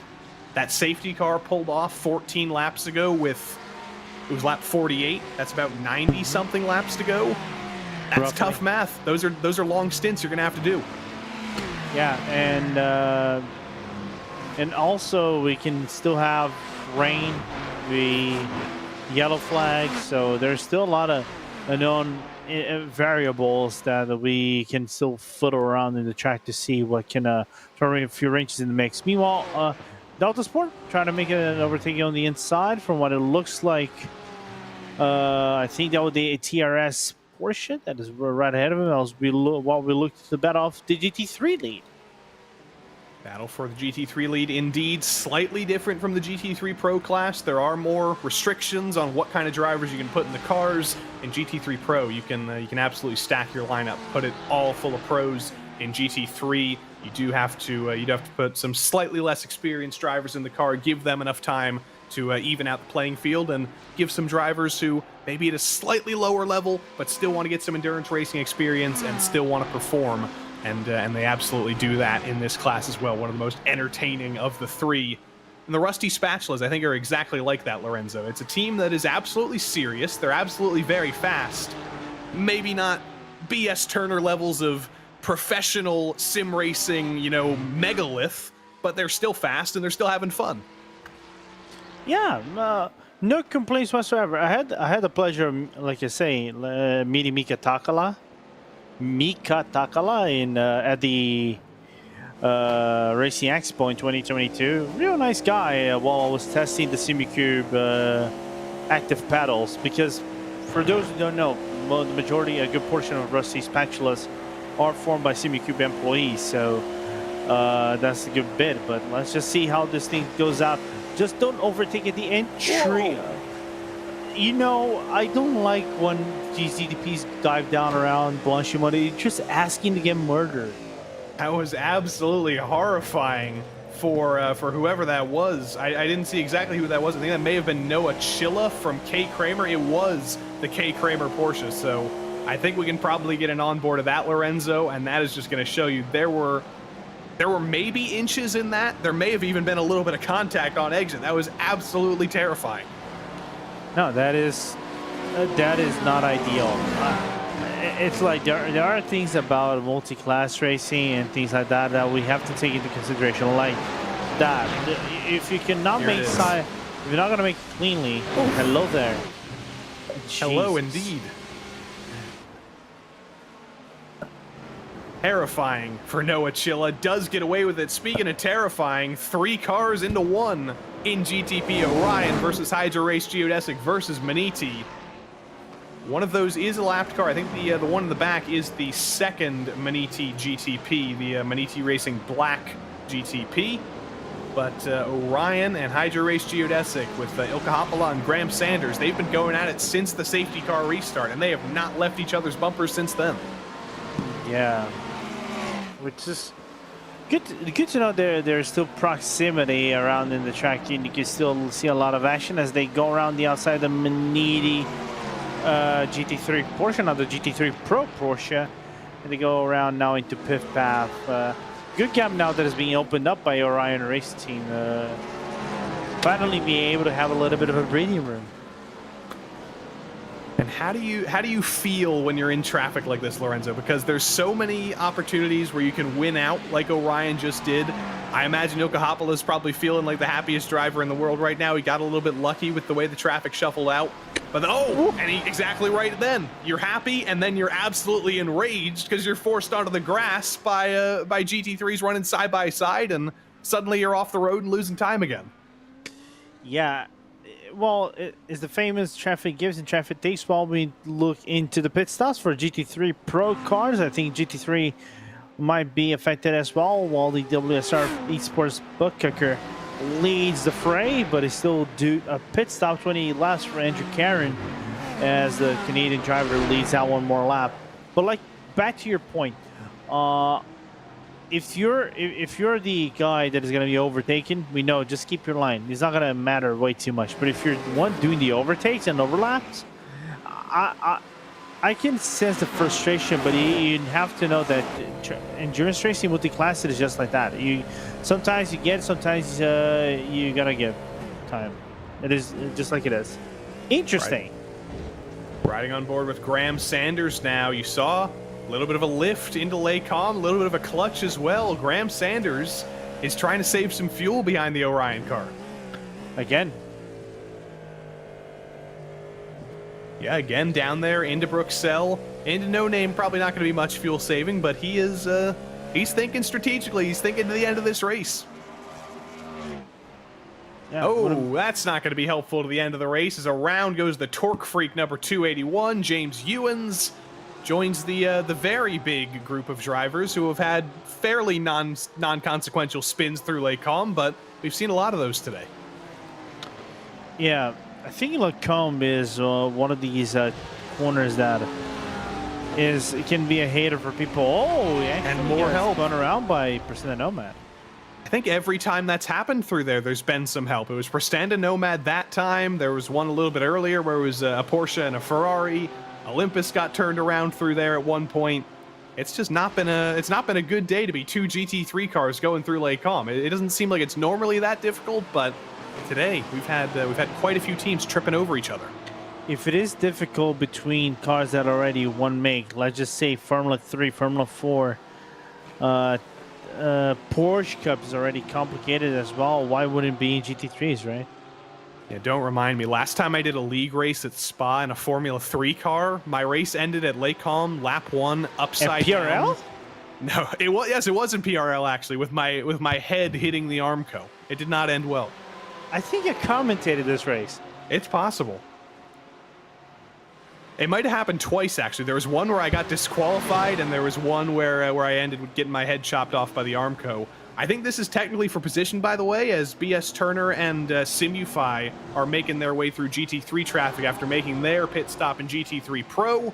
But they are now through that James Ewens machine, and now they look to get through one of the BMWs that's actually a couple laps down. That is the GT3 BMW. That is many, many laps down. It isn't going to cause too much trouble. Yeah, absolutely. Meanwhile, looking back into Pablo Lazar and Christian Hildgaard. By the way, is Hildgaard not Hildegard? Okay, Joey. I think I said Hildgaard. Who'd say the Hildegard? I don't know. I don't think anybody. Honestly, I don't think anybody said Hildegard. I would be surprised if someone said Hildegard because, well, we commentate on indie community. Well, I'm from the indie community. If I butcher Christian's name, I'm gonna have basically the entirety of a satellite team and Adam Crane on my ears in Discord as well, like complaining about me. You know, you're butchering our names, but good to see they're still driving around. And what a season Hildegard have been doing so far, being quickly adapted to these GTP cars. I blame Dustin. You can't blame hear, Dustin. You can't hear producer Dustin, but I'm going to blame him. Normally I would blame Dane, like I normally blame him a lot of things in life, but he's not around, so I blame Dane anyway. We can still Don't blame. care. He's always around. He's probably listening to us right now. We can blame him. Or looking to it in front of a tree. Exactly. Let's ride on board with Christian Hildgaard just for the heck of it, as we've been giving him so much praise and he's been engaging himself in so much glory. Let's see the beautiful hands and the beautiful smooth driving of Christian Hildgaard as he climbs up the hill onto the Kemmel Straight and tries to suck as much draft as humanly possible off of the number 2 or the number 2 position car from Pablo Lazar. Absolutely. No kick though. No kick? Yeah, the clutch kick. Ah. Not saving as much fuel as Graham Sanders then, potentially. Yeah. You know, it's interesting to think that these GTP cars can actually do what was the old strategy of clutch and coast, right? Whereas in GT2, this was actually infamous in GT3s and LMP2s back in the old days. Let's just say we're commentating the Sebring 12 hours, the virtual one, not the real one that is happening at the same time as this race is. But they used to do a lot of this strategy. Now you cannot do it anymore. Only the GTP cans nowadays. This battle is for second, and BS Competition have kind of run away for first, but you have to imagine, Lorenzo, we've probably not seen our last safety car, and also we haven't seen our last traffic interaction. Under that last little bit of traffic, BS Competition actually lost a full second to this battle. Pablo Lazar caught him by a full second. I don't know. That doesn't seem like an insurmountable gap. At Interlagos last week, BS Competition were totally dominant and continually ran away, but today, I don't know. It might not be out of the question that somebody else could catch them. No, everything's possible. Of course, if we're judging relative race pace from race start, then we probably would say that BS Competition is the clear favorite, right? Because they were like whenever we had the initial green flag, they were breaking away. Nicholas Boone and Jonas Vollmeyer were putting basically 2 full seconds on the entirety of the grid, but it's still very reachable. 3.7 seconds is something that you can work on. Deeper into GT3, this is Visceral for second. Robin Noborg driving that motor vehicle. Maniti in third. It's just been up and down for GT3 Pro, Lorenzo. I don't even know which strategy is going to win out at the end of the race, honestly, because I know that these 3 in the top 3, they can make it to halfway. They're going to get their halfway points. But in 70 laps time, will it be Maniti who are back up there? Will it be BS Turner who are back up there? Will Simufy be able to make the move? There's so many unanswered questions. I kind of want to fast forward 70 laps from now to see how they're resolved, but they're gonna continue to develop in the second half of this race. Yeah, 100%. And more importantly is how things will stand at the end of everything, because the more important thing for now is Maniti is leading. And Maniti, like I said before, P2 in the standings, and they need points, and they're getting those points. BS Turner is in 5th, so gap's going to come down a little bit, but then again, you have to finish well. How well they finish. Orion and WSR, the old buddies, are back together again. And these have been some drivers on some Titanic stints. Kazuki Fujita, not so much. I think he's a recent addition to the car, at least in this race. I think. Yes. Yeah, and I think the WSR driver Ross McFarlane, he hasn't been on a very long stint at all either. Braden Werner got behind the wheel there. But these are 2 fresh drivers getting the rhythm back. And look at Ross McFarlane already looking for the move and already getting past Kazuki Fujita into Lake Calm. Yeah, and the Japanese doesn't do too much of an effort trying to defend it like his teammate Akira Iwata was doing prior to Kazuki taking over his stint. And Ross McFarlane doesn't gonna mind way too much. He's just gonna say thank you very much and move forward with his race. There's been a decent amount of courtesy today. There's been some courtesy. There's been some collisions and lack of courtesy, but it has been somewhat clean since that last caution.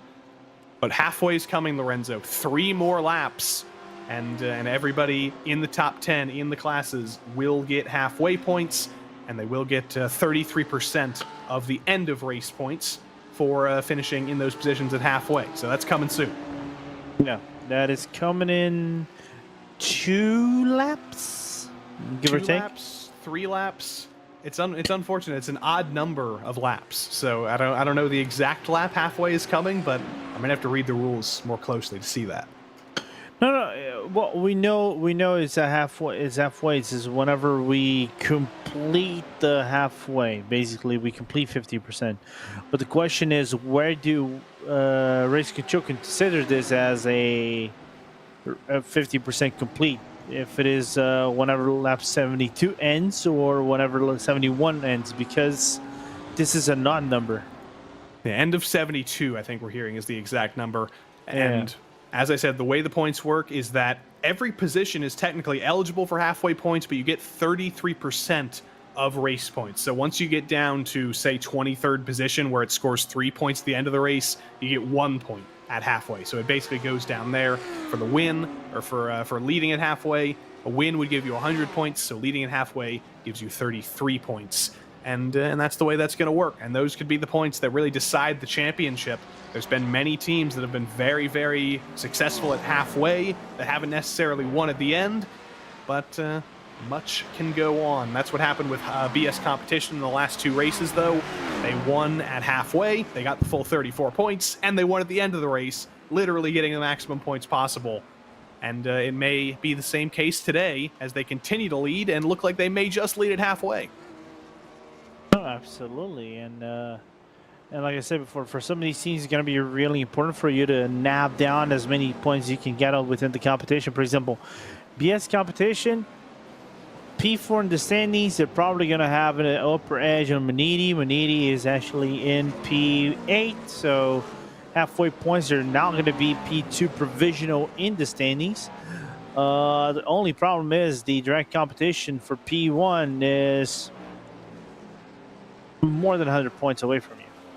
As I mentioned that, though, Movano have closed down that gap to the lead. That is only 1 second separating from second. You see Heusinkveld really dealing with heavy traffic. Look at that black and red GTP coming through. That's below a second now. Movano are coming.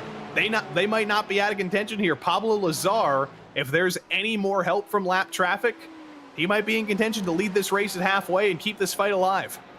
Absolutely, and Lazar is flying around the track. Last lap was I was going to say more than half a second faster than Jonas Wallmeyer whenever he came across the line. This what we expect Joey to be a full second, full 1.2 faster. Something like that. It might even be 2 seconds faster. At the line, BS Competition 2:04, and at the line Pablo Lazar 2:01.7. At the line, Jonas Wallmeyer 2:03.2. So 1.5 seconds were taken out of that lead, Lorenzo. Unfortunately, that may just expand through here. Is up through Eau Rouge and Radion. Wallmeyer has cleared those 2 GT3 cars. Not so lucky as Pablo Lazar. He's still got to deal with them down the Kemmel Straight. And here comes so many more coming into Lake Home. Yeah, you don't want to crash out potential race winners in front of you, don't you? So you just have to take him out as fast as you can. Meanwhile, BS Competition gonna lose a little bit of an edge right there. Still, he goes over from what it looks like to be both the Rusty Spatulas. I think the car ahead of the Rusty Spatulas looked like to be just got a grab right here. I was gonna say maybe composite, but it's not actually a composite. It's another car just in the track itself.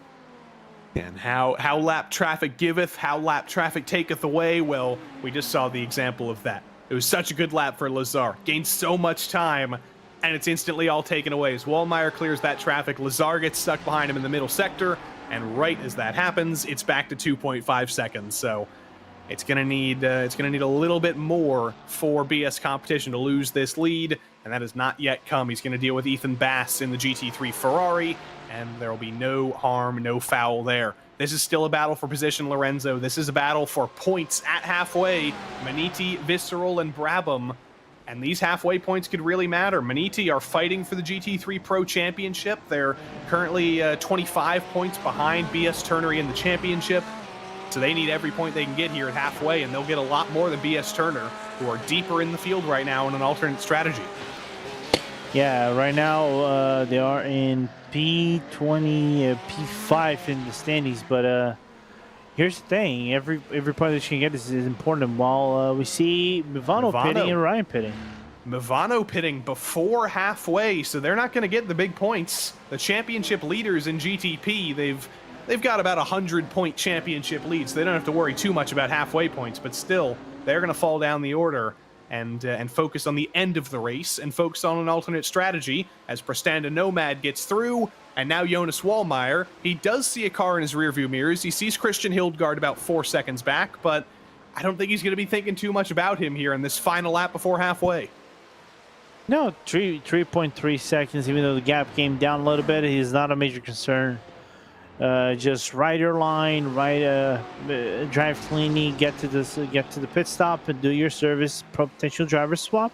Don't think so. I don't think that is going to happen, but real good stint so far for Jonas Wallmeyer and BS competition, even though the gap just shrunk to a full second in just a few seconds of corners. You want me to tell you some numbers, Lorenzo? Pablo Lazar brought that car down after a 23-lap stint. That seems like a pretty short stint to me.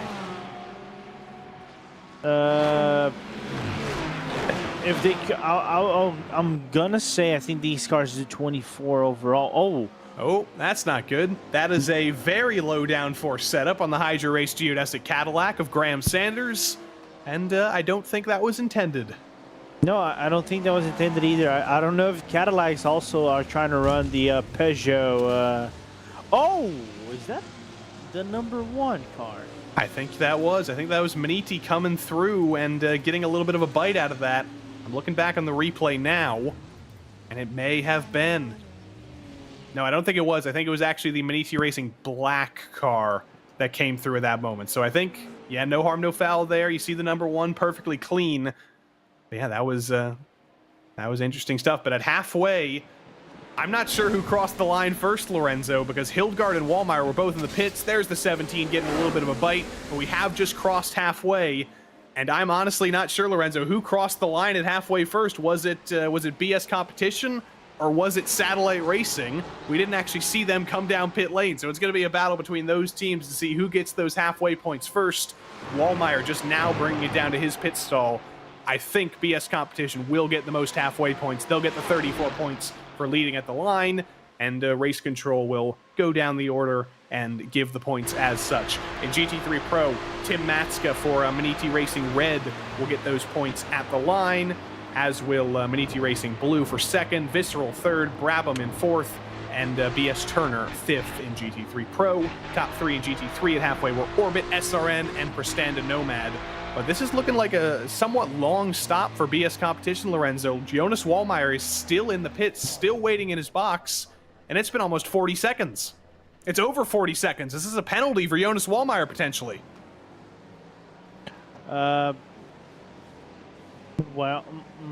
He finally leaves now after 50 seconds. That is a very long stop for BS Competition. If Dustin Allis can grab us the replay of this, I'm curious if they didn't have any penalty. I tell you exactly what it was. They still had a penalty pending that they hadn't served yet. The number 89 had a 10-second penalty that Nicholas Bowe accrued a couple of laps ago. That's why that run through pit lane was so long. But that doesn't necessarily explain the 50 seconds either. That's just an additional piece of pain that BS Competition just had to deal with. Actually, I'll correct you right here, okay? You might not be full. I see where you're going with this. Did he? Yeah. No. This is clean. I'm looking at the other lap times. 50 seconds is not that slow. Because I've seen box time whenever you're in the stall has been average about full service 49 to 50 seconds. Okay, so not as long as we thought. It was the 10 seconds of stopping that really hurt the BS competition number 89 there. But now they've served that penalty, Lorenzo. That 10-second penalty is now cleared. They don't have to deal with it anymore. And now they can focus on the halfway that's left to go to make up those 10 seconds and get that number 89 car back to the front. Yeah, the good thing is they're P8, so they are in a very good position to scrap things out. It's just how well they will perform, and will they get the luck of the draw with the yellow flags and everything, as we look into Zach Plummer of Zekiro Esports in a very interesting race for Zekiro. Led at one point, not leading anymore. I think they're on a different strategy in comparison to their competition. And there's might be some damage while we look into Ethan Bass. Can I file a complaint, though? For Orbit Motorsport? Yes. Let's hear it. No Ford. Yeah, that's unfortunate. I mean, if we were going to have the Ford, there's no rain in the forecast today, so we still could have the Ford. I'm sure the Bassmaster wants the Ford, but alas, that's unfortunate.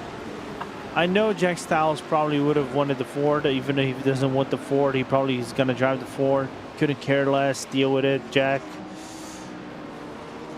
And the Bassmaster loves his Ford. We've seen him race it on RaceSpotTV for the last couple seasons, but I think he may be moving on to the Ferrari full-time. But they're going to be very, very happy at Orbit Motorsport. They had a spin earlier, went to the back of the field in GT3, but that safety car brought them back in contention, and at halfway, they're going to get the full 34 points for leading at halfway in GT3.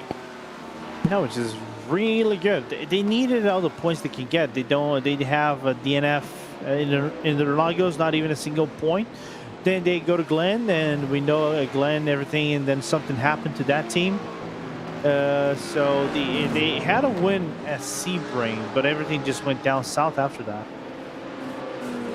Was looking for glory in some of these races. Maybe a little bit too late to fight for the championship, but definitely not too late to fight for race wins. Battle between Nürburgring Esports and Orion in GTP. The satellite racing BMW's in a perfect place for Orion to get a run. There's about 3 different GT3 chicanes coming up here to deal with, though, and that's going to make the move so much more difficult. Getting to the inside of the Porsche there. Is Orion going to be able to make this move? Looking to the inside, looking to the outside. The door is open to the inside. The brakes are not late enough, and Engelhardt hangs on. Yeah, but Orion was a little bit smart right there. Engelhardt able to survive this lap, but I know the number 46 driver of João Vaz, the Portuguese, just thinking that otherwise, he probably, if he'd done that move on the inside of bus stop, he probably would have hit the German sim racing car up in front of him.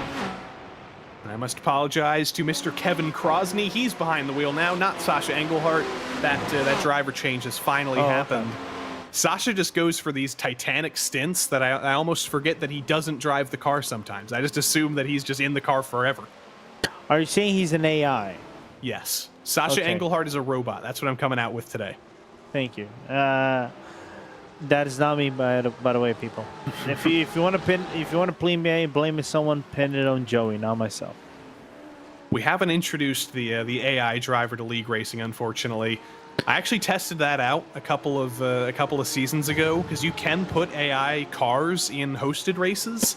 So I just put a bot just to see what you could do, and it's less fun than it seems.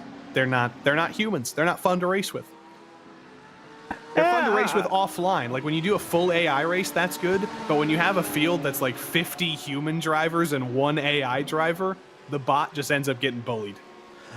I get your point. I try to do like a training session, a practice session with bots. Yeah, those are fun. Didn't work out as they expected. Did they bully you? Did you get bullied by the rise of the robots? I got no bots. I think they only were working for the race because, like, when we went to do the 24-hour E-Series Esports at Sebring, I thought of things. Oof. Oh, never mind. That was a bonk. And then some.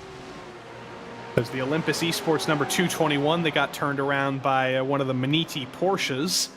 Ilya Ratiani going to be very, very sad because that Olympus Esports number 221 has just been getting bullied for the last couple of laps. They were in the lead in GT3, got turned around once, now getting turned around again. They've got a magnet on that rear bumper today. You can blame it on the colors. Bang! Now, which Maniti Porsche was that? Because they all look exactly the same. That's the purple one. Yeah, that's even more confusing because it's a green car. It's a green and black car. Why is it All right. purple? You know, Joey, we have the perfect person for you to ask that question. We do. Manuel Sudao is here and waiting to have a chat with us. So we have a little bit of a lull in the action. We're in the middle of 2 strategies. Let's take the opportunity. Let's drag Manuel Sudao of Maniti in and have a little bit of a chat. Hello, Manuel. It's gotten to be a little bit of a routine here to talk to you during these IVRA races. So welcome back to the booth. How's it going so far for the GTP strategy? You're in the lead right now, but it's been up and down. We've had different leaders, 2 different strategies going right now. Yeah, hi, first of all. How's it going? Pretty bad for the 17, pretty good for the 1. So it's a so-so. We've been really competitive, so I would have loved to see both cars up in front. So I have a question immediately. You have so many cars out on track. You guys at Maniti have done a good job of spreading your net very, very wide. But why is it that the Maniti Racing red car, the Maniti Racing blue car, and the Maniti Racing purple car, they don't have red, purple, and blue accents? Well, I mean, I'm involved in many things, but not livery, so, but I will pass that on. That makes our life as commentators so much easier. We know Lorenzo's partly blind. I'm not too good at seeing either. You need to give us commentators a lot of help. We're almost like babies. That's true. I understand that. I do remember that there was one car with pink accents though. So ooh, at least. But they got crashed out early. That was I think the Eau Rouge accident in that one. It was bad luck, unfortunately. Yeah. But in seriousness, I will ask you about the strategy here. We're past halfway now. We've had BS Competition leading a ton of these laps. They look very, very strong, but you guys in the number 1 car on an alternate strategy, which do you think is the way to go to the end of the race? Is it you or is it the BS Competition way? It's really tight. I mean, last safety car, we had to make a call, and we ended up sacrificing the halftime points for the overall race strategy in the hope for a little bit of green racing. That would be nice. So far, the whole race strategy was really, F-upped with all the safety cars. So yeah, let's see. I think right now, if it stays green, we should really have a good chance to go for the victory. With the number 1, obviously. But if there's one safety car, I think it put everything to 0 again. Well, Lorenzo, I asked our livery question. Any more questions for Manuel while we have him? No. It's the livery question. I think is the important one, of course. Talking about it, we get the safety car. Caution! Caution is out on the racetrack. Not sure where that came from, but suddenly there's a spanner in the works here. Manuel, live reactions to this. How does this impact the strategy? I guess we have to pit. This is good. This is like in the F1 races when we have Zach Brown on the pit box. There may have been an incident in turn 1. We're looking at the replay right now. I'm not sure if that was a caution because that was a fairly non-consequential spin, but for whatever reason, we'll figure out what it is. But there is a caution out on the racetrack, and suddenly things have just spiced up, Lorenzo. Yeah, it just became insane. It's a mystery caution. It's a mystery caution. Anything from you, Manuel? Have you seen anything we haven't? No, since I was distracted with giving an interview, I also don't know. I don't see a car parking. I was like skipping through everything. I honestly don't know exactly. Maybe it's Manuel, a competition I think we'll let you go. We'll let you get back to your team. You guys have some strategy to work out, but thanks for talking to us, and maybe we'll talk to you again before the end of the race. Yeah, if you wish so, I could come back. But actually, the call was made. So when I said, I guess we have to pit, I unmuted myself on the other channel. So that was actually the call. I think, Manuel. I think we're easy with the number 1. Yeah, I'm super multitasking today. So No. I know why. You're probably gonna have to go into your manager mode and give your 17 car a little bit of a listen to because they told without permission. Oh my god. We're seeing it on track right now. What's going on here, Lorenzo? Is this a car that ran out of fuel potentially, or what went on here with the 17? No, they didn't run out of fuel. I think the plan was to come back to pits and to tow the car. to end the race actually, because it's yeah, I don't know, it was ended by this yeah. Oh, and also I've just noticed Unacceptable Mivano has no rear end. We've been discovering new bits of this Oh my mystery with God. every second, but the Mivano number 3 of Pablo Lazar is suddenly on the Peugeot low downforce setup. Under caution, that may have happened. Let's see what happened here with the replay, Lorenzo. Was it the WSR Acura that potentially hit the back? Yes. From what it looks like. Oh, it was Olympus. No! The Olympus GT3 was waved around the pace car and slams into the back of the Mivano GTP. I'm gonna go into the Peter Mackay's words and say, oh dear. Oh dear indeed. It is all kicked off, but as I said, Manuel, I'm going to let you get back to your team, but thanks for joining us. Thanks for enjoying all of this chaos with us, and good luck. Well, that's what we need, I guess. Thanks a lot for having me. It was an interesting moment. I think I never had this before in an interview, having so many things to happen. But yeah, you're doing a great job giving the overview. So keep it up, and thanks for having me. Manuel Sudau from ET Racing. How fun is that, Lorenzo? How often do you get that? You're talking with the representative from the team, and suddenly everything goes crazy involving that team in many different ways. This is what I live for, and I commentate these races for the hashtag content. Incredible scenes. But yeah, now Mivano, they look so strong. They look far less strong now. They're going to be very strong in a straight line without that rear wing, but their race has suddenly become very different, and their supposedly insurmountable championship lead that they have right now, they're 99 points ahead of Hydra Race Geodesic. Suddenly, they're going to be in a little bit of pain. I know somewhere in the middle of this globe, Jay-Z is probably going to have a talk about royalties, because somebody has 99 problems. That may be true. I hope Jay-Z is watching. I think this is the kind of thing he would like. But I'm thinking about BS competition as well, by the way. Yes. Their championship run started very, very late, so they got 0 points at Sebring. They only got 10 points at Road Atlanta with an early crash, but Watkins Glen and Interlagos were maximum points. If they win today, could they potentially still be in the championship battle if Mivano has a bad day? They need to win. They need to win again. It would sound a repetition to say they need to win again because they just won the last two. But I think this is the perfect opportunity. I'm not going to see Mivano out. Mivano still is going to be able to race. This back wing, I think, is going to be a quick change. It is just a question of, do they have more injuries on the car other than the, missing the back end? See if anybody decides to bring it down pit lane this time. Pit lane entry is open, if I'm not mistaken. No for Maniti, yes for Mivano. No real surprise there. They don't have a rear wing. They should probably get that put on. But other than that, everybody staying out in GTP, Lorenzo. Maniti not in. It's interesting. Yeah, Manuel said they would need to pit, but evidently a different decision.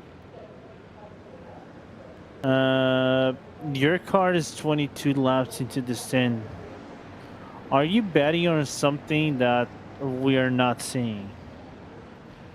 Oh, okay. I have an info. Pits are closed right now. Yeah. They are not yet open, so Mivano will get a penalty for pitting under a closed pit, but they've got enough damage that I don't think they're gonna be too worried about that. They had to take emergency service, but pit lane will open potentially next time around, Lorenzo. So I guess we'll get our real answer next time. Yeah, fair point. I would say they're coming in.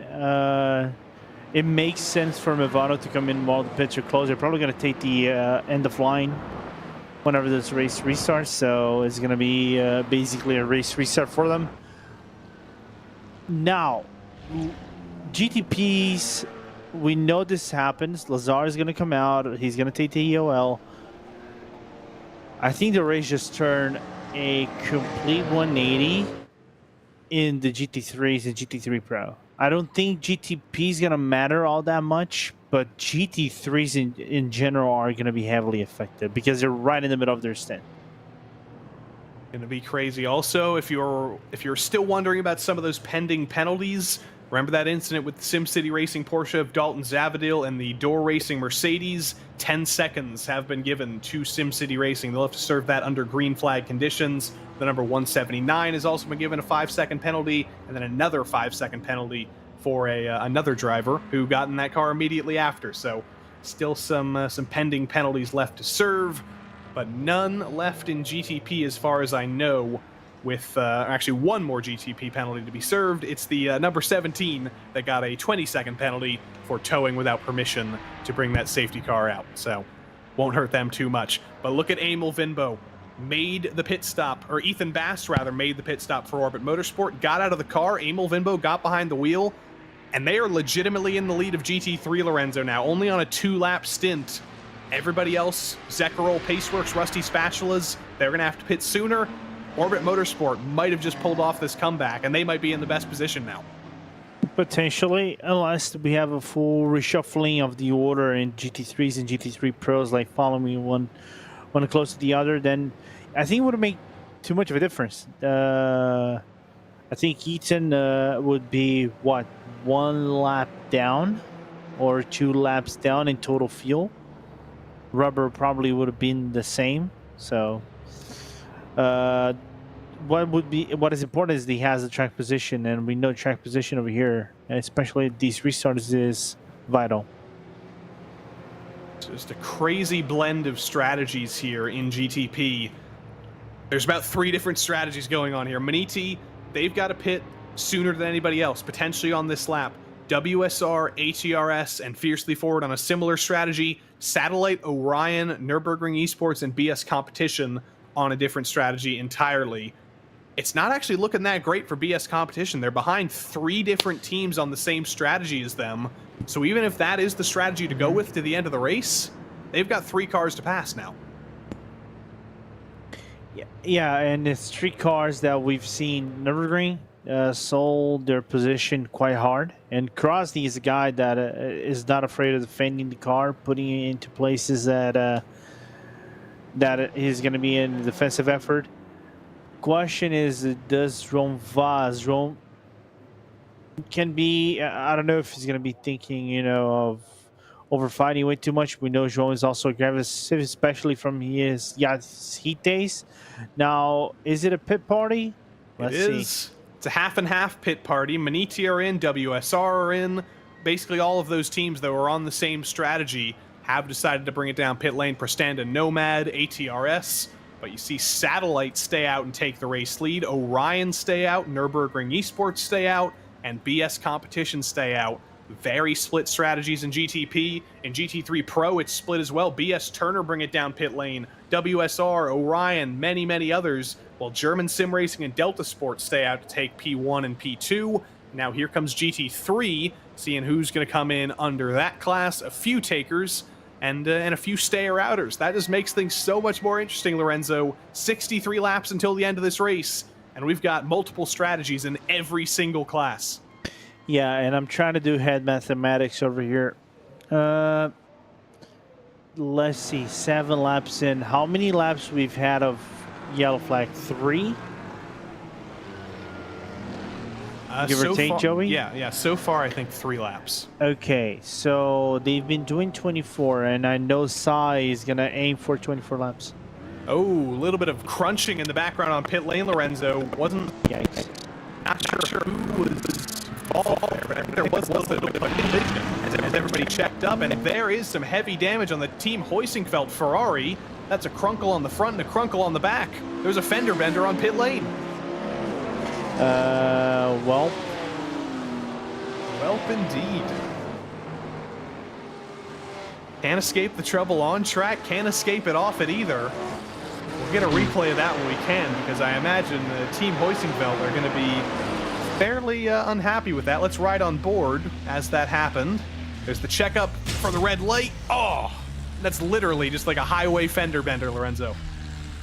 Yeah, 100%. just got a slightly confusing right there on the pit lane, but they have to know the pit lane is whenever you are in the fast lane, you can actually make contact. You cannot ghost around all the cars, so it's unfortunate now they're shuffling the GTPs around, and we're probably going to have the ordering of the GT3 cars not done, but the GTPs most definitely in a short bit. Yeah, I do definitely want to look at that again. I need to figure out who was behind Jan Senkowski in the number 148. We're seeing if we can pull up who was at the rear end of that train, because I think it's just going to show how big of a checkup that was. It's probably that BMW, if I had to guess, behind Martin Schmid now, the Torque Freak BMW, or not the Torque Freak BMW, rather the number 144. But yeah, this is. I didn't expect this, Lorenzo. I expected some craziness. I expected another safety car, but I didn't expect another crash on pit lane during the safety car. Same. So Orion was directly behind this Team Heusinkveld. Ferrari will ride on board with them as there's a checkup and a checkup and a checkup. Oh my goodness. Yeah, I don't think he anticipates the checkup in front of him. That is going to be... That's going to be an expensive conversation with the endurance company, or the insurance company, rather. You rear-ended a Ferrari? What?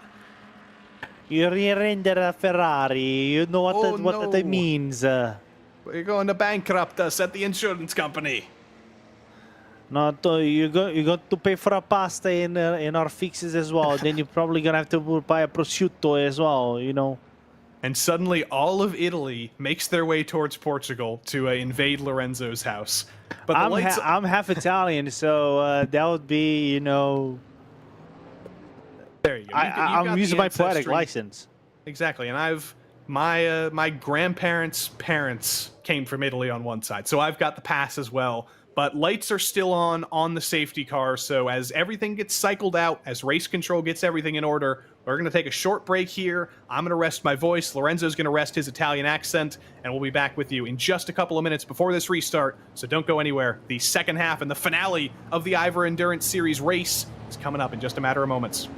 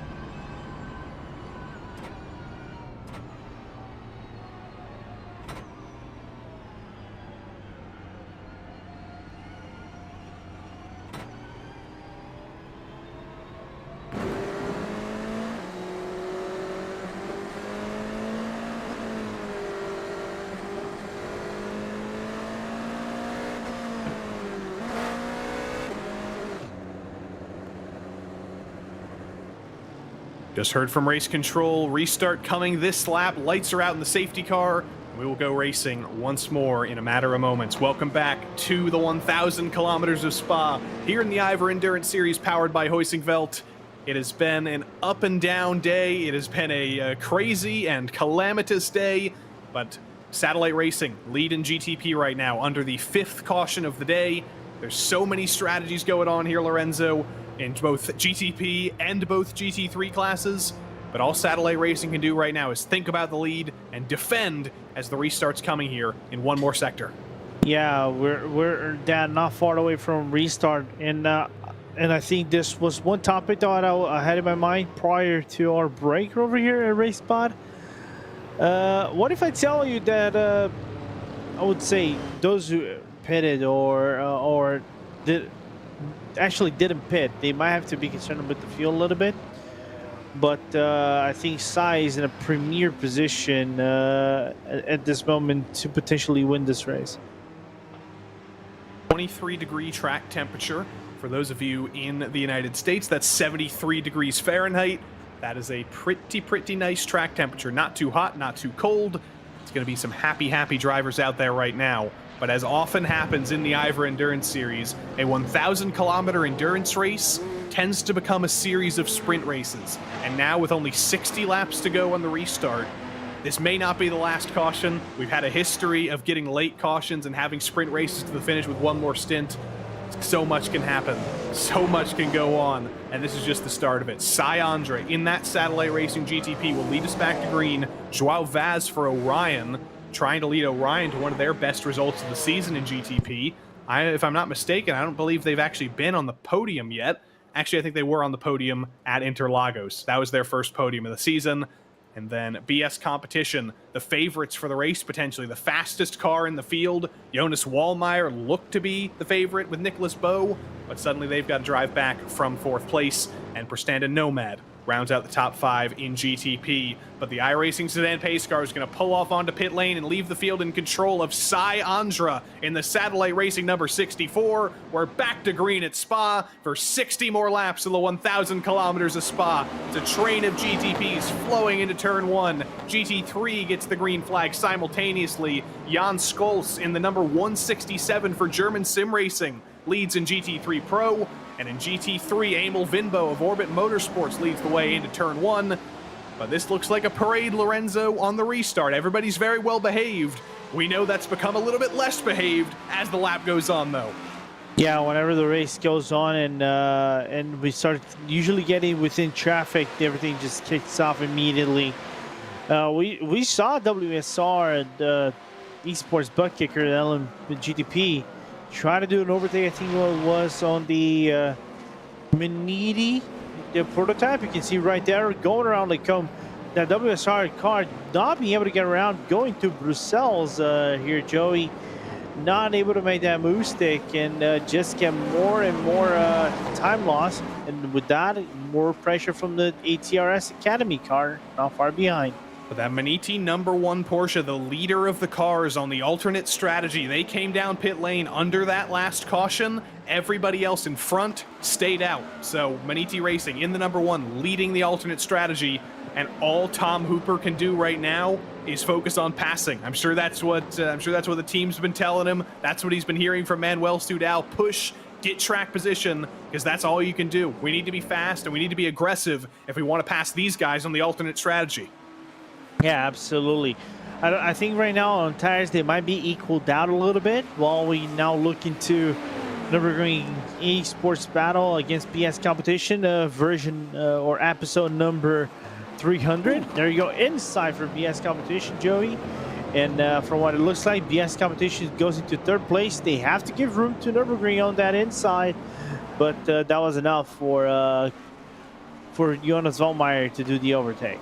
Kevin Krosny swallowed up. He's got to look in his rearview mirror at the lapped car of Graham Sanders for Hydra Race Geodesic. Not racing for position, but still a car that's involved in this train and may want to make up a couple of spots to lead this line. Here's GT3 Pro, German Sim Racing, and those familiar black and greenish yellow colors, and Delta Sport with Ryan Vandergreep you're not seeing them in their normal red and white and black car anymore. They've kind of gone monochrome this season. It's a little bit grayer. It's still the same team, though, and it's still the same Ryan Vandergreep, who is right there in the train looking to pounce on his fellow Porsche.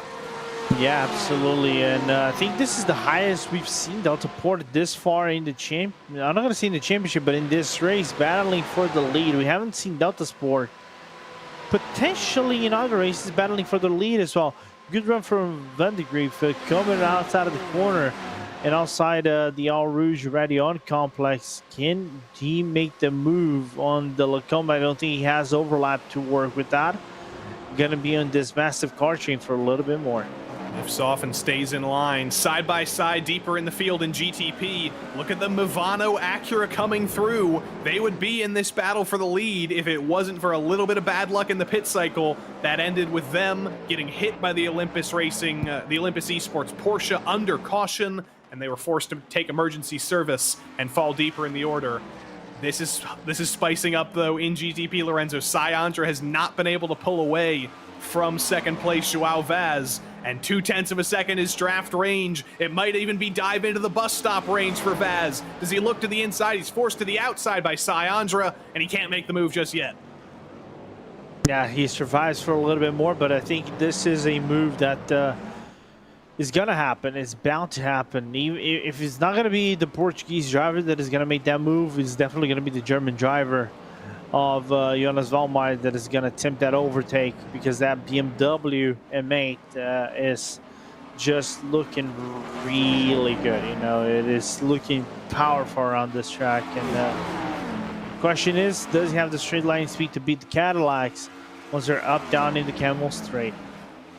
Once again, Vaz in the draft, but we've talked so much about fuel saving in these cars, Lorenzo. Is Vaz able to save any fuel here? Does he lift off coming into Lake Calm? Doesn't look like he wants to. He's going to force it around the outside. The door is open to the outside of Andra. It's closed, and Andra wiggles a little bit through the middle of Lake Calm, and around the outside, Joao Vaz and Orion take the lead in GTP. BS Competition to the inside of Satellite as well. Look to take second through Bruxelles. Sayandra fighting it, though, on the outside. That'll become the inside into turn 11. The outside line trying to fight for BS Competition, though, and they're still going to be side-by-side coming into Pouhon. Yeah, absolutely, but outside line is going to work a little bit. There you go. Wallmeyer making that overtake. And I know Sai is going to be appreciative of the fact that the Portuguese driver made a contact around the Lacombe corner and made the Satellite car go all right within its behavior, and just lost a lot of time. Instead of losing one position, lost two, and might lose three in a little bit. And now can Sayandra repay the favor, or is it going to be Jonas Wallmeyer running away with second place? That Cadillac very, very fast in a straight line. Is it fast enough in a straight line to make a move into the bus stop, though? I think the answer, unfortunately, is going to be no this time around. There was some trouble a little bit deeper in the order in GT3 as BS Turner dives into the inside for position on one of the Simufy cars, I believe. But losing second place in GT3, I didn't see exactly who that was, but I think Zekerol has taken advantage and jumped up into second. Hydra Race Geodesic may have also been into a little bit of trouble. Here we go. Oof, little bit of overlap, and then a lot of bit of overlap. Bonk, bonk, bonkity bonk. Lots of bonks. Not a brake pedal to be found, producer Dustin says. Oh my goodness, there's not going to be a brake pedal to be found here. Side by side, 3 wide, almost 4 wide if Movano can make it happen. It's settled, though, into Lake Calm. Back to 2x2. Prestanda versus ATRS versus WSR versus Movano. Incredible racing in the middle of the field in GTP. Movano's going to look to the inside into Bruxelles. They're going to get that done, but that door was barely open for Pablo Lazar, and he forces it through. Yeah, he forces the TRS car wide. He's going to lose 2 positions in this terrain, and everything just kicking off immediately. And it looks like we're fighting for the final laps of this race. Not a, what, a 58 laps, 57 laps left in this race? Something like that. There's a long way to go. Yeah, 58 laps to go. There we go. Thank you, Dustin. We're past halfway, so we can switch to laps to go. But Movano, they're still in conversation for a top 5 potentially. That race is not over for them, as here comes Delta Sport to the inside for the lead in GT3 Pro. Ryan van de Griep is done saving fuel, at least for the moment, and Delta Sport leads in GT3 Pro. Yeah, the gold car, as Brian Vorsis told me, finally getting that lead. And Is the it question gold? is, it is. It is just. It is. He sent me a picture with the Okay, gold. well, yeah, in once the you middle look of the car. closely, it's gold. It's gold-ish. It's because we're nearly going to times that the sun doesn't help us a little at all. So that's why this odd look. We're seeing that Nomad now on the inside makes that move stick. Does he have to run on the outside of the corner despite being on the inside of WSR Esports Buckricker? He does. So good battle so far. Taylor Lane, what a job so far, retaining all this position that he has around the track. But this is calling one thing: drama. Riding on board with Linus Sturlund, Linus in the grass for that matter, and now side by side between Taylor Lane and the WSR Acura. And ATRS wants to pounce as well to find the door open. This looks like a NASCAR race, Lorenzo. Every line being used side by side all throughout the lap. And we're not done. Into Bruxelles, ATRS on the outside, looking to defend from the Project Valorous number 36. They're back on a recovery drive as well. Which track would you associate with that? I don't know. It looks like Talladega racing right here. Taylor Lane gets passed now by the WSR Acura, or the ATRS Academy number 12 rather. Sam Coleman gets by. It's just been such an overtaking festival that you almost lose track of who's who. And in the dirty air, a little bit of a wiggle from Taylor Lane's going to potentially open the door on the exit of Fania. Holds on for the moment, but it has been a fall through the order in the last lap for that Prestanda Nomad number 56. It just got immediately insane how these things develop, and they're probably going to lose more spot from what it looks like. Project Valor is not far behind, so Felix Gretschel is going to be able to do that overtake maybe before Blanchimont as they go side by side, and the Project Valorous loses a little bit of ground, comes back into the track. Inside is Project Valorous, the Prestanda Nomad around the outside. The Acura has a little bit of a corner angle that he can work with and a little bit more grip, but Project Valorous with the up and under. Great overtake here, Joey. And ET Racing Red and GT3 have gotten into some trouble. Into Fania, diving to the inside of the BMW, and a little bit of door-to-door contact. Doesn't spin them all the way around. That was an excellent save, but that almost ended in even more tears as they fall behind the Brabham Ferrari. And here comes BS Competition to the lead. To the inside is Joao Vaz and Orion. Joao's going to fight this as hard as he can. How hard can you fight? Evidently, pretty hard. Does get to hold on to that position. Now blocks to the inside to make sure Wallmeyer doesn't get to the inside into Bruxelles. Orion holds on to the lead for the moment, but you know that BS Competition car and driver are both very, very fast. How aggressive can Vaz possibly get? Very, and now they're going to have to contend with traffic. There you go. Looks like to be the Satellite GT3 that is right in front of them, and they're going to catch around Piff Path. If not, maybe at the entrance of Piff Path, as the commentator just nearly became flabbergasted with everything. But now we're going to get into the dicey moments around this track. As if we haven't had enough dicey moments. They keep coming. They're testing the limits of our voices here. Maniti versus Nürburgring Esports. This is the battle for P4, and this is the drive forward for Tom Hooper. It's been an excellent run forward so far. He restarted around 10th, and he's only looked forward. Coming up next is Kevin Crosney directly ahead. There's some GT3 traffic coming up, but how close is Tom going to be? Does he fancy a look into the bus stop from about 5 car lengths back? No, he does not. He thinks better of it. But look at that train ahead. Hooper is looking for the openings, and he's looking to pounce in traffic. He's going to have to. Yeah, especially with the GTP that is right behind them. I'm trying to look what GTP that was. As you can see, I think that's the Maniti car that looks to be on the inside of one of the GT3s. 3 wide they go. Yeah, it looks like to be not the GT3 from Maniti, but it looks like to be also the Project Orion that is the other GT3. Oh! And The Satellite Racing GTP gets turned up through Eau Rouge and Radion. Maniti's involved as well, and that is going to be a massive collision. Shockingly, only one other car involved, but Satellite Racing parked on the exit of Radion, and that car is not going anywhere. There's a GT3 car with some damage. There's the Maniti car with heavy rear-end damage. That drive forward from Tom Hooper after the restart comes to a catastrophic end through Radion. And is this going to be a caution now, Lorenzo, with that Satellite Racing GTP? But I do remember a couple of laps ago, right around lap 40, there was a heavy crash coming through Radion. One of the Ferraris was parked to the outside of the track on the left side, and that wasn't a caution.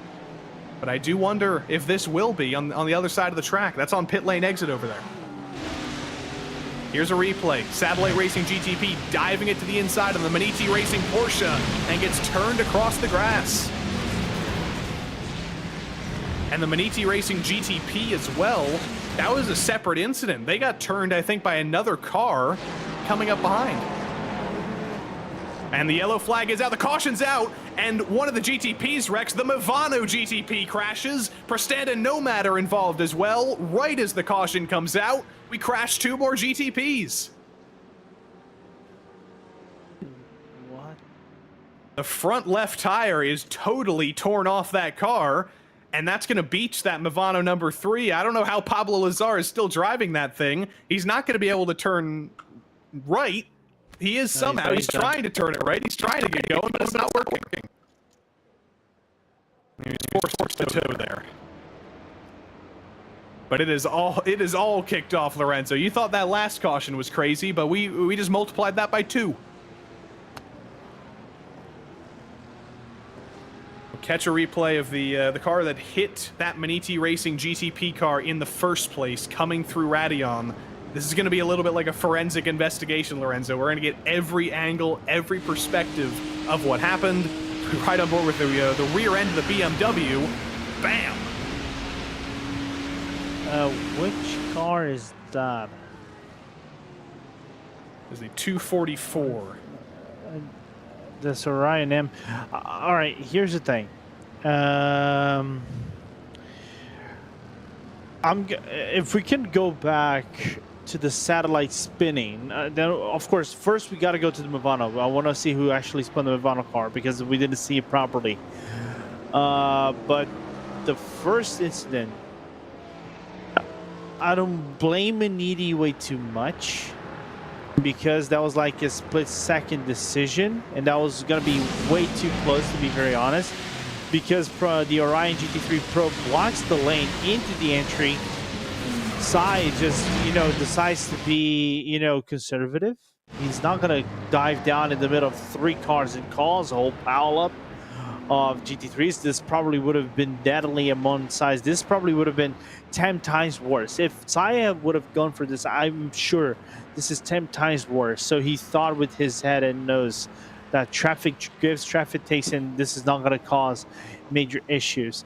Just mistiming from the Maniti. I think the Maniti car just thought that that would be overlapped, but the other one, I don't know. I want to see from. I don't know if I can blame the BMW because he was just an innocent bystander on that one. It's so unfortunate for Satellite because Sai would have been okay there. He actually got away with that with no damage in the grass, and then it was the Maniti car getting turned behind that just pinballed into him. Here's a shot from the rear end of that Maniti Porsche. And yeah, just absolutely blindsided by the BMW coming up the hill. And as I said, Sai would have been fine if it wasn't for the additional contact there. It was almost an excellent save, but it wasn't quite to be. Yeah, absolutely. I think this is the time of the race where I think a spotter, it's very important for you to, say like check up, But I really want to look at the Movano one. I think the Movano one left me just flabbergasted. Like, I'm shocked. Oh, Movano one is coming up right here, Lorenzo. Talk us through it as it develops. Oh, this is a different one. Oh, this was before. Yeah, this was directly before. It's about 5 feet before. That's a crash from a GT3 Porsche. the number 212 of Absolute Motorsport Asalith. That was them getting into trouble through Pouin. And then a couple of corners later, Mivano got turned by somebody, and the forensic investigation will tell us who in just a couple of moments. Why am I thinking that could be the TRS Academy? Oh, it was the other Maniti Racing Porsche that was... No, they were passed. It wasn't their fault. They were fine. And then side by side with the ATRS GTP. Was it GTP on GTP violence? Yes, it was. And then nowhere for that Prestanda Nomad car to go. Yep. I don't know, man. There's... I think... One thing we can say for sure. The Absolute Asalith car got absolutely destroyed. Pun intended, of course. I have to throw that out. The Mivano incident, do you think that's avoidable? Side by side going through Piff Path, you know the Mivano car is going to have the overlap coming outside of the corner. Two cars going together. We know sometimes, you know, air can go into do airy things. Let's see, a little bit of contact. I think it was the correction potentially from Lazar that forced him into the wall, but your call, Lorenzo. GTP on GTP violence. I don't know, man. I'll leave it up to the stewards because this one, I don't know. But the other two within the Eau Rouge Radeon complex, this is out. In my point of view, as a racing incident, it's like I know Maniti's probably going to get penalized because you have to give the space a little bit, but and take the L, take the loss. But given the fact that you're coming down Eau Rouge and it is going nearly 300 kilometers, you just have to split-second decision. It's right on board with the number 12 from ATRS, potentially the causer of the incident. Were they actually the car that got into the Absolute Motorsport GT3 as well? Okay, so they were involved in that one, and then immediately after, another incident. So Race Control going to be looking at both of those incidents for the number 12 in GTP. They've really got their work ahead of them in Race Control today. They've gotten a lot of things to look at. Oh, absolutely. And that's a slam dunk penalty. You don't try to force the inside of a car that barely gives you a lane into the inside of Pouhon, where we normally go side by side. It would that close proximity equals death. How this race have entwined in one singular lap boggles my mind. And there's still over 50 laps to go. This has certainly been an endurance race, Lorenzo. Sometimes these IVRA endurance races fly by, and we're only here for a little bit, and sometimes you get absolute craziness, and that maybe that comes with Spa. Maybe it's because we haven't been here for quite a while, haven't been here in almost 3 years, over 3 years rather. That everybody came here, they all want their glory, and they've all decided to go a little bit more crazy than usual. Well, Spa being Spa. Spa is Spa. What is this now? Yellow flag number 6? Yes. Actually, if Dustin can actually get a poll on RaceSpotTV race chat, on our YouTube race chat, how many safety cautions we're gonna get? 7, 8, 9, or 10? What about 11? Well, actually, hold up. 10 plus. Yeah. Then you can consider the 11 into that. Exactly. Well, this is good news for, there we go, the cautions. The cautions poll is available now, so take your votes. I think I might vote for 10 plus. But on track here, Lorenzo, Joao Vaz kind of got a gift from this caution because he was getting hounded by Wallmeyer. Looked like it might be a foregone conclusion that BS Competition gets by. But now he's got a little bit of time to save a little bit of fuel. hold on to this lead, and he'll have control of the restart to try and pull away as much as he can. Yeah, and you saw the Portuguese got racy, and this is a. I'm looking into this, of course. Orion, of course, being, I'm gonna say offspring, because Orion has been, for those who are not used with sim racing nowadays, Orion has been for quite a while in sim racing, believe it or not.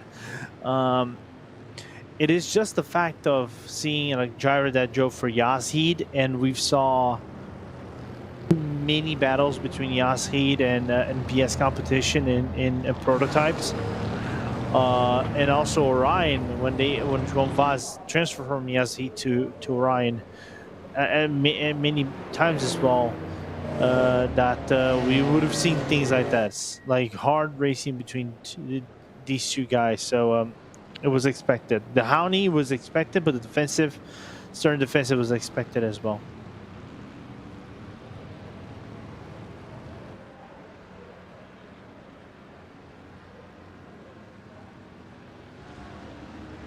As I might have lost Joey for a little bit. Still 92 laps left into this race. I think Joey is back. I'm back. Sorry about that. My whole monitor froze for a moment there. Not sure what happened. I think it's just been murdered by the chaos at Spa. I think that's what happened there. I was gonna mention. Yeah, but Lorenzo, I need you to teach me the ways of pronouncing João, because I think I've been adding like an extra syllable every time. I need to do it truly Portuguesely. All right, so the tricky bit is we say in Portuguese, right? For those who are not used with Portuguese, that punctuation you have on top of A, which is the same thing they can do for Nino when they do in Spanish. We say "chu," like till. So instead of saying like João, it goes João. Or João. João. It's weird. Yeah, there you go. There you go. Perfect. Do you say, well, what about the J? Do you say it like a J or do you say it like a J? I say João. Like some people say J and some others say J. João. Welcome to João Spot, Remember when everybody. I told you about the junção thing?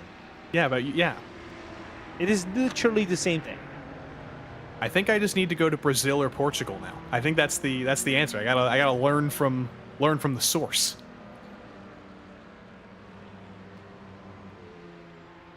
I think I might need to get RaceSpot to pay for a Brazil trip for me. I'll go learn. I'll learn from the best here. Orbit Motorsport in GT3 we just saw there, Lorenzo. No Portuguese drivers on that team, unfortunately. They've got a Swedish driver, they've got a Scottish driver, they've got a British driver. That's a pretty diverse team as well. I could go to any of those countries on RaceSpot's dollar. Agreed. It's funny to think that I've raced against all of them in GT3s. Well, and I beat Jack Styles in the commentators race. So. Well, and Cam Dance as well, New Zealand. I forgot about that. He's not in this race today, but he's not here. He's around. He's on the team. And I beat Cam in the commentators race as well. That you did. I did not have a good time in that commentators race. I blocked one of the Finnish commentators into the grass at Lime Rock, and I killed myself. I was getting the elbows out. We were in the jumpy trucks at Lime Rock, and I think it was I honestly don't remember who it was, but I was going down into the grass, and then I kind of forgot that turn 1 existed. Oh.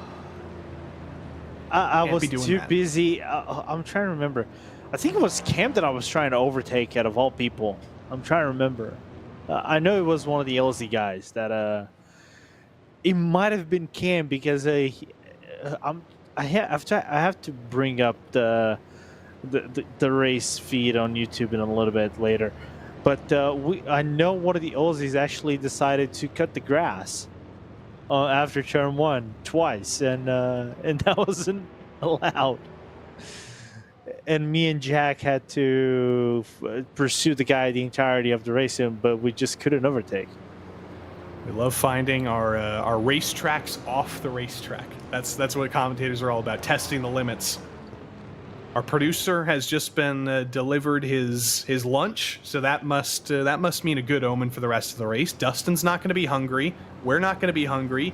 Everybody on the track, are they going to be less cranky and maybe a little bit cleaner to the end of the race? We can only hope. No. The answer is no.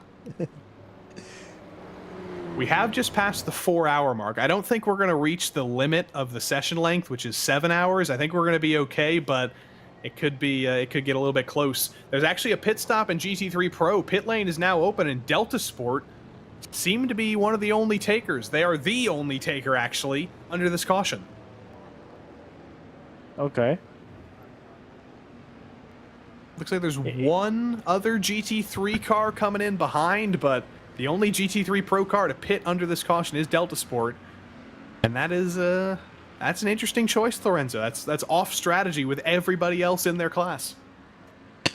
Yeah. Wondering what do they have over here planned out. They can go around 30 laps, roughly. If they pit around one, let's just say green next time by, or in 2 laps, 95, 125, you have what, 18 laps to go? Something like that. A little bit over half a stint. The second you said that first number, Lorenzo, I was totally lost. It's okay. Like we said, whenever we do mathematics, commentators mathematics, they often are not understandable. So I just show up numbers, and I try to make sense of those numbers. 99% of the time, I fail. Exactly. I don't know the people at home. I don't know if we've got any math experts. We have any people who majored in mathematics, but I got to calculus, and then I didn't get any further than that, because the second they started introducing triangles and like angles and sines, it's like that's too much for me. I can get up to regular calculus. I can't get any further than that. I did calculus 1 and 2 at a university. I got around them. I couldn't get around number 2 because they started putting shapes in. I like numbers are okay. The functions and everything? Nah. Like the functions and things Series? like that? Yeah, no. What does that even mean? That's not real. That's not real. Yeah, Harvard It's mathematician Xing-Tung Yao, if you're watching, that's not real. Here's the thing. I work in computer science. I did computer science. Where are you going to apply the function or the solve of the function of x plus y 2x times 3? Where are you going to use that in the real world? Never. I also didn't do too well at programming. I started C++ and then I didn't finish it because I knew I was switching majors from engineering, so I didn't need any programming anymore. Well, depends what kind of engineering you pick. I was going to do mechanical engineering, and then I realized that engineering requires physics and calculus and computer science, and I didn't like any of those things, and chemistry. I mean, okay, fair point, because like I was going to say, if you do mechanical engineering, you're probably going to run around MATLAB. We did MATLAB, and that was okay. That was kind of like baby's first code. And they started. Okay. Then they gave me C++, and I was out of it. No. If they gave you C++ at university already there, and they didn't teach you the basics of programming, give them a slap in the face. I should. Adam Ballowetter, if you're watching, I won't slap you. I did like you, even though I didn't like computer programming. But I do hope you're watching. Because we're still under caution. We're still under caution, which is somewhat shocking. It wasn't the biggest crash in the world. There were 4 cars involved, but we're still reordering things. I think it's going to be one more lap, Lorenzo, until we actually go green. Yes, it is. Pace car stays on the track. Yeah, absolutely. But I was actually just taking a quick look over here. From what it looks like, that is like from nearly 15 minutes ago. Race Control actually mentioned the last yellow ended 14 minutes and 30 seconds before the other before safety car period came out again. So there has been a short gap, and I think it ran nearly the same length. So there is a chance, you know. We've got some more alternate strategies as well. Look at this, Yep. Satellite GT3, Jawad Karoni behind the wheel from the lead in GT3 Pro. Interesting. Filling that tank up. He did go up on the jacks as well. There's going to be about 49 laps to go once we restart. That's not going to be a one. That's going to be a one stop to the end. Very, very interesting. The plot continues to thicken. Yeah, I'm liking what these teams are cooking, given the fact that this is still yellow flag. We might have green this time by because the GTPs are all lined up. The GT3s are majorly lined up, so we might get the restart whenever Benny just goes around sector number 3. And everything kicks off once again. It's going to basically be a 40-lap race. If you're wondering how Movano are doing right now, they are still down pit lane, still getting that damage repaired. After that tow, they were able to get it back to pit lane with the tow, but I think they're going to be down pit lane for quite a while. And that means I think we do have to start thinking about the championship. Movano are going to finish 12th at best, maybe even lower than that in class. How many points is that going to get them? I'm going to look at the points grid right now. 12th will get them 29 points.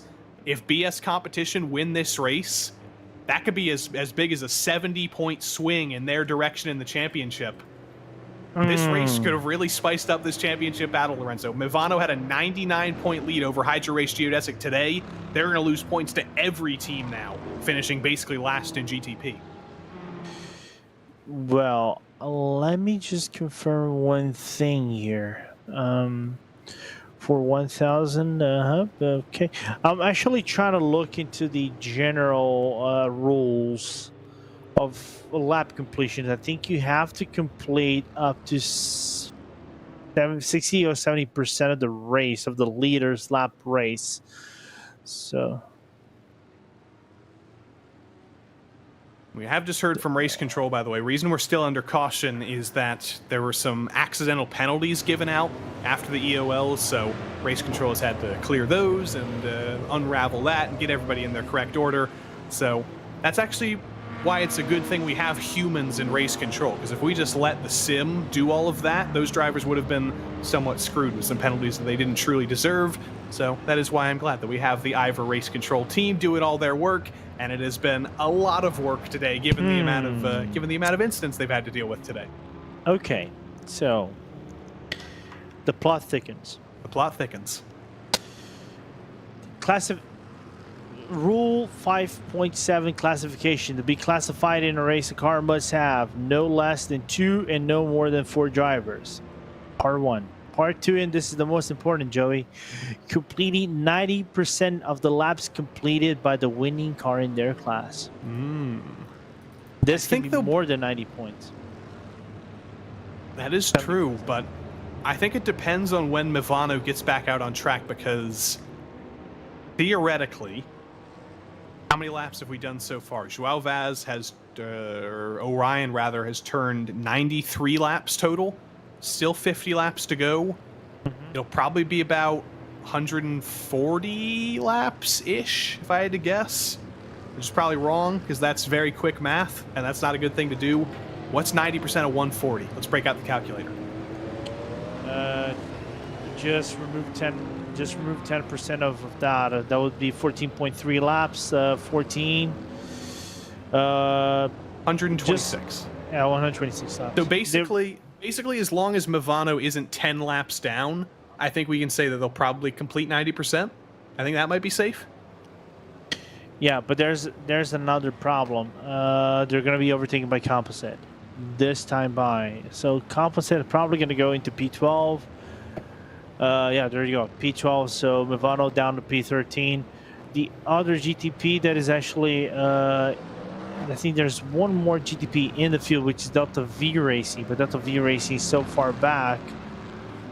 The question is, will they remain in the pit lane so far?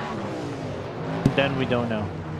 Yeah. Either way, whether it's a 0 or whether it's a 20-point finish, it's still going to hurt quite a bit. And that's kind of a shame. They started in such glory. They won Sebring. It was a little bit of an upset after Hydra Race Geodesic dominated that whole day. Movano stole it after a late race restart in dominant fashion. Won at Road Atlanta after that to follow up, but that's the way things swing in this series. 4 or 6 rather very different tracks over the course of the season. Looked like it was Movano domination for the first 2 rounds, then the BS competition come in at Watkins Glen and Interlagos and totally dominate that.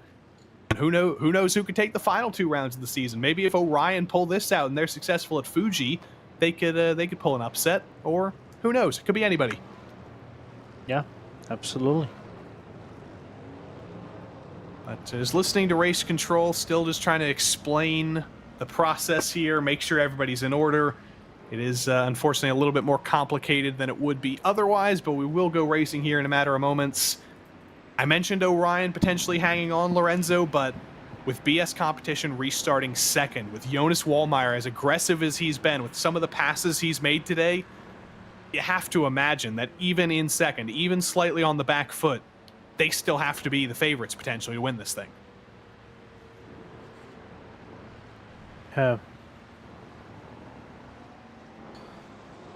48 laps left to go. It's going to be a 1-stop race to the end, theoretically. Actually, maybe a 2-stop race to the end for everybody up front in GTP. And BS competition, all of their drivers, Nicholas Bowe and Jonas Wallmeyer, they're just so fast. That's as simply as you can put it. They're just so fast. Yep, absolutely. There's so in point they would be the leaders in this category and everything in terms of true pacing comparison to the rest of the field. So I'm wondering how Bo and Wallmeyer will fill it out with the other cars around the track whenever this goes green. You're still sorting out things around penalties and things like that. So whenever you're ready to go, this certainly is going to be a very enticing race whenever this starts. But actually brings another point. Remember when I said that the last race we commentated on, many of the LMP2 drivers had problems because of the cold tires. This might be the instance, because this is actually so far, if I remember correctly. Correct me if I'm wrong. I would have to look into the broadcast and go minute by minute. This actually is our longest pit stop. Our longest yellow flag of the race so far. It definitely is. So it is going to affect the pressure of the tires. It's going to affect the core temperature of the tires. It will take longer them to heat up again. Another thing that makes things more difficult, if Dustin can bring up the weather, the current weather. The weather is cool. There you go, 22 degrees Celsius, ambient, 19 ambient, 22 Celsius on track. It is not a cold. It is not a very hot track. It's not going to allow the tires to build up heat properly. So it's going to take a little bit longer than usual. Maybe those 2, 3, 4 might be 5 laps. It's going to be fast laps. Don't get me wrong, but it's going to be laps that the car behavior is going to be a little bit different than usual. There's pit stop for the Satellite Racing GTP.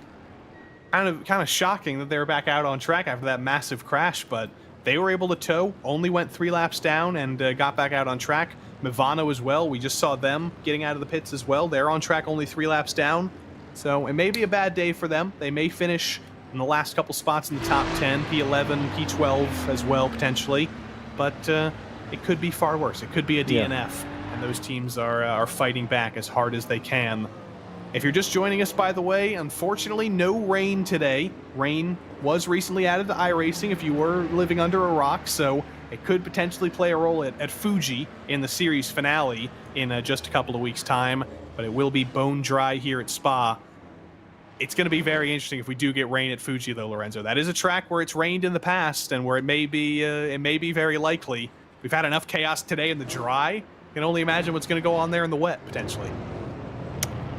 Are we going down in the spring?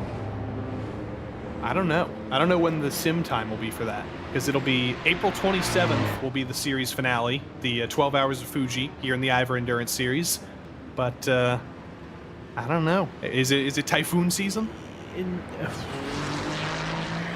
know it is around spring, and it I think is right next to one of the hottest periods in Japan, because Golden Week usually is very hot. And when I mean it's hot, because Golden Week is usually a week after, is around the first week of May, if I remember correctly. First or second week of May, but anyway, the temperatures over there are nearly 40 degrees. Ambient. How good have you been in the rain, Lorenzo? I know we've all got our test slaps. Aha! I got a couple in. I was not good at all because I have had to realize that it's not like Forza and F1 2013, and the puddles actually matter. So I've been struggling a little bit, but you're a better driver than I am. You know how many laps I've done? Sounds like 0 potentially. Yes, and I haven't driven in the rain yet. Oh no, we got to get you out there. I will eventually. I just haven't had the time, and I'm probably gonna. I wanted to test it out and see how IMSA at Suzuka is looking like, but I just haven't had the time to dedicate. I just to let you know, my first official race. Oh, a little bit of a checkup, but was just yesterday when I did my first Indy Fixed race, and I can finally say Indy Fixed road race. Yeah, good stuff. We love it. I haven't actually done an official race in a little bit. I don't think I've done an official race since the season started. I just did some test sessions when rain first dropped, but I should get back out there. I drove the Formula Ford at Oschersleben in the wet, and that was actually that was surprisingly fun. I didn't really care for the Formula Ford before that, but driving it in the wet, that spiced it up. That made it better. The Formula 4, I think, in terms of force feedback, might be one of the best fuel cars. Physics as well. I would say leaps and bounds better than the Formula 3. I just hate the Formula 3. Thank Jesus. I'm sorry, crash it. Thank you, Sim Racing Jesus. They brought up the Super Formula Lights, which is the F3 version they have in Japan, or the Freika car, the Formula Regional Europe car, but it's a car that is leaps and bounds better than the F3 is, and races and feels better than the F3 does with the Dallara 312. Still some more reordering to do. We'll go around another lap.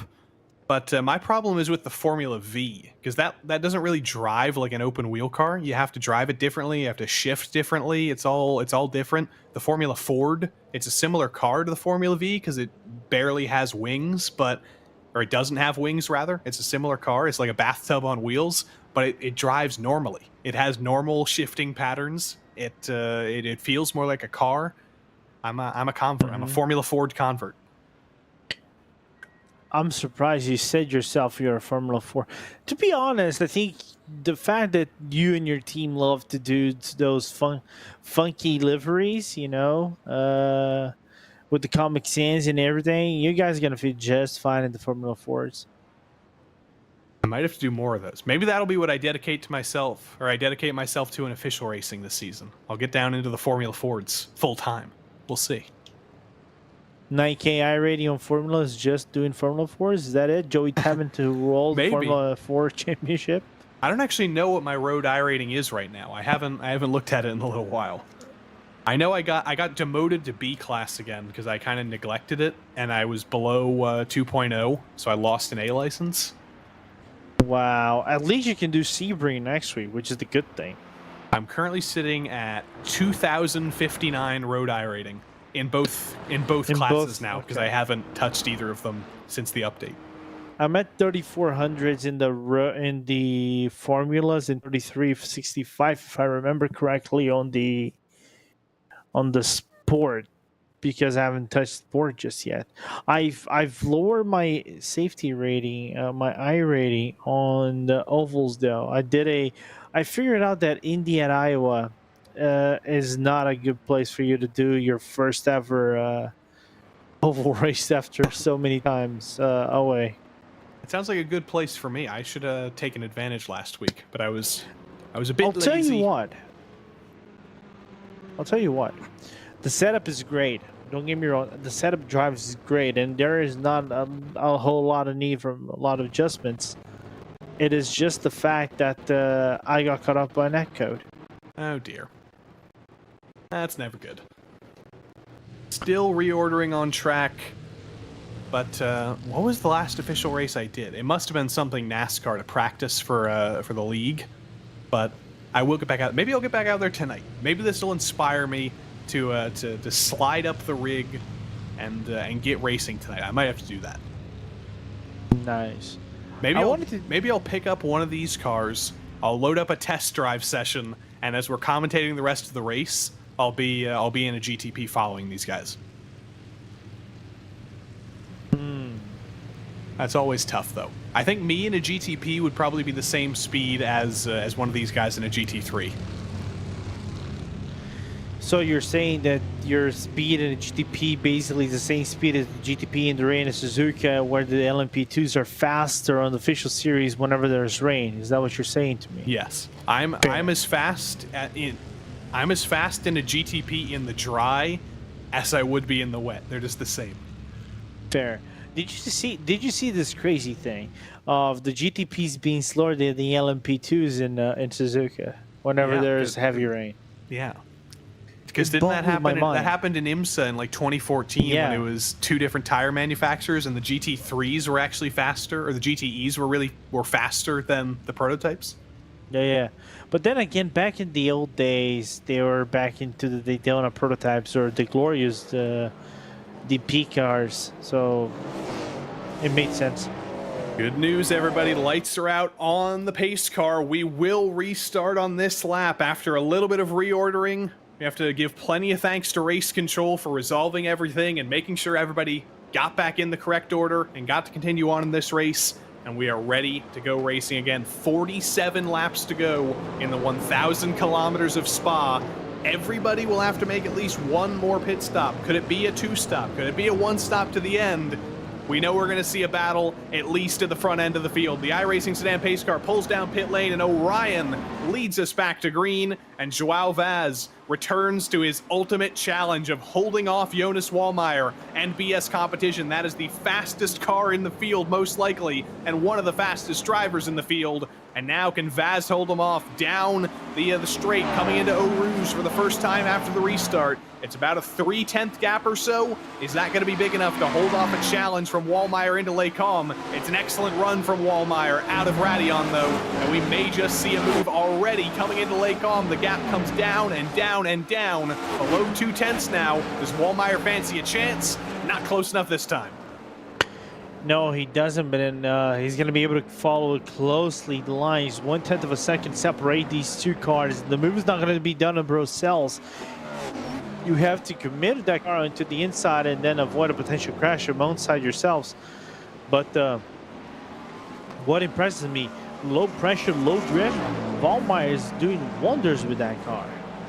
And a little bit of patience potentially necessary for Wallmeyer right now. He could have sent a dive if he was a little bit more aggressive, but I think he knows that he is faster than Vaz in theory. And if he can pounce, that should be BS Competition finally back into the lead where they were quite a bit ago before running into some bad luck. ATRS and WSR battling in the deeper in the field in GTP. This is the battle for the end of the top 5 now for 5th and 6th. It's a good exit from the Acura. WSR in that black and white Acura, ATRS in the white Cadillac with the yellow accents. And these guys are going to be close enough to go side by side into the bus stop soon. Riding on board with the WSR Acura, does Adam State fancy his chances? He's going to be close enough to go for a dive, but does he actually do it? He's going to send it to the inside. Yes, he does. Boom. There it is. Yeah, even shut the door a little bit on the outside of the corner right there as Jonas Wallmeyer came in like a wrecking ball and came back into the track. Flip the grass a little bit, kicking up a little bit of dirt. No harm, no foul.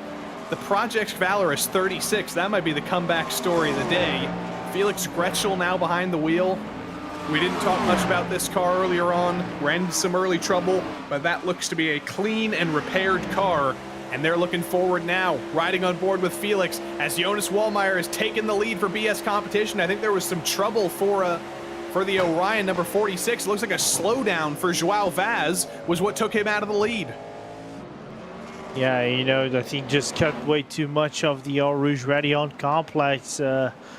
And unfortunately, the Portuguese driver just loses the spot. And because of that, we know one thing is that BS Competition is going to break away just like that without even a single drop of concern or, you know, of empathy for their adversaries on the track.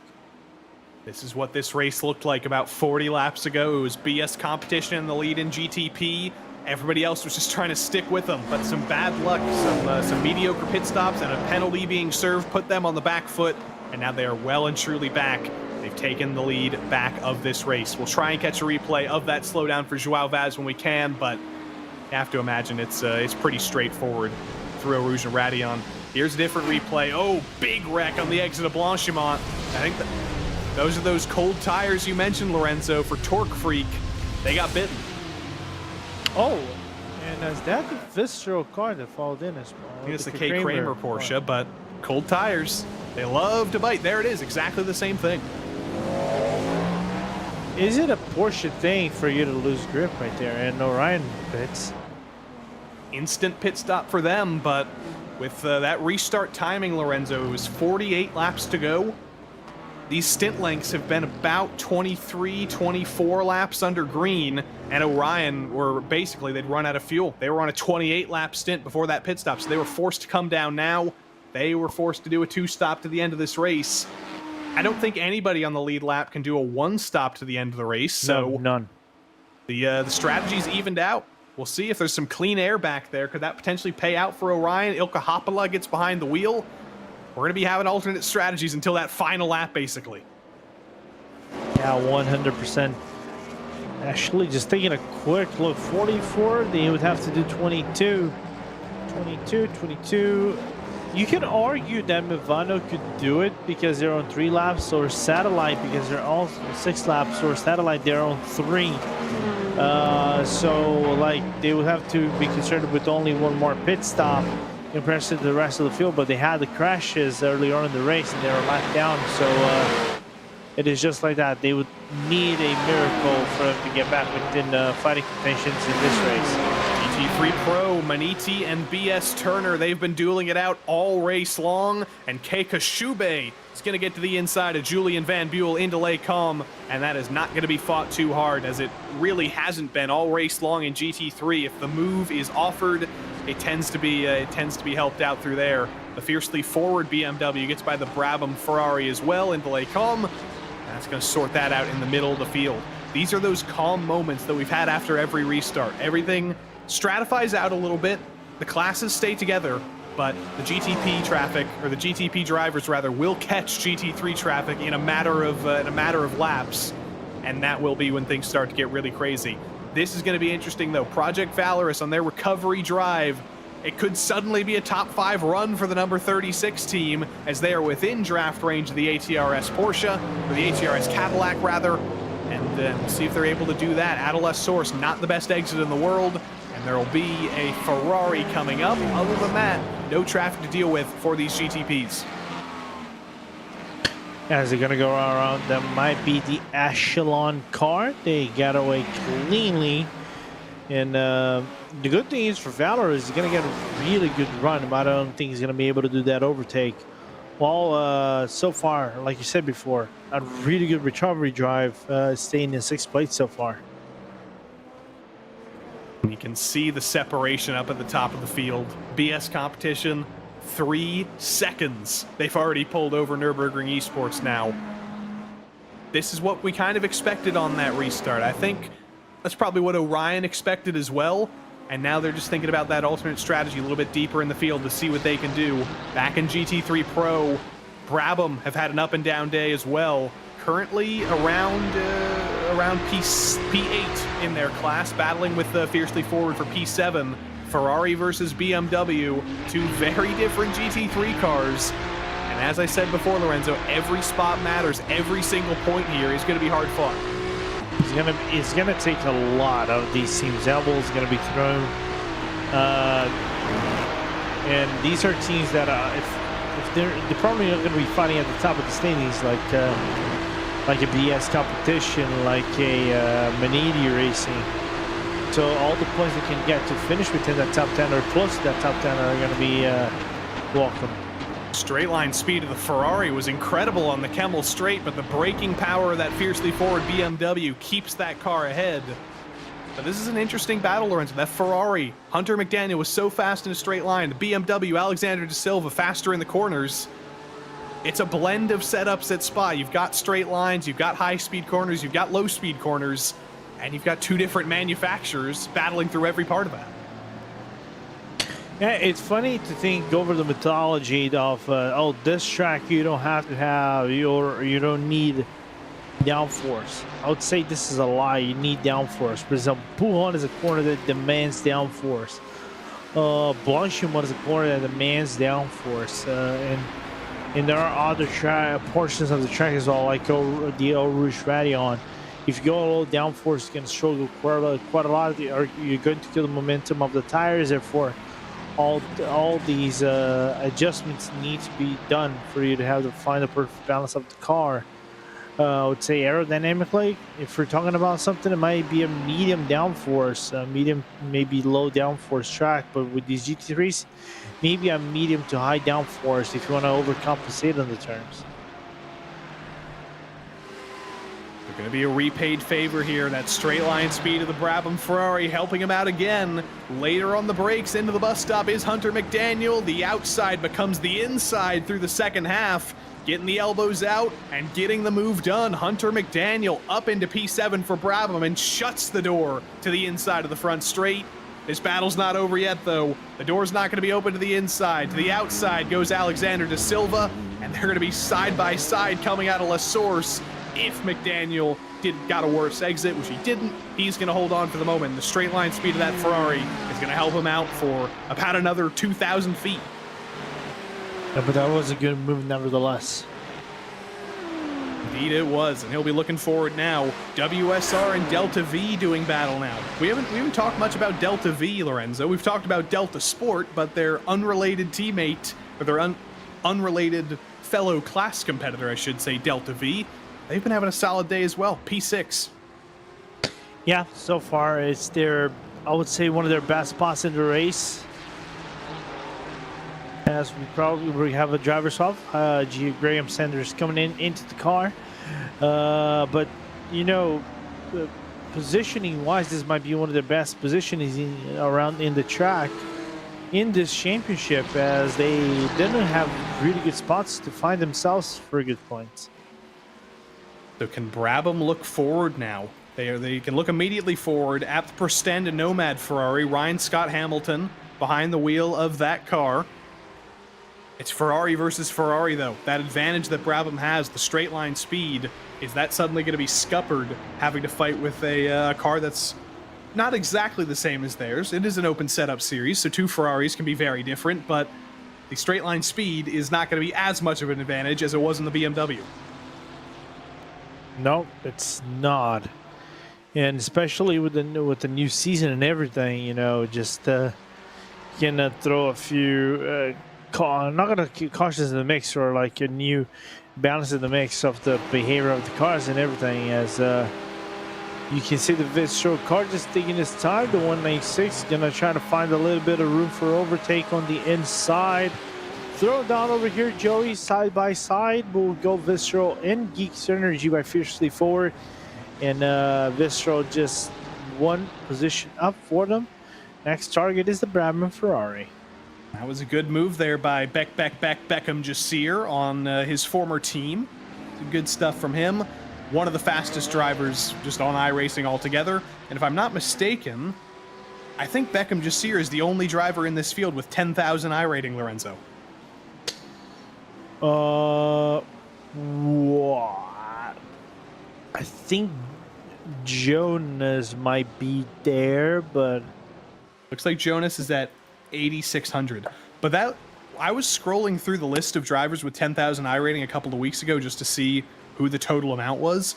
Beckham Jasir has 11,000 road iRating.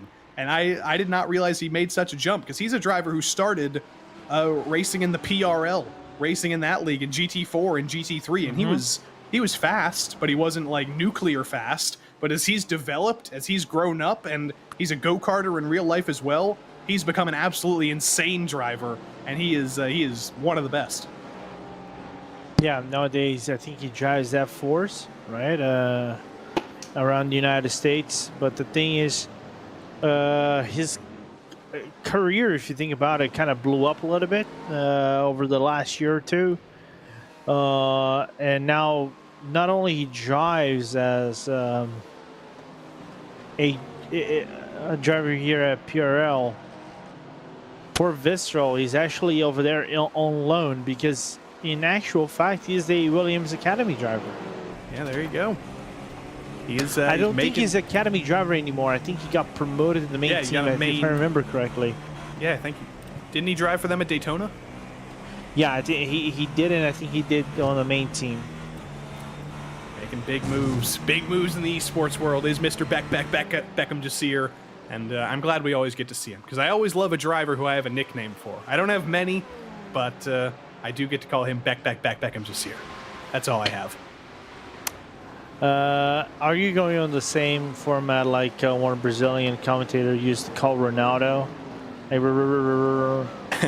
should do that. I should find somebody to do that with. But I thought it was gonna be going like we've been did like Beck. Nah, that's been done before. I'm going with 100 Gex. Beck. There's a niche reference. Not too niche. Fair. If there's any hyper pop music fans in the chat, they'll appreciate that. This is when we got that last caution though, Lorenzo. GTPs and GT3s meeting each other through a Rouge and Radion. I can't say we're going to get another caution from this if anybody's going to be more well-behaved, but it's going to be just as crazy. Look at the swerving down the Keppel Straight. You swerve, no I swerve. You swerve, no I swerve. Exactly. They somehow managed to find their own lanes. That was kind of remarkable how there was a GTP lane and a GT3 lane at the end of all that swerving, but it's not done. I think that's Beckham Jasir looking on the grass potentially to get by Jonas Wallmeyer, or to get by the Prestanda Nomad Ferrari rather. Wasn't able to do it, but Beckham's trying to make his own track, and as the ATRS GTP sends it to the inside of No Name, Jasir making his own track on the outside of turn 11. He is desperate to get past Ryan Scott Hamilton in that Tyrrell Ferrari. Yeah, because he's losing ground to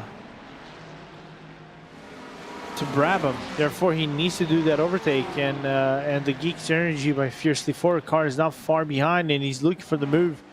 And that is not even a battle for position. But what can Ryan Scott Hamilton do right here? You know he's different class. Do you simply just let the other guys go? Yeah, that is a GT3 AM, in quotation marks, entry for Prestanda Nomad. Here comes Beckham through Paul Freire. He's going to have that straight line speed from the lower downforce, I think, potentially, of being a GT3 Pro runner. And we'll see what he can do through that first flat-out curve. Nothing's going to happen there. I think the dive's going to have to happen into the bus stop. BS competition from the lead down into the pits in GTP, but this is where the action is. Beckham Jasir to the inside of the bus stop. Can't get it done, though. The Ferrari fights back. Now he's got it done through the second half of the corner and can look forward to his next victim, potentially the Brabham Esports Ferrari. Yeah, and there was a minor checkup between the drivers. This looks like it, doesn't it? Whenever they came into the corner, but they got it nevertheless. And you know who really loved that long caution period, Lorenzo? Team Heusinkveld. They were in a fender bender on pit lane, got slammed from behind by a BMW, had damage to the front end, damage to the rear end, but they were able to get all of that fixed, and Martin Schmidt is out on track right now in what looks like a totally repaired and totally back up to speed Ferrari. Yeah, which is insane to think about. And you thought it was a fender bender? It was a very big bend, but it was a fender bender. More like a fender smasher, I guess. Yeah, that was more like of Fender Destroyer. Sounds like a guitar. Yeah, I wouldn't mind having a Fender if I have ever had a guitar in my life. But anyway, coming back into the racing topic, yeah, that rear, when we saw the replay, got obliterated. And somehow they went over to the Ferrari garage and they said, "Hey, do we have any more spare rear ends, guys? Can we drop one on this car?" And somehow they managed to do it. This is a battle for position between Delta V and Brabham, not for position with SRN. They're in second in the GT3 class. But look who's hunting. It's almost incredible how visually faster Beckham Jasir looks. On the exit of Puhan, he visually looked faster than all three of these runners. He is coming so quickly, and that battle's going to spice up very quickly. The battle for second in GTP is spicing up very quickly. The rise of Project Valorous is only continuing now. That might become a battle for P4 once everything cycles out, but it's a battle for P3 for the moment. This is what I was talking about. Delta V and Brabham side by side, but as they fight, that only makes Beckham Jasir happier because he is instantly making up that time. And just as I say that, he's there. It's a 3-car battle now. Yeah, absolutely. As Brabham dives down the inside, it had to be a bold move. Just cut a little bit off the inside angle. There goes Beckham Jasir as well. No concern or no rest for the wicket goes Beckham Jasir. Makes that overtake work. Can he go 2 for 1 and apply some of his karting skills around the track? But so far, survived the ordeal, all these 3 cars, and now Jasir has one more target in range. The switchback through La Source got him the run on the Brabham Ferrari. It's not going to be enough to make a move through Eau Rouge and Radion. Isn't able to send it side through there, but that's probably a good thing. That's better for his own survival. Now down the Kemmel Straight. It's to take every last bit of the draft. And where does he go? Is the inside going to be open by the Brabham Ferrari? Yes, it is. And it's not going to be a fight. You see the Brabham Ferrari lifting off the throttle already, saving a little bit, letting Beckham Jasir get by. Hunter McDaniel, I think, knew that was a foregone conclusion. Beckham was so fast and so aggressive that he took the opportunity to save a little bit of fuel and book Beckham up into P6. Absolutely. Insanity, though, what restart that Beckham Jasir has had in his car. You all battle for 3rd position in GT3 Pro. Restart basically kicked off all kinds of battles around the track, like, for example, this one, GTPs as well, P6, P7, in the track between Orion and Nürburgring Esports as Joan Voss tries to break away from is that Kevin Krosny in the car? No, that is actually Yuka Hopla and Sasha Engelhardt battling around Pujon. Yeah, continuing to go at it. I think that is Kevin Krosny back behind the wheel. I don't know if Sasha Engelhardt's going to get back behind the wheel. I think he. No, he's in the car. He is? Yep. Yeah, you're right. I think I had the same issue that you did, where the sim didn't update quickly enough, and then I looked back, and yeah, it is Sasha Engelhardt. He is back in the car. Life timing didn't fail me this time. It did. Maybe a little bit of trouble here between Project Valorous battling for P3. No contact, but it's a little bit too deep on the brakes. Oh, and almost losing it in the exit as well. Yeah, traction control. English, Lorenzo. It's 8 p.m. You can still speak English somehow, some way. Decided to kick in a little bit and completely made the car lose its rear end grip. I think those pit stops are going to be coming for the 4 leaders in GTP very soon. It's been 28 laps on this stint for Fiercely Forward, for WSR, for Valorous, and for ATRS. It's been 18 laps for Stand Nomad as well. So that's going to be an interesting run to the end of the race, Lorenzo. Do you split it up into 2 18-lap stints? Do you maybe go for a longer stint and a shorter stint? These are all those questions that you've probably thought about before the start of the race, and suddenly they've been spiced up by those cautions coming at it in inopportune times. Oh, you brought up the right word, caution. Right, I think we've had more cautions in this is probably okay. Here we go. This is the most cautioned race we've had in this season, probably more than Watkins Glen. And did you come to the Watkins Glen, Joey? I don't think so. I think that was the one that I missed. Yeah, that's the one you missed. So, to be honest, you didn't miss anything. You missed, like, if you want to say you missed a big headache. Because Watkins Glen was something else. what I'm saying is this race still so undecided on things. I'm not going to risk a strategy of splitting things up. Run all the way, final shorter pit stop on the end, lighter load on the car. You're gonna be able to behave more with the tires, push them out a little bit more just because of the weight and everything. So it makes your run easier. But you have to nurse the tires of sorts. You can push them, but nurse the tires within the first stint whenever you do your pit stop and next time by. ATRS have pit in GTP, but the top three continue to stay out. These are some long stints. We haven't given much credit to the GTP leader right now, Linus Stjernelund. Got to make sure to pronounce every letter in that. The Swedish driver has been very fast. He's been aggressive at times, but he's also been sort of quiet at times. In a race where there's been tons of chaos, tons of calamity, we haven't really said Linus's name very many times, which is honestly a good thing. That means he's kept it clean, he's got his head down, he's been doing the job, and the strategy may not go fiercely forward's way, but he's still leading this race on this strategy, at least for the moment. And just as I say that, he blows through the first half of Fania and loses a full second. Yeah, he completely destroyed the apexes around Piff Path. So it's a matter of time until Adam States catches him up and battles for P1. While we have another battle for P1 because Yulin Van Buel just decided to have a little bit of a better pace on Kai Kashube in the last few laps, and now the battle is on again. All they retain a 2.6 seconds to Simi-Feist Porsche. Right as I mention it, Linus Stjernelund says, I'm going to minimize my losses. I had a bad lap, so I'm going to bring it down pit lane, and they will make their penultimate stop. It will not be the final stop. You can't go 34 laps from here unless you pull off an absolute miracle of fuel saving. But judging by the fact they were able to go 30 laps with a very long caution, I don't think it's going to be anywhere close to 34 laps to the end of this race. BS Competition have cycled back to P7 after their pit stop. Nathan Lewis has actually gotten behind the wheel. So it's a 3-driver effort today for BS Competition. Nicholas Bose started the race, Jonas Wallmeyer took the middle of the race, and Nathan Lewis is going to bring us to the end. It's not a 2-car or a 2-driver affair like some other teams have been doing today. Yep, absolutely.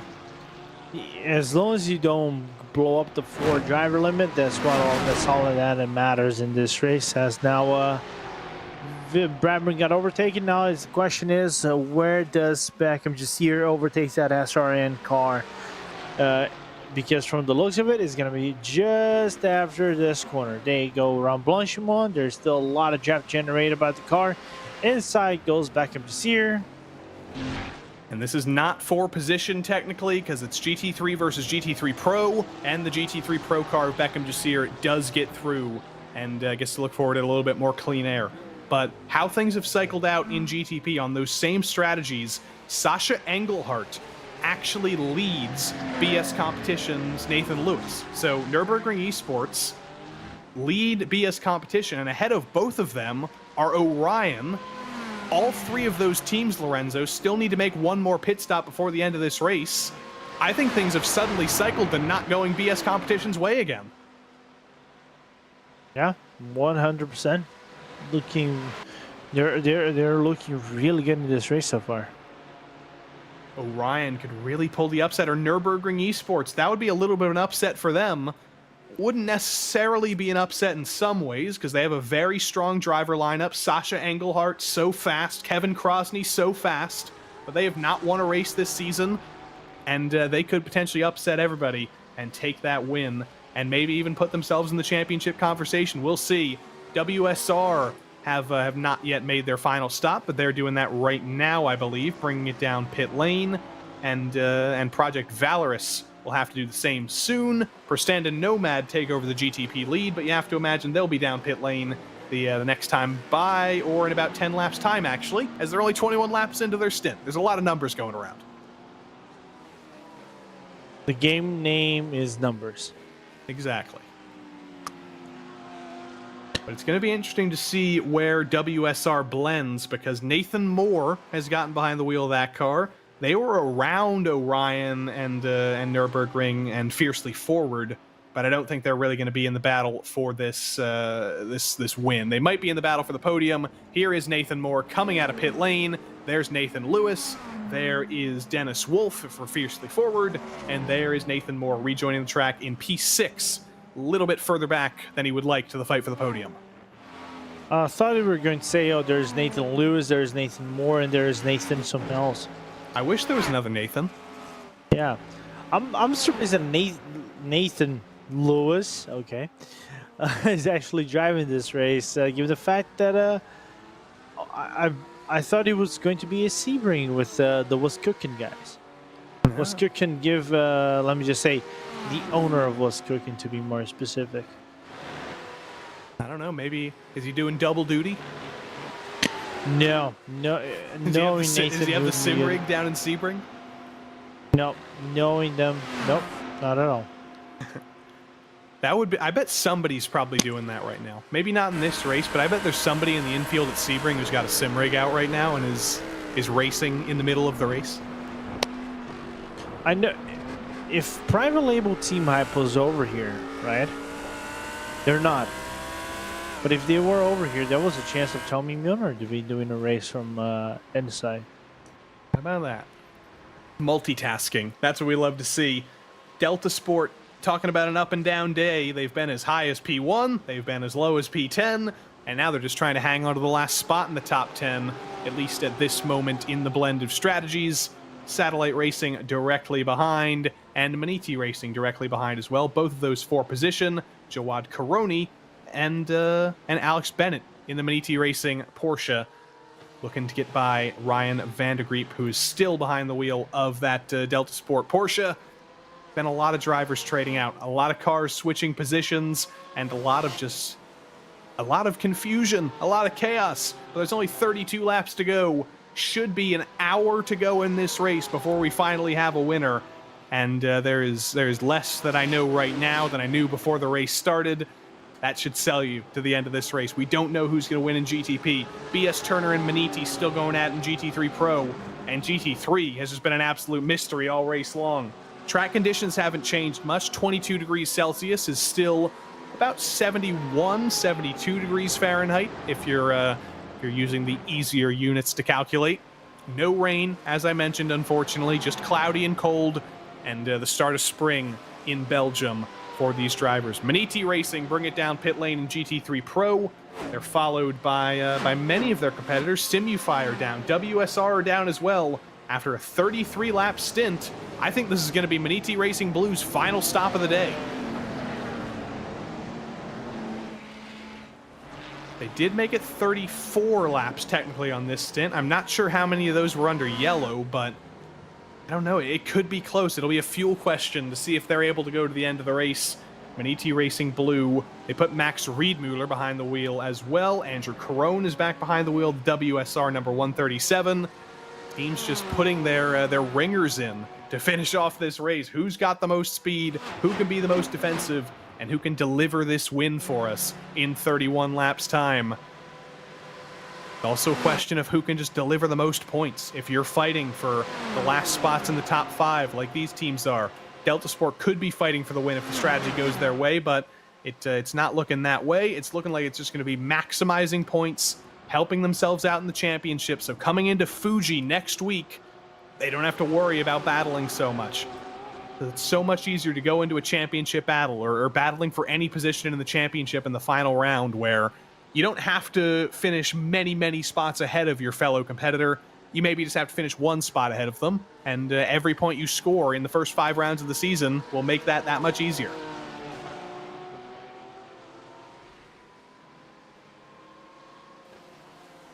What did I miss? Not much. I was just saying things. Fair enough. Thanks. It was because in championship battles, even if you're not fighting for the championship, if you're just fighting for like P5 in the championship, you're still going to be thinking about the rest of the season where like if you lose P5 by 1 point, you're going to be thinking, oh, if I only scored 1 more point in that race when I could have fought for 7th, you might regret every overtake that you weren't able to do. Oh yeah, 100%. And I'm just taking a quick look over here. if I remember, at the end of the season, right? I think top 6 is a guaranteed entry. So you have to be concerned about that as well. So that's why a lot of these teams that are right in the middle of the table are trying to scrap for points that can secure them a spot for next season. Battle for what will be P2 once things cycle out. Nürburgring Esports versus BS Competition. Sasha Engelhardt versus Nathan Lewis.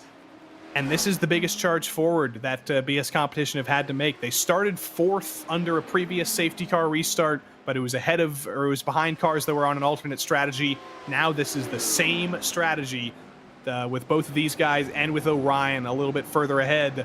Engelhardt gets by the Maniti Porsche. Lewis gets held up that little bit more. There's some more breathing room for Sasha Engelhardt now.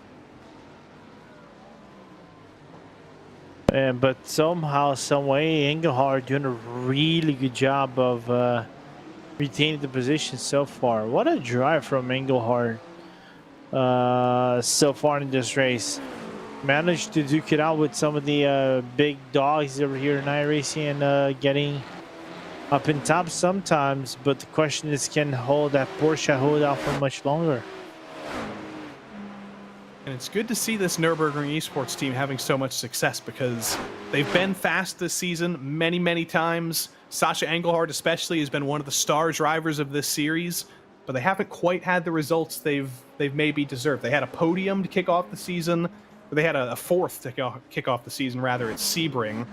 And since then, Road Atlanta didn't go their way. Watkins Glen was a crash, a DNF at the end of the race. Interlagos was decent, but still only around 5th or 6th. This is the first day where they've really been fighting for the win all race long, and it may be a P2 if they can't catch Orion, but it's still a pretty good day. But Prestanda Nomad from the lead in GTP, they had to make their pit stop soon. They're going to have to make it much sooner now because that Cadillac, or that Acura rather, is not pointing straight. None of those wheels are pointing straight. Oh, another interaction with a GT3 car turns around a GTP. Well, well, well. Well, well, well, indeed. Taylor Lane's going to try and bring it back down to pit lane. Race Control has let people know that the number 56 is damaged and moving slowly. I think that tells us it's not going to be another safety car, but this is a tough drive for Taylor Lane, driving that car all the way back to the pits on a day where a win was maybe in with an outside chance on the strategy they were on.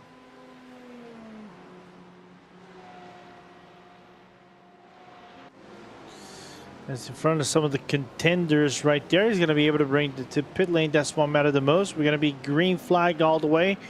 Now for Sasha Engelhardt, likelihood of you losing the position might be real high over here because you're going to be going around 3 GT3 cars. Go around the first one, the third one for... All right, there we go. This is what I mean. You know, if you know you're not going to be able to overtake, take the loss. Just take the loss. Like I said before, same thing with Syandra when we had that satellite incident. You see a train of cars, just because you see cars in front of you doesn't necessarily mean you can cut traffic as they see fit. And we nearly saw a repeat of what happened to Prestanda Nomad just now. It never stops being frightening. It really never does. But Maniti have gotten by Delta Sport. Alex Bennett has gotten by Ryan Van de Griep there for P2. Thinking about stints here. P1 in GT3 Pro. Beckham Jasir for Visceral is on a 22-lap stint right now. He may be able to make it to the end of this race on one more stop. P2, Maniti, they've got one more stop. P3, Delta Sport, they've got one more stop. I think that might tell us, Lorenzo, that, I don't know. BS Turner, they made their pit stop 1 lap ago. They might be able to make it to the end of the race from here. Simufy might be able to make it to the end of the race from here. But how do those two blend? Yeah, just taking a quick look over here. When everybody's like well fizzled out in terms of strategies, you know, so we know they're probably going to go for one more than just like it's a short burst. Nürburgring decided to have a bit of a scary moment. Looking to the inside, it was blocked outside, has a way is the way to go for them. But I like how GT3 is leading out to be with just Beckham Jasir just deciding to do Beckham Jasir stuff. Beckham Jasir stuff indeed. He's brought another level in himself, I think, to Spa. It's incredible. He's obviously practiced this place quite a bit. I think just as every driver in the field has, they've almost got Spa memorized like the back of their hand. It is memorization station here.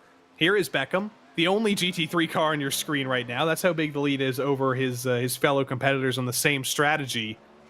But how far can he go on this stint? This is lap number 23 of this stint.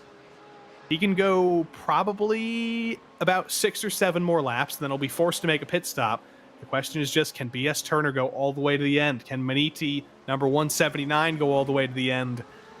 Those are big fuel questions and big fuel-saving jobs to do. Ryan Barneveld has gotten behind the wheel of the number 189 for BS Turner. A driver who knows how to save fuel, a driver who knows how to be very fast, but he can only really think about the saving fuel part of that right now. Yeah, 100%. For them, it's just drive, and see if it's gonna do something good for them at the end of things. Meanwhile, not the best looking scenario for them so far, but it's something that you can still work with. Not despite being in ninth place so far in the Ryanetta machine. Give another shout out to WSR, and another shout out to Orion, Ilkka Haapala behind the wheel. And this looks like it could be the race-winning strategy, Lorenzo. On paper, this is the team with the biggest advantage right now. They're going to have to make one more pit stop. Nürburgring Esports are going to have to make one more stop. BS Competition are going to have to make one more stop. But currently Orion are sitting on a 4.5-second lead, and that's going to be feeling pretty good. It might feel a little bit less good if Nathan Lewis is able to make the move for second. Yeah, absolutely, and Nathan is actually flying of sorts around in the car, even though last lap wasn't the best one. Last lap was 1.5 seconds lower, but this time is a full second on Engelhard. So it's basically a matter of time until the American driver reaches the German driver and starts to attempt an overtake. Not close enough this time. It's tantalizing, unfortunately.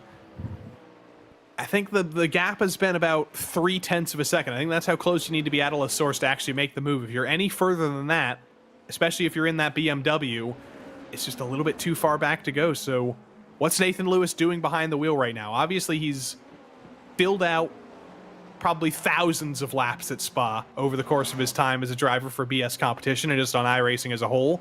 He probably knows everything there is to know about this track, but he's still got to think differently now and think about how he's actually going to make this move for second. Yeah, there you go. He's not going to be able to overtake a Pujon, even though he actually is getting a really good exit out of Pujon to try to do an overtake. And then just try to set himself up in the next few corners to go around Blanchimont. You can see not the best line for you to work with around there, but there you go. He's going to be able to now get the draft and then just try to get closer as he can possibly do after Blanchimont to do that overtake. Before we go into discussion, and this is something that is on my mind, and I want to get your opinions about it. I think this might be one of the, of course, people might complain the BMW might have the BS BOP, given the fact that BS Competition kind of like Runaway, but the BOP is being well distributed everywhere around the track because you can see the strengths and weaknesses of each car go around in the track. Like you can see the Porsche can kind of like struggle a little bit around the corners. You can see the Cadillac and its V8 being very powerful around the entry of the corners and carrying that speed and still have some straight line speed, where the Porsche has more of overline baseline strength going around the track and things like that. And the Acura, just with the raw speed, doing a really good job so far. Yet again, Nathan Lewis just that little bit too far back to actually make the move into Lake Com. But can he do it into Bruxelles? That's an excellent exit out of the last part of Lake Com. The door is open. but it's not going to be open enough for him to go for the move. Beckham Jasir has brought it down pit lane for the final stop for the Visceral Esports number 196. If I can get that number right. We'll have to wait for the blend there. That's going to be important. Where does Visceral come out? Do they come out ahead of BS Turner? Do they come out behind BS Turner? Do they come out inside of BS Turner? There's many possibilities, Lorenzo. Yeah, absolutely. And Nathan is just basically cooking, biding his time, but there's a really bad exit and entry for Sasha Engelhardt, and there's a little bit of a checkup for the American driver. He's not going to be able to get closer and get side by side. Now it's all on Paul Frere for the American, and gap is at its closest. 1.181 is the gap between these two drivers, so we know the move is coming down to Blanchimont. Is just how well does the American run after Blanchimont to do that overtake. Here comes Nathan. The outside, the inside, neither side is going to be open. Actually, just that little bit too far back into the bus stop yet again. The way the blend for Visceral and Beckham Jasir. Unfortunately, it's a little bit lower than they would have liked. They've come out behind Simufy and behind BS Turner to the tune of about 6 seconds from the lead. So if Jasir and Visceral want to win this race, Beckham needs to pull out some absolutely nuclear pace to bring down a 6-second gap over these final 25 laps. Another shot for Nathan Lewis here, though. About 3.5 tenths off, coming out of La Source, coming up through Eau Rouge and Radion, loses a little bit of time in the dirty air, maybe a little bit less downforce on that car. And I think, yet again, Lorenzo, no help of the DRS despite the signs. It's all about that draft, and it's just not enough to get close enough. Yeah, but there's... DRS is for weak people, weak-minded people. Do your overtakes normally. This is racing for sim racing, Christ's sakes. We don't need these gadgets to try to make racing more entertaining. WSR and Maniti, Audi versus Porsche. I'm trying to think, what manufacturers don't we have in the field other than the Ford and the McLaren, obviously? We've got a Porsche, we've got an Audi, we've got a BMW, we've got a Ferrari. Well, obviously we don't have a Lexus, unfortunately, but I mean, yeah. I think out of every current manufacturer in iRacing, Lamborghini. Yeah, that's right. Or Lamborghini, but Nathan Lewis has gotten around Sasha Engelhardt, or has he? Engelhardt tries to repay the favor coming down into Stavolo. Does not work out for him, but we know that Porsche's been fast in a straight line. Out of Paul Ferreira, he's in the draft. Might be a little bit too far back to repay the favor, though. And that may be Nathan Lewis finally into second, but only after getting very much held up. Here's how it happened. Coming out of Puhan, getting around one of the satellite BMWs. Lewis pulls it to the outside, and I think gets it done on the outside coming through Fania. Yeah, no contact whatsoever, and that's a really clean overtake. You can even see the potential cutback from Sasha Engelhardt at the entry of Savalo, but that was quickly blocked off by the American, and now BS Competition gonna have to start to run away. But the problem is that he has some traffic right in front of him. He might catch, I think that's which car is that? Which Porsche could that have been? I think that was the I was going to say United Simsport that just came out of the pit lane. That could have been a potential wrench in the mix in terms of track position. Engelhardt's closing. I think he's going to be a little bit too far back into Lake Com, but that Olympus Porsche could potentially be a pick to go for a move. Oh, Lewis not able to get by the Porsche, gets held up on the exit of Lake Com. Here comes Sasha Engelhardt. The door's not going to be open to the inside, or is it? Sasha takes a peek. It's not a heavy enough braking zone to go for it, though, but Sasha is looking everywhere, and there's going to be many more of those opportunities. The whole GT3 field is still coming up to be passed. Yeah, which is insane to think about, and somewhat, some way. Now there's the Maniti car coming to the pit lane, the 178 coming for their final pit stop. So Alex Bennett, yeah, can we say here we go? Here we go indeed, and this is going to be an important blend as well as the Satellite Racing number 164 stays out. They're still going to have to make one more stop, but BS Turner expected to be the race leaders, but will they actually get by the Maniti Racing Red number 178? Maniti's still waiting in the stall, and yeah, it's not even going to be a question. It is going to be easily taking that spot for BS Turner. And now Who's ahead of them in class? Not very many other cars. You've got Orion, SimCity Racing, Satellite Racing, and Delta Sport, all of which have to make another pit stop. And BS Turner are expected to be able to go to the end of this race. I think they may have just been crowned the winners of this race, assuming nothing goes wrong, which it very well could. You're trying to change the race, aren't you? They're going to be feeling good about their strategy. It's going to be the strategy that'll give them the win, but that's only on paper. And as we know, in racing, what theoretically will happen on your strategy sheet very often doesn't actually happen that way. That is true. By the way, we got another interview lined up, but we still have another battles around the track. Is that the 179 battling against the WSR, the Audi? Indeed it is. Maniti versus the 116 of, or not the 116, rather the 137.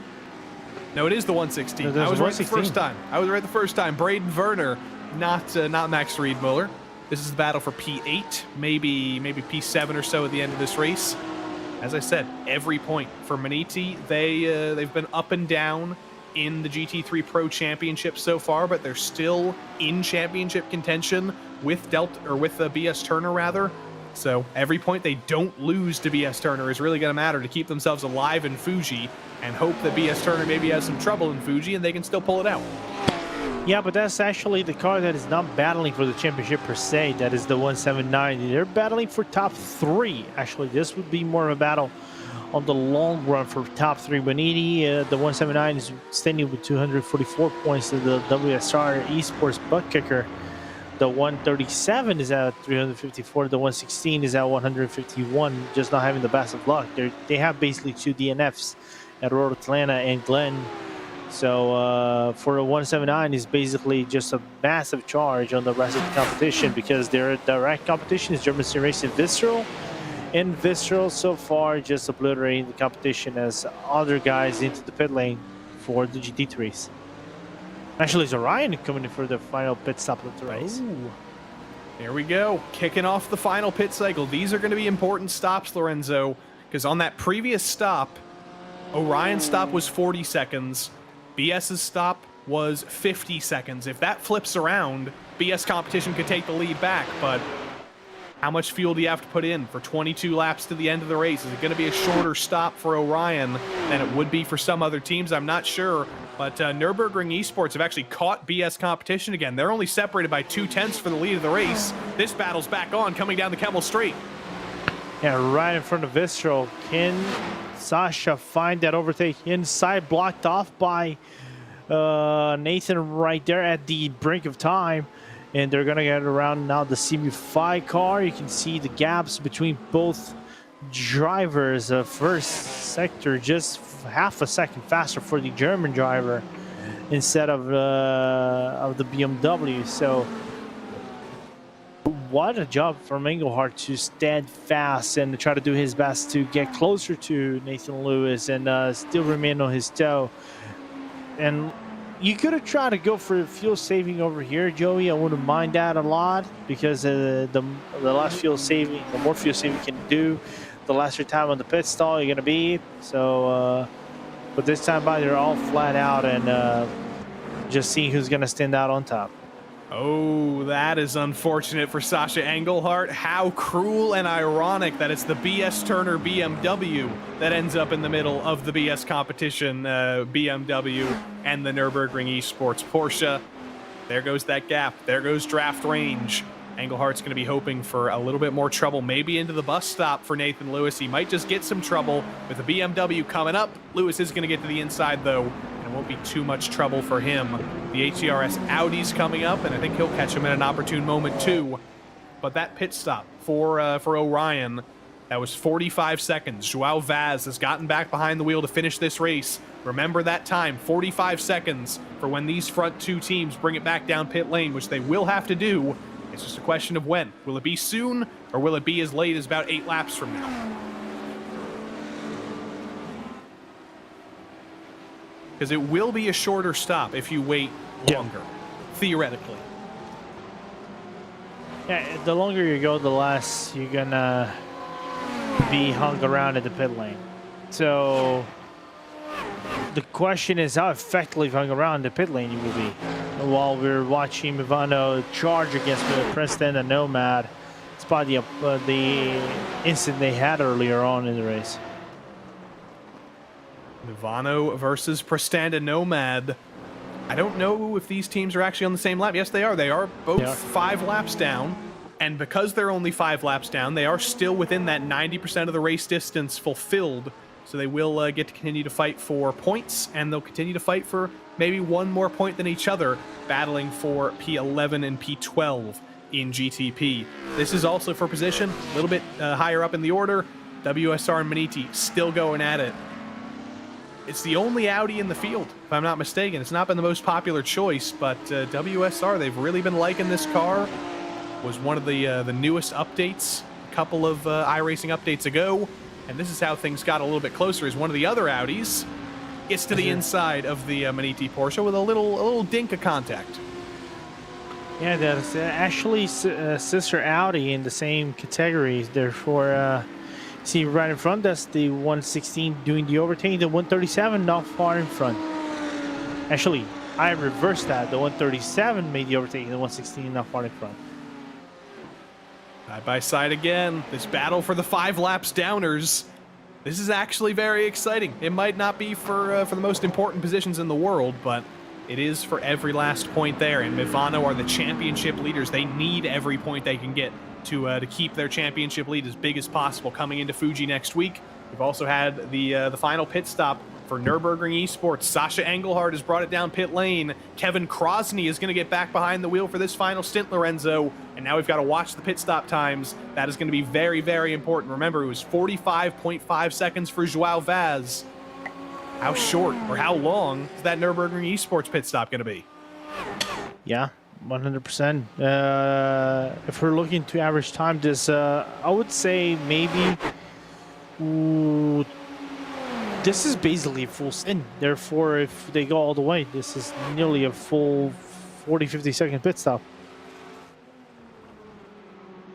Ivano, oh. They got to make sure not to crash into each other because they're 5 laps down, which keeps them within 90%. But if they crash again, they're well out of that 90% range. But this is some incredible battling. Taylor Lane locks it up a little bit, lets the Prestanda Nomad car of Pablo Lazar get to the inside, becomes the outside through No Name though, and an off track for Lazar gets him the position though. And now Krosny, Lorenzo, 38.4 seconds for Nürburgring Esports. They have well and truly jumped Orion, but it's only by about a second. It is not the biggest gap in the world. And as Krosny gets held up behind the Brabham Ferrari, you can see Joao Vaz in the background. It's a lot closer than I think Nürburgring Esports would have liked, and it's a lot worse than Orion would have liked. They've lost the lead guaranteed to Nürburgring Esports, and who knows where BS Competition's going to blend with them. Yep. Now is a matter of trying to cut traffic as fast as you can. Is the same thing about the game now has become traffic management so close on to the end of this race.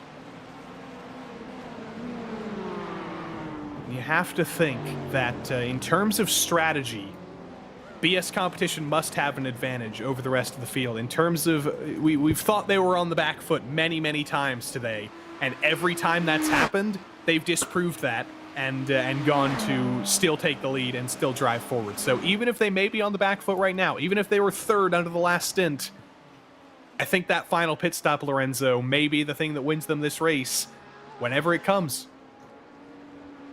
Oh yeah, 100%.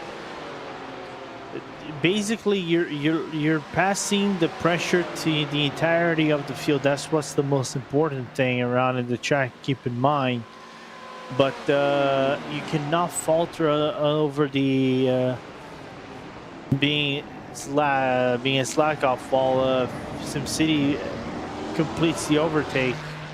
Not SimCity actually. Actually, SimCity done the overtake on Synergy. 11, 12, 13, 14. This has actually been one of the longest green flag stints we've had in a little bit, Lorenzo. And even though jinx it. I'm trying not to jinx it, but even though it's been a long green flag run, we've still got these trains in many places on the track. It tells you how close this field has been so far today, and it's great to see. And it's also great to see that we've been clean for so long.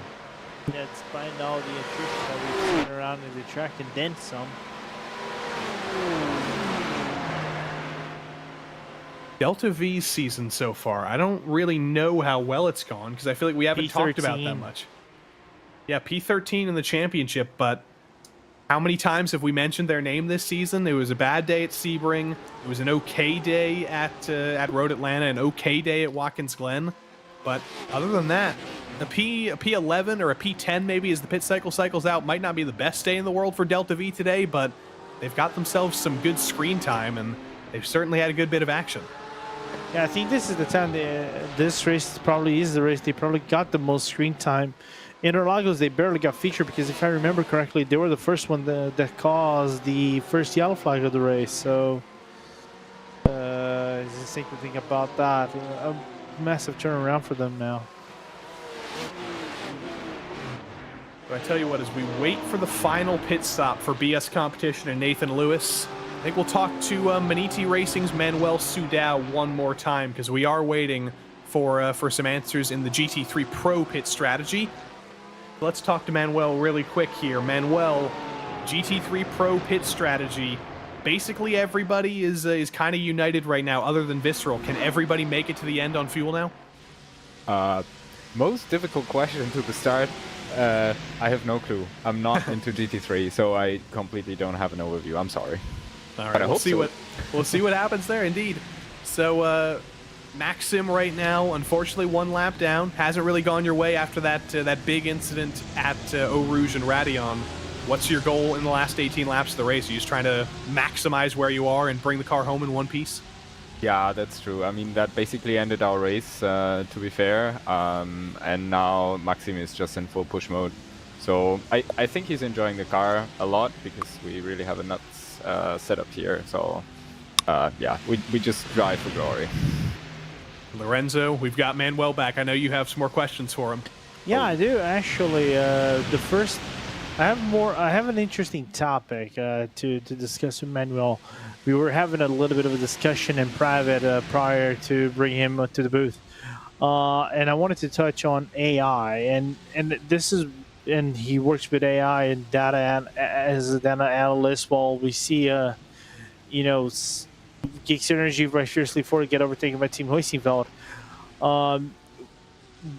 What are the ways that AI can improve teams, and drivers, not just in coaching, but also in data analysis for telemetry and then pick up all the analysis around the track and then maybe help with BOP as well? How does a work like that can enhance maybe the learning of an AI to give better results and give better or more accurate analysis for drivers and things like that pre-race? That's an interesting topic. I mean, in general, I would say AI is just like a technology, and recently we've all got aware about the advancement the technology it did in the past like 2, 3, 4 years. And yeah, just now when it's available to everyone and everybody can like feel the power of it, it really sparks the imagination what is or will be possible.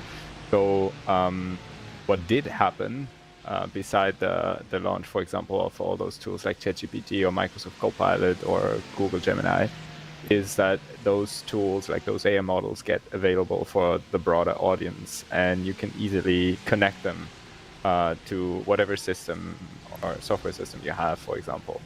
And so in terms of data analysis, the big power of AI is that they can really learn and identify patterns that you might not be aware of or would need like a lot of time. So in the sim racing context, I think it's pretty easy. We have a lot of data. It's a data sport. We have driving data, we have setup data, we have lap time data, we have all the technical data that comes from the car. So if you train a model with these data and suit it to like what you need and train it to what you want it to have an output, I think there's no limits to that technology in sim racing. Oh, little bit of trouble on the screen for Prestanda Nomad. I mentioned earlier, Lorenzo, that they would make it to the end of the race in 90% of the race and get their points, but with another crash from Taylor Lane, that may be slightly more unlikely now. Question: can he drive that car back to the pit lane? Just mind the region. Broken tail link, obviously, for that Acura. Yeah, they went back already, which is the good thing. The good thing. We definitely scared Manuel a little bit there that we might have another caution, but both times that we've had a Prestanda Nomad crash, they've been able to drive it back to pit lane and keep going. So that's good news. Yes, Lorenzo? No, Manuel is going to be very appreciative of the fact that you would have a yellow flag because their car is a lap down. Exactly. That is true. This time I would take it. Are you doing any rituals right now to hope for a caution? You doing your caution dance? I think now it's maybe a bit... There's another crash on the screen. I said the word, commentators cursed it, the German sim racing Porsche into the wall at Pouan, but they're also going to be able to drive away. Unfortunately, the caution dance, once again, not successful. I'm dancing, guys. I'm dancing. No, I think it's a little bit late for a dance, to be fair. I mean, we would be in P8 with like 10, 11 laps to go. Well, though, last year no, 2 years ago in Watkins Glen, I think we won the race from P7 after a late caution, but there we had like a light car and fresh tires, so that was a completely different show. And also, you might have noticed on that replay at home, the scary part about that was the BS competition, BMW in the lead overall that made contact with the German sim racing Porsche. I don't think that's anything worthy of a penalty, but that was the contact made. And that pit stop's got to come soon, and it's coming right now as BS competition bring it down pit lane. That'll resolve the battle for the GTP lead. But Manuel, thanks for joining us one more time. We're always happy to talk to you during these races, and I think we'll talk to you at Fuji next time. Perfect. Get your AIs ready, guys. Thanks for having me again, and have a good night. We'll try our best. Manuel Sudau representing Maniti Racing, but we got to get back here, Lorenzo, because this is the battle for the lead now. Nathan Moore and BS Competition with their final stop of the race. We have to see where they blend. Remember, it was a 45-second stop for Orion. It was a 38-second stop for Nürburgring Esports. They've since fallen behind Orion. We didn't actually see that, but they've gotten by. Orion has retaken the potential race lead, and now we need to see Nathan Lewis. 23 seconds. 23 seconds only. Right as I say that pit stop is over. 31.5 seconds is the final pit stop time as the clock ticks up. And look at that lead. Project Valorous not even on the same strategy. A 15-second shorter pit stop, Lorenzo, is going to get BS Competition the overall lead once everything cycles out. Being able to, that's the wonder of being able to save fuel and things like that in heavy traffic and still being highly effective into it. Now the full pressure is on Felix Gretschel, in my opinion, to try to catch up and see if he's going to be able to do the job. But I don't think it's enough. I don't really think that Felix might have the car or the pace to get around that. Even though his last lap was a really good lap, it was a 2-minute 5.5 last time around, nearly on the same pace as Nathan Lewis. So it's doable, but I don't think it's going to be likely that it's going to be doing that over there. He needs to find within heavy pockets of traffic being benefited by it. So still undecided so far, and we wanted to see if that satellite car is going to dive down on the inside, no outside, because their sister at GTP went for it, blocked off the path, not going to have any leeway to work with. The Brabham car gets checked up in the back, and they're still going to remain 3 abreast, the one following the other, going to La Source. And the top 3 in GTP class still need to make their final pit stops. Geeks Energy and Fiercely Forward, WSR, and ATRS have not made their final stop, and they will all cycle behind BS Competition. We can kind of just know that mathematically, that's the way that's going to work with how long pit lane is. That is going to be the battle to the end of the race. If BS Competition runs into some traffic trouble, Project Valorous are only 3 seconds behind now, but Orion 5 seconds behind. Nürburgring Esports 2 seconds behind. It has very much become stratified in GTP coming into the final laps, and Joao Vaz and Orion are going to be thinking, what more could we have done? What more could we have done to minimize that pit stop and bring it down 15 seconds like BS Competition did? You want to know how? Save more fuel? No, that's the obvious answer, but I can give you 2 more obvious answers. Let's hear them. First call yellow flag, and on the same note, pray to see Racing Jesus to give you a yellow flag. That is possible. That is very possible. And it's a long enough track, Lorenzo, that if we do get a late race caution, even with like 10 laps to go, we'd probably still get a restart. We'd probably still get a sprint to the finish. We do. I think so far in this season, we haven't had a yellow flag finish. That is true. That's been a great benefit of this series. We've had some great runs to the end with late yellow flags and sprint races to the finish. But yeah, no races have ended under yellow, which is always slightly disappointing. It's always good to have a race end under green. Oh, Brabham's off through Stavolo. Looks like, judging by the tire tracks, they did make contact with the wall. And have we just commentators cursed a caution into existence, Lorenzo? Oh no. Oh no. That's with the ATRS Cadillac. And there it is. Oh, it's going to be a yellow flag. And they're parked. They're parked in the gravel. I'm the king of yellow flags. Respect me. Nope, they're going again. Oh, they're going again. I think they just used the wall to turn the car around, which is a smart move. 200 IQ move. That is, and yeah, that's a drivable car. If they parked that, I don't think race control would have even thrown a caution, because they can definitely make it back to the pits just with quite a bit of damage.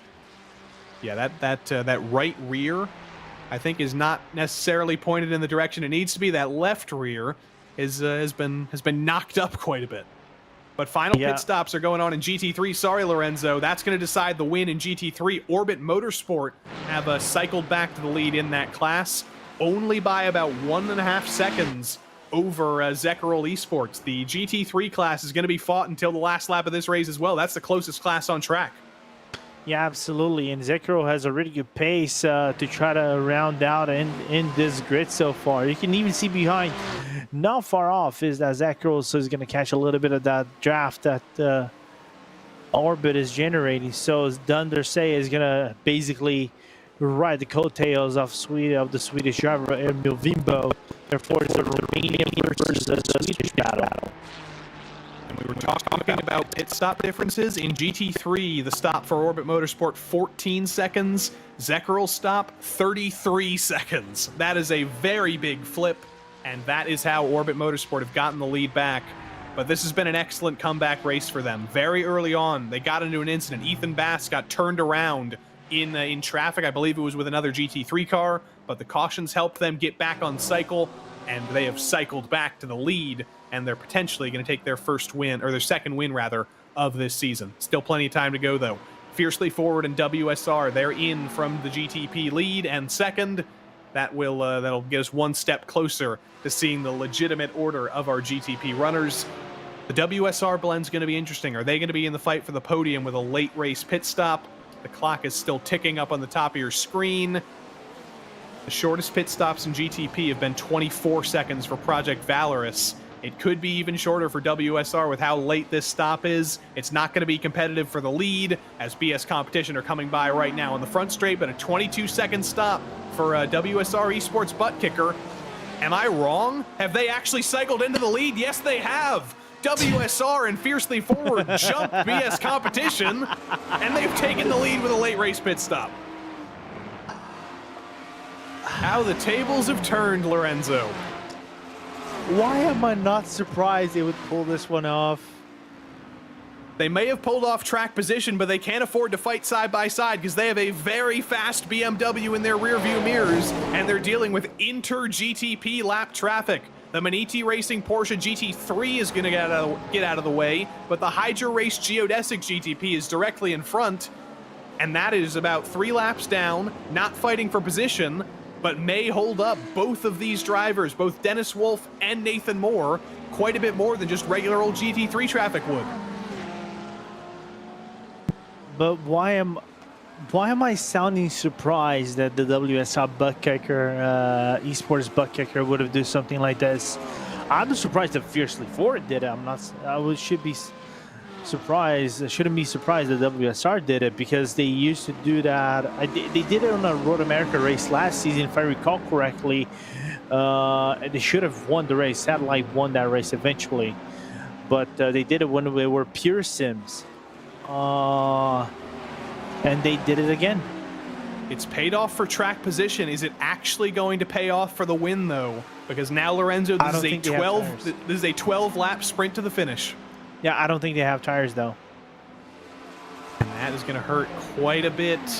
It shortens the pit stop. It got them the lead, but I think they're going to need a lot of luck with the GT3 traffic. They've not got that so far on this lap, but Nathan Lewis does get held up a little bit behind Beckham Jasir there.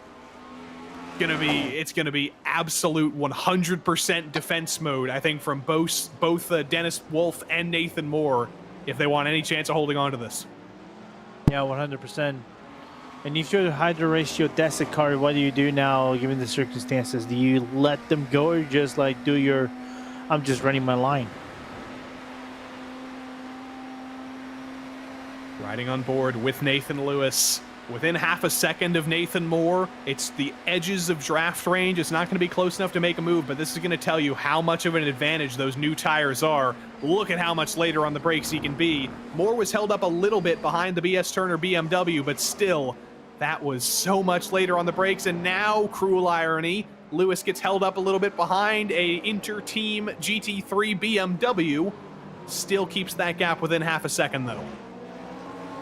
Yeah, 100%. But that Acura, it looks like it is hurting for tires, is hurting for grip. So far, you can even see the Fiercely Forward, the Geeks Energy by Fiercely Forward team is easily being able to break away. Nathan Moore doesn't have like anything left. He probably wanted something like additional, like a third party or something like that to get in the way of Fiercely Forward for them to start a breakaway, because right now it's a matter of where and when Nathan does the overtake.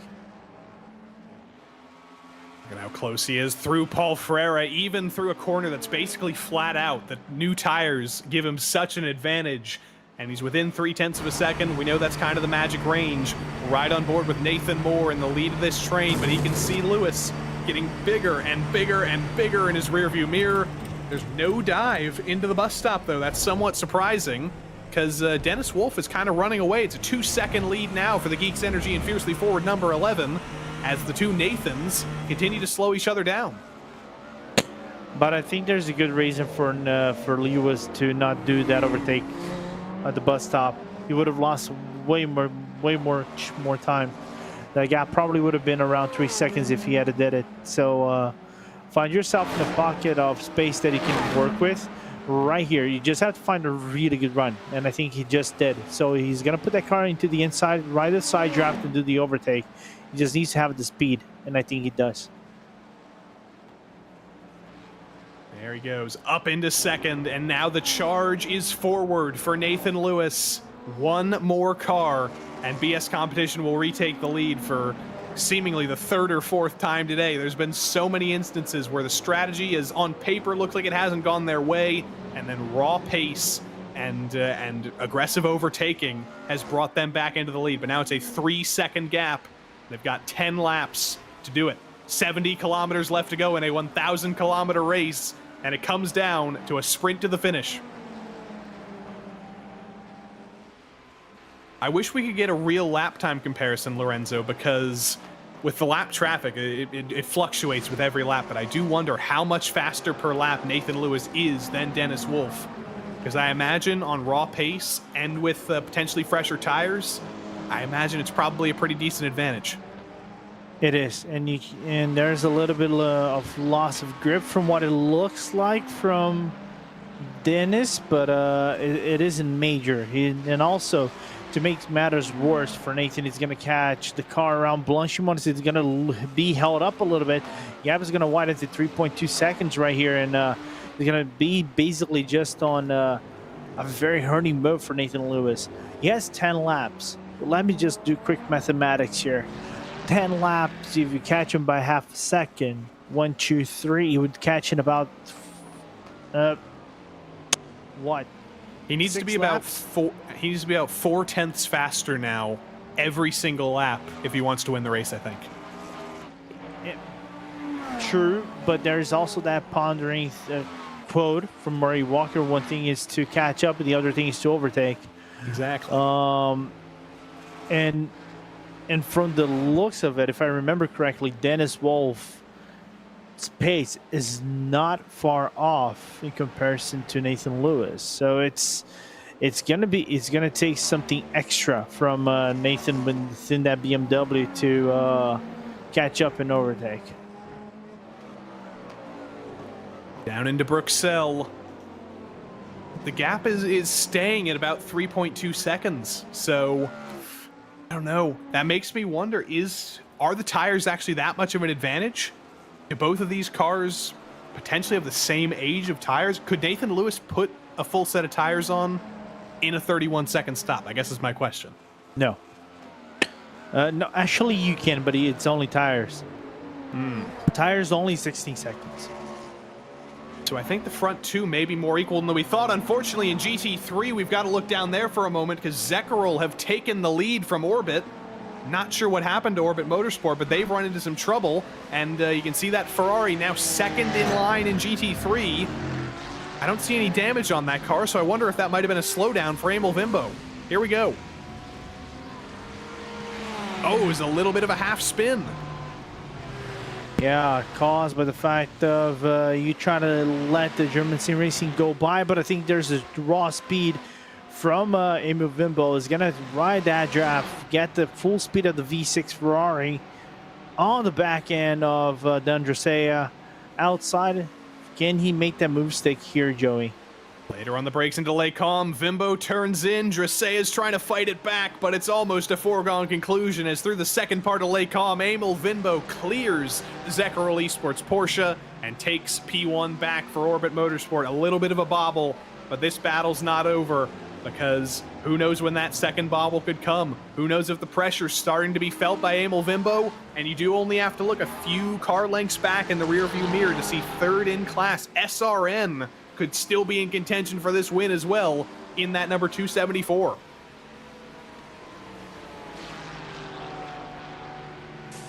They've got some work to do in that Porsche. It's not the BMW or the Mercedes immediately behind. It's that orange and black Porsche with Stephen McGarvey behind the wheel.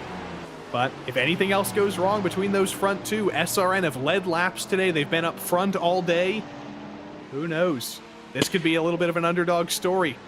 Yeah, and they left the best driver in SRN, in my opinion, to close out the team. So it makes sense for D'Andrea to pick up the pace and try to be fast. But Emil, again, specializes in GT3 racing. Really good driver.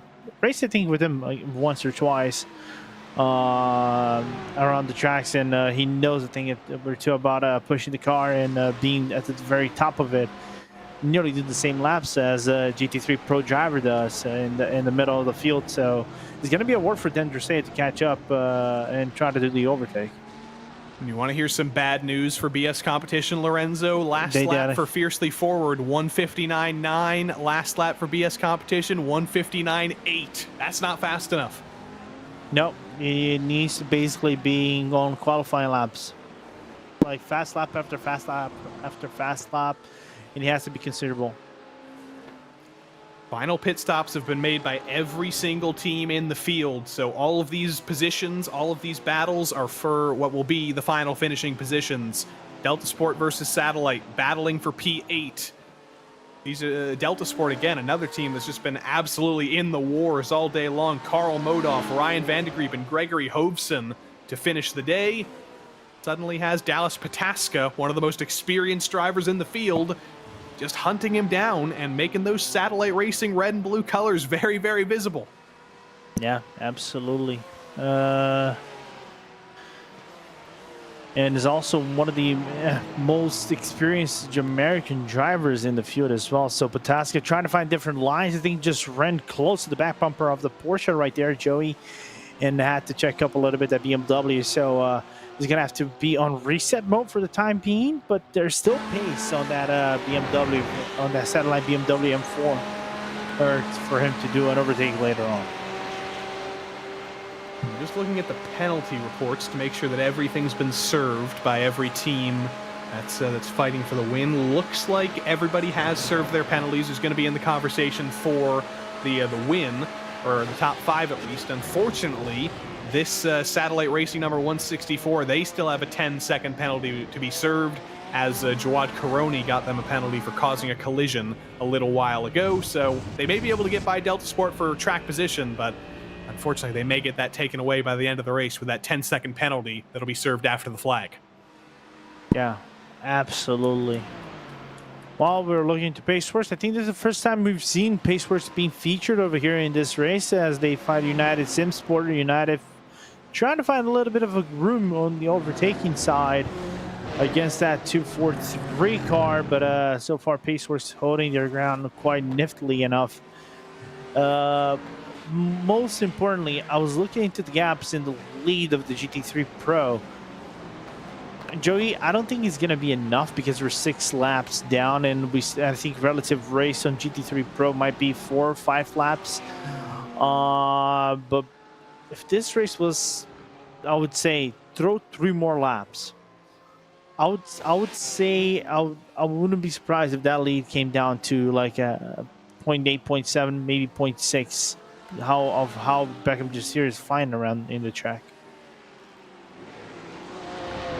Wonder, maybe I'm looking where the GTP cars are. I'm looking where the final traffic interaction is going to happen. It's very calm out on track right now. There's very much a separation between GT3 runners and GTP runners, but that's not going to be the case all the way until the end of the race. There will be one more sequence of traffic mixing with each other, and I think that's probably where the last hopes are for Visceral, hoping that BS Turner gets involved in some sort of trouble, and ironically that's also the hope for BS Competition, hoping that Geeks Energy and Fiercely Forward get into some trouble with traffic as well. Speaking of trouble in traffic, Torque Freak have gone around. David Barraclough has gotten himself into trouble on the exit of Bruxelles. And a little bit of contact with the rear end of the Hydra Race geodesic Cadillac is what set that Porsche off. Yeah, luckily for them, they didn't find a car. They definitely found the wall for them to stop the car around and then come back into the track. Back into the battle with for P6 over here in GT3 class. Paceworks still holding United SimSport. They have a GTP around into the inside. That's the I think Sasha Engelhardt or Kevin Crosney. He's driven number 87 Nürburgring Esports Carousel GTP. Now question is, can he find the room for him to work around the inside for a potential overtake? There's no overlap whatsoever. You're gonna hold out for one more lap, 5 to go overall. You mentioned that we haven't mentioned Paceworks much today, Lorenzo. We definitely haven't mentioned United SimSport much either, which is kind of surprising because they have a very, very easily differentiable car, that bright green BMW, but they've had a quiet day as well, which is somewhat of a good thing in a race like this. 100%. BMW versus Mercedes, though, straight line speed battle down the short straight before Eau Rouge and Radeon, then down the Kemmel straight. Does that straight actually have a name before Eau Rouge? Is that just like the pit straight? Is that what we call that? How many years have we been calling races at Spa? As far as I know, there's no straight name. You can call it the Michael Schumacher 1998 straight if you want to. That's a good name. Because I was thinking, it's been so many years that I've watched races at Spa, called races at Spa, and I've never thought, wait, does that straight actually have a name? It must. We should name it if it doesn't. I like Michael Schumacher straight. I like your idea. No, but you have to be specific, right? Whenever you call it the straight, it cannot be the Michael Schumacher straight. You have to be the Michael Schumacher 1998 straight. And the David Coulthard flying tire straight? Yes. Something Heavy like rain it. straight. All that good stuff. Precisely.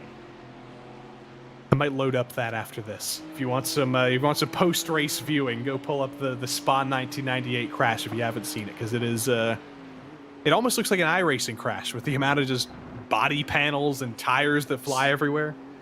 So you bring that up. Oh, you know, sorry, Lorenzo, but Orbit Motorsport have lost the lead in GT3 again. Stephen McGarvey is suddenly in the fight as well. That 2-second gap that separated second and third is gone.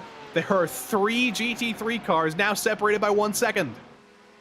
And now you can see Orbit defending the inside against Stephen McGarvey. McGarvey on the outside. He's not going to have a lot of room. They touch doors. Now Orbit is going to have a little bit of gap coming into the Blanchimont corner. Now the thing is, do they get defensive? Do they get offensive? How do they operate over here? We're going to look at the replay. German Sim Racing again involved into this, pushing Orbit around. He loses the place to Zekro, comes right in front of the rejoin. Not the best rejoin over there. Emil, I'm going to have to mention that on the broadcast, but it was effective enough to retain P2 for the time being. And this is going to be unfortunate for Vimbo because the thing that got him the lead back after he lost it last time was the straight line speed of that Ferrari. They're all in a draft train now, though. There's a German Sim Racing Porsche and a WSR Audi directly ahead. So Dan Dracea is going to be getting some draft from the ATRS Audi, actually. And that's going to allow him to hold on to this position down the Kemmel Straight, at least for the moment. Yeah, gap is being retained at 4/10 of a second. That is going to close down maybe to 3/10 whenever they come into the braking. Yeah, there you go. 3/10 of a second, 2/10 of a second. It got really close as Emil was, forcing that car all the way down to the very brim of it. So it's going to be very interesting as they move forward. Bass battle in the traffic so far. And I'm loving this. I'm loving how Emil is pushing that car all the way to the top limit of what the Ferrari can give so he can actually win this race. I'm loving the fight. I'm sure they would have wished it was a little bit calmer, but they've had to fight for it. And if they're able to win this race after two pieces of bad luck, after three incidents for that matter, there was the Ethan Bass incident earlier, and still win this race, that'll be incredible. But they got very close to the wall out of no name there. Vimbo's definitely pushing.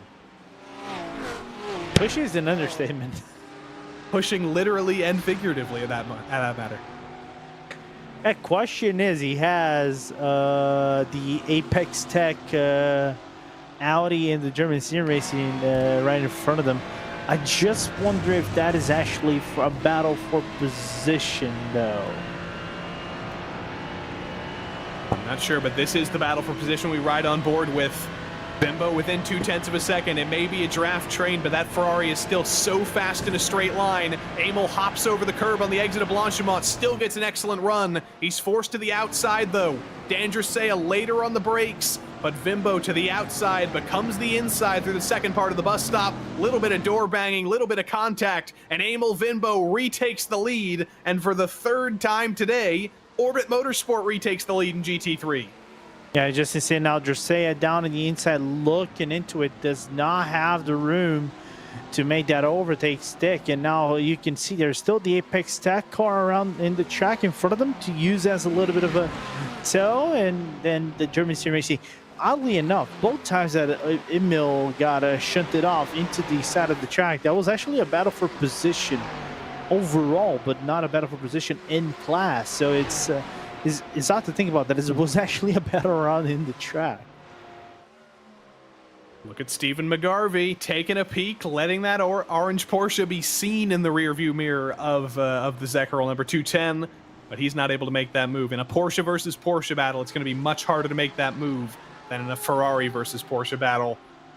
But Lorenzo, we're almost to the end of this race. At the line this time, it's going to be 2 laps to go as Orbit have lost the lead again to Zekro. They've fallen to second again coming out of the exit of Les Combes.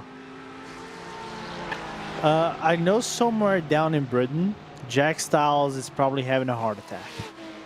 He probably is. I was so busy looking at the battle for GTP, I thought we were finally resolved down here that I missed yet again a bobble for the purple Ferrari. It's hard to miss a purple Ferrari, and sometimes you do. But now Vimbo's going to get some deja vu and hope to make the move in the bus stop chicane. WSR, they're not able to make it on fuel. They've just had to make a pit stop in GT3 Pro. I think we'll be able to see what happened to Emil Vimbo, though. Sounds like it might have been a slowdown. He just pulls over, we're hearing. Doesn't sound like we actually have a replay of that, but he does just pull over with a slowdown. That is another costly error. But now deja vu. Can he repay the favor to Dan Dracea yet again, or has Dracea been learning? Has he been studying the ways of Emil Vimbo? Is he actually going to be able to defend this time? He defends to the inside, same as usual. Vimbo to the outside yet again, later on the brakes. very late in the brakes, though, almost too late. He's going to get the inside through the second half of the bus stop. They're going to be side by side down the front straight. McGarvey. The drive off isn't good enough for Dresea, though, and Vimbo closes the door. Yeah, and McGarvey's going to take an opportunity of this potential move down on the outside. Done on the inside by Vimbo. But there you go. Make it sick. P1 again for Vimbo for Orbit. Now battle goes for P2. SRN now moves into P2 while the battle for the lead. Remember what I said about the battle for the lead, GT3 Pro? Beckham came and Beckham made it. It had to be a fuel save race to the end for BS Turner, and they pulled over. They've had to pull over to let Beckham Jasir by. Ryan Barneveld needs to save fuel to make it to the end of this race and cannot lead the way in GT3 Pro. Wow. As here comes McGarvey in GT3 as well. Both GT3 classes fighting for the lead on the final lap. Here comes McGarvey to the inside of Les Combes. Vimbo gets the inside through the third part of the corner. They're going to be side by side coming down the hill, though, into Bruxelles. Porsche versus Ferrari. McGarvey versus Vimbo. Later on the brakes is Vimbo on the inside. McGarvey tries to make it work a long way around, but there's no banking out there, and Emil Vimbo hangs on for the moment. He manages to survive a little bit, but the corner does favor it out a little bit. McGarvey, he takes a little bit of an off track to try to retain the lead a little bit. Meanwhile, gap for the lead overall, 1.1 seconds, and they're not far behind these guys, so everything can happen in the next few moments. So what kind of insanity has happened in these last few laps? And all of this GT3 battling, don't let that distract you from the fact that GTP has come down to 1 second of a gap on the final lap. Nathan Lewis is within 1 second of Dennis Wolf now. The Movano number 3 is in the way, though, so that's going to be a little bit of lap traffic for Nathan Lewis to deal with. Dennis Wolf, though, one more lap around, only half a lap to go now, and this could be the ultimate upset for Geeks Energy and Fiercely Forward. And they're right around Piff Path. There will be one more lap in GT3, that is for sure. GT3 Pro, I think, has one more lap as well for Ryan Barneveld to contend with as well. It's going to be good news. We're going to see every battle resolved on the track. But at the top of your screen, has Dennis Wolf done enough? 1 second of gap back to Nathan Lewis. The straight line speed isn't the best in the world. You can see the gap coming down, but it's big enough that it is going to be comfortable riding into the bus stop chicane. Fiercely Forward has a record at Spa. Last time we ran here in the IVRA Endurance Series 4 years ago, it was Fiercely Forward that won in LMP2 AM and in GTE AM. But today, in the overall standings, in the lead, Dennis Wolf and Fiercely Forward win the 1,000 kilometers of Spa. What a race by them. The alternate strategy for Dennis Wolf and Linus Hwernelund. They come home with the win in the ultimate upset over BS Competition and GTP.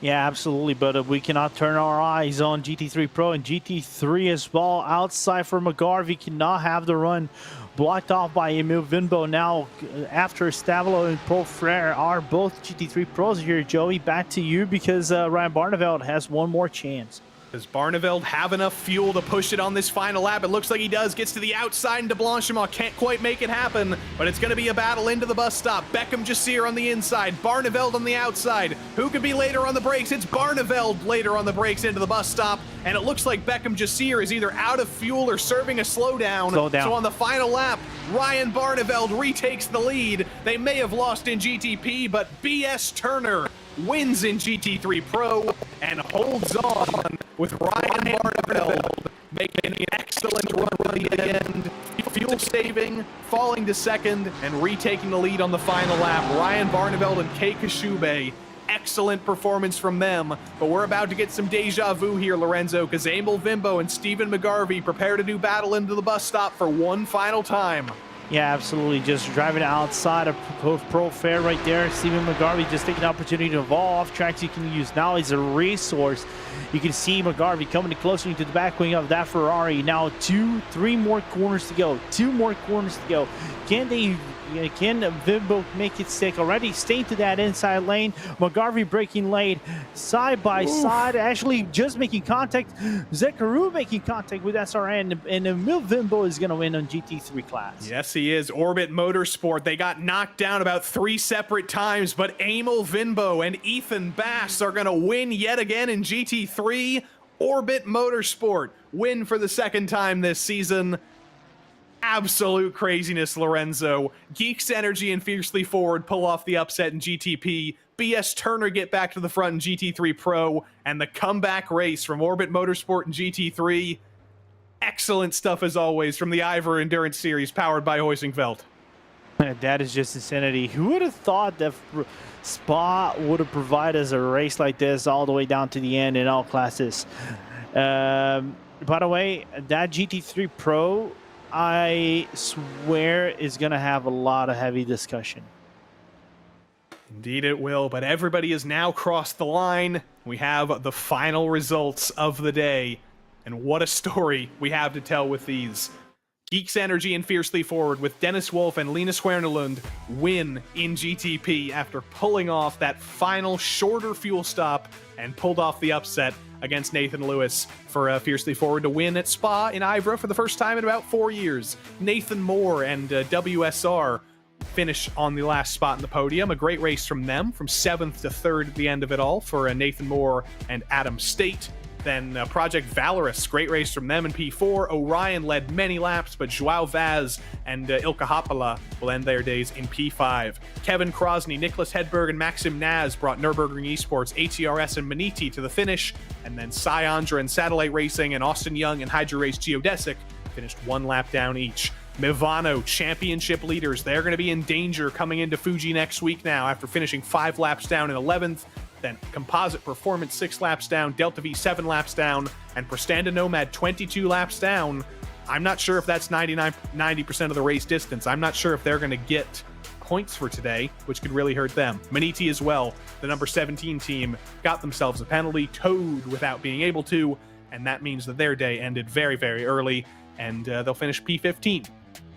BS Turner takes the win in GT3 Pro after Beckham Jasir had to serve a slowdown on the final lap.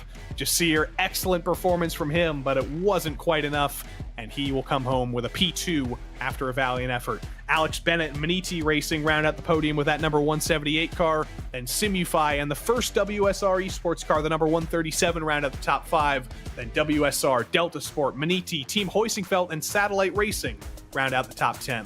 Delta V had a more notable day than I think they've ever had in IVRA in P11, and SimCity Racing, German Sim Racing, and the Geeks Energy Fiercely Forward GT3 car round out the lead lap finishers. Orion in GT3 went 1 lap down, as did Echelon and ATRS. K. Kramer were 4 laps down, and Brabham Esports crashed in the closing laps after an interaction with the GTP car. They finished 12 laps down. Marius Rommelfanger and Nürburgring Esports were 54 laps down, and they are a part of the used car lot with Hydra Race Geodesic, Door Esports, Impulse, Fury, Rackar, and Paceworks, all running into assorted amounts of trouble in GT3 Pro.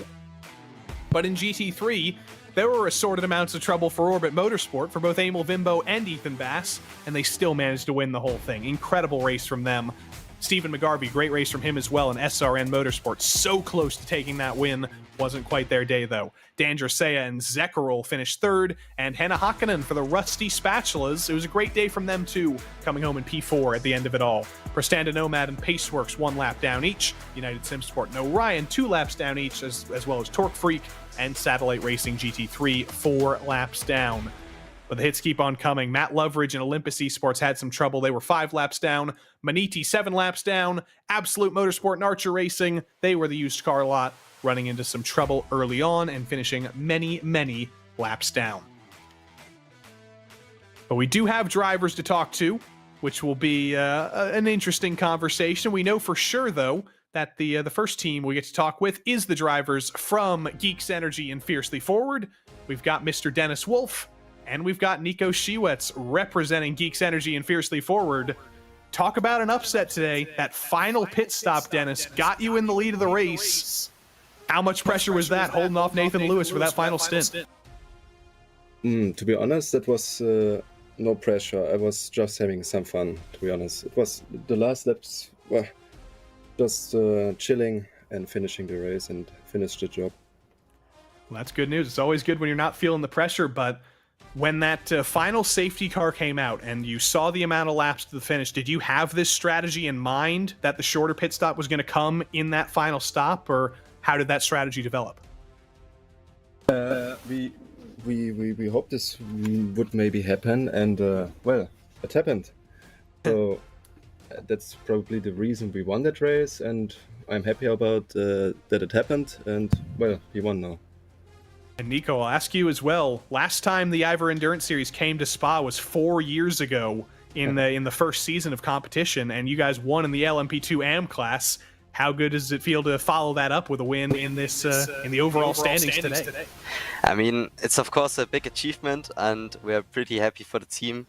Good points, and yeah. Good stuff. Dennis and Nico, send our congratulations to Linus and the whole team as well. Congrats on this win, and we'll see you in a couple of weeks at Fuji. Yeah, Thank you. Thank you. Representatives from Fiercely Forward and Geeks Energy coming home with the win today. But Lorenzo, you've got a big old group of drivers. You've got everybody from Orbit Motorsport ready to talk about the GT3 win. How about Jack Styles, the Bassmaster Ethan Bass, and Emil Vimbo? Deal with all of them, Lorenzo. Yeah, what a group. Yeah, what a group. And now the first question is a very simple question. Who had the most heart attacks in a minute? Me. Obviously, Jack. I knew it would be Jack from the get-go. Emil, Ethan, and Jack, talk about this race. For once, Ethan said he didn't bottle the qualifying, even though you guys got an end of line. After one of the pit stops, and everything just went haywire after that. What a way to round out this race and grab some important, points for you guys in the championship. That you guys have been ailing so far in the championship. Emil, Ethan, you can answer that. Yeah, we got the end of line because the safety car came out like the lap we needed to pit. So, I mean, nothing we can do. It's just really bad timing. We weren't alone in having to take that end of line though, so we weren't quite lost, although it was like 9th on the lead lap. Then, ran half a stint or something. There was another safety car. Pitted under that, put us on an alternate strategy, which, I mean, at the time it's like it's something different. We don't know how it's going to play out. We're not that quick with doing maths and stuff. And then, yeah, having to... I think I was net 25 seconds behind the leader when I started my second to last stint. And then we had to deal with the question of, do we short pit? Like pit as soon as we can fit enough fuel in the car to go to the end? Which is slower if there's no safety car. Because obviously you're just spending more time with heavier fuel. But it does cover the potential of a safety car, which would just ruin our race. So we ran it until there was like 4 laps left. There was a car stopped somewhere. I just got told to box. I didn't think much more about it, so I boxed. It came out just ahead, and then some tangles with a pro car that didn't want to relinquish position despite being damaged and slow put us back into an actual fight for position, which was a lot of fun, but very stressful. And yeah. At least it's a good result for the first time since round 1.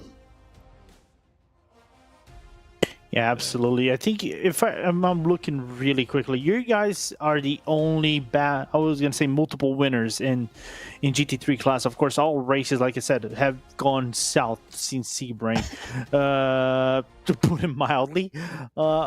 You guys going to Fuji, which is a track that has some parallels to Spa, right, in terms of elevation changes and everything, and how fast a track can be, but highly convoluted in terms of traffic. Are you guys concerned, or you guys with this win? Do you guys get some confidence boost to try to finish out in the upper half of the GT3 class for this championship? To be fair, no, I don't really think it doesn't make me nervous anyway, I'll say that. I think we'll just use the same kind of preparation for Fuji in that we've done it a couple of times now in VRS, and I did it the last 10 hours, so I have some experience around it, so it shouldn't be too bad. I think it's more a case of what kind of weather are we getting, because I will say I kind of wanted to see what the rain would happen today, but we didn't get any, so perfectly fine. But the number one goal will be, again, just to get a clean qualifying and get a banker in, and then just hope we're not super far back in the pack. I don't know how I got pole and I don't honestly I wouldn't have rated that lap amazing low, but I got it in before the track got warmer. So that's the main thing I didn't do previous rounds. So that helped us put us on the good front foot, at least for this event. And then we just had to avoid some of the mess that happened in some of the safety cars and some of the restarts. So apart from that, and then it was a case of just following what the car could do for fuel. We weren't doing anything crazy. I don't even think we had a stint plan because of the potential for rain. So that was very much seat of the pants, play it by ear kind of thing, and it worked out. Yeah, well, with that being said, Ethan, Emil, Jack, you guys can now rest easy, you know, take a little bit of a breathe, especially Jack. I know he's probably going to need NHS help real soon. And I'll see you guys in Fuji in about 1 month time. Yeah. I mean, he's not the only one that's having mini heart attacks near the end of there. I think we all were. Fair. I'll see you guys next round. Thanks very much. Catch you around at Fuji. Thank you. See ya. Jack Styles, Ethan Bass, and Emil Vimbo victorious in the GT3 class, but we've just got word from Race Control. There was an investigation between BS Turner and Visceral and a potential incident on the final lap, but the ruling is no further action. So officially, BS Turner are our winners in GT3 Pro, and Mr. Ryan Barneveld, you were in the front row seat to that last lap battle. Talk us through those last 2 laps. It looked like you were short on fuel, retaking the lead into the bus stop. Talk us through all of it. Hello guys, we thought we were not making it because it was such a roulette with all the safety cars and stuff that we couldn't really get a clear view on when the GTP would lap us and when we would have our final lap basically. So already basically, I don't know, 5 laps into the stint I went fuel save mode. I think I was driving half or 0.4 liters less a lap, so already giving up quite some time there. And then the last couple of laps, we still didn't have a clear view on when the finish would be, basically. So we thought we were not making it in the last 3 laps, so I had to really back down and use a lot less fuel, like more than a liter less, just to make sure we get to the finish line without having to do an additional pits. And then we get to the last corner and suddenly it's white flag. Whilst P2 just overtook us and was 8 tenths ahead of us. So suddenly I had 4 liters too much and I could push until the end and go for the move. That's basically what happened, and yeah. Good stuff. And 1 more race to go this season. Fuji, 12 hours. The potential of rain as well in just a month's time. How are you feeling knowing that you guys will probably have a pretty decent championship lead and there could be some wild cards coming up in that final race? Yeah, it's gonna be interesting, to be honest. I was kind of expecting there to be rain here, simply because it's early March, it's Spa, you know, it's rainy. I think the real life forecast has like rain in the next 5 days or something, so I was really expecting a wet race. Yeah, we didn't get that today, so maybe on Fuji. If it rained on Fuji, we'll have to see how it plays out. I mean, this is new for everyone. I'm pretty sure we've done a lot of prep already, so we're quite confident we will be able to do a good result on Fuji as well. Well, Ryan, congrats to you and to Kai on the win. Forward our congratulations to the whole team, and we'll see you in a couple of weeks at Fuji. Thank you very much. Thanks for all the broadcast stuff, guys, and see you on the next one. Always a pleasure. Ryan Barneveld representing BS Turner and winning the race for them with Kai Kashube. And it's always a pleasure, Lorenzo, when you have a race that's as insane as that. After 1,000 kilometers, literally every single class came down to the final lap. You can't ask for much more than that. But after all of that racing, after all of that drama, all of the drivers need a chance to, I think, rest their hearts and lungs. Our commentators need a chance to rest our throats and our voices. But Lorenzo, Fuji coming up next week, a potential championship battle in GTP as well between Mivano and BS Competition. How excited are you for a month from now at Fuji? I am very excited. I think it's a track that we've seen that can work. It's gonna be quite haywire, especially when you go into the last sector to try to negotiate with traffic with these deep diving zones. You can especially do in the final 2 corners, right, Joey? With that being said, it's going to be a compelling race, especially for the GT3 and GT3 Pro, because right now it's still a lot of things undecided, and I'm looking forward to see who's going to come out on top with these final kilometers to go here at IVRA. That's going to be it from us today. Next IVRA Endurance Series event, the final one of the season, April 27th, the 12 Hours of Fuji. We hope you'll join us then for more IVRA Endurance Series powered by Heusinkveld. But until then, I've been Joey Tebben. Lorenzo Bonder's been Lorenzo Bonder. You had Arjuna Kankapati and Derek Watson a little bit earlier, and our producer for the whole thing has been Dustin Allis. Until we see you next time, so long.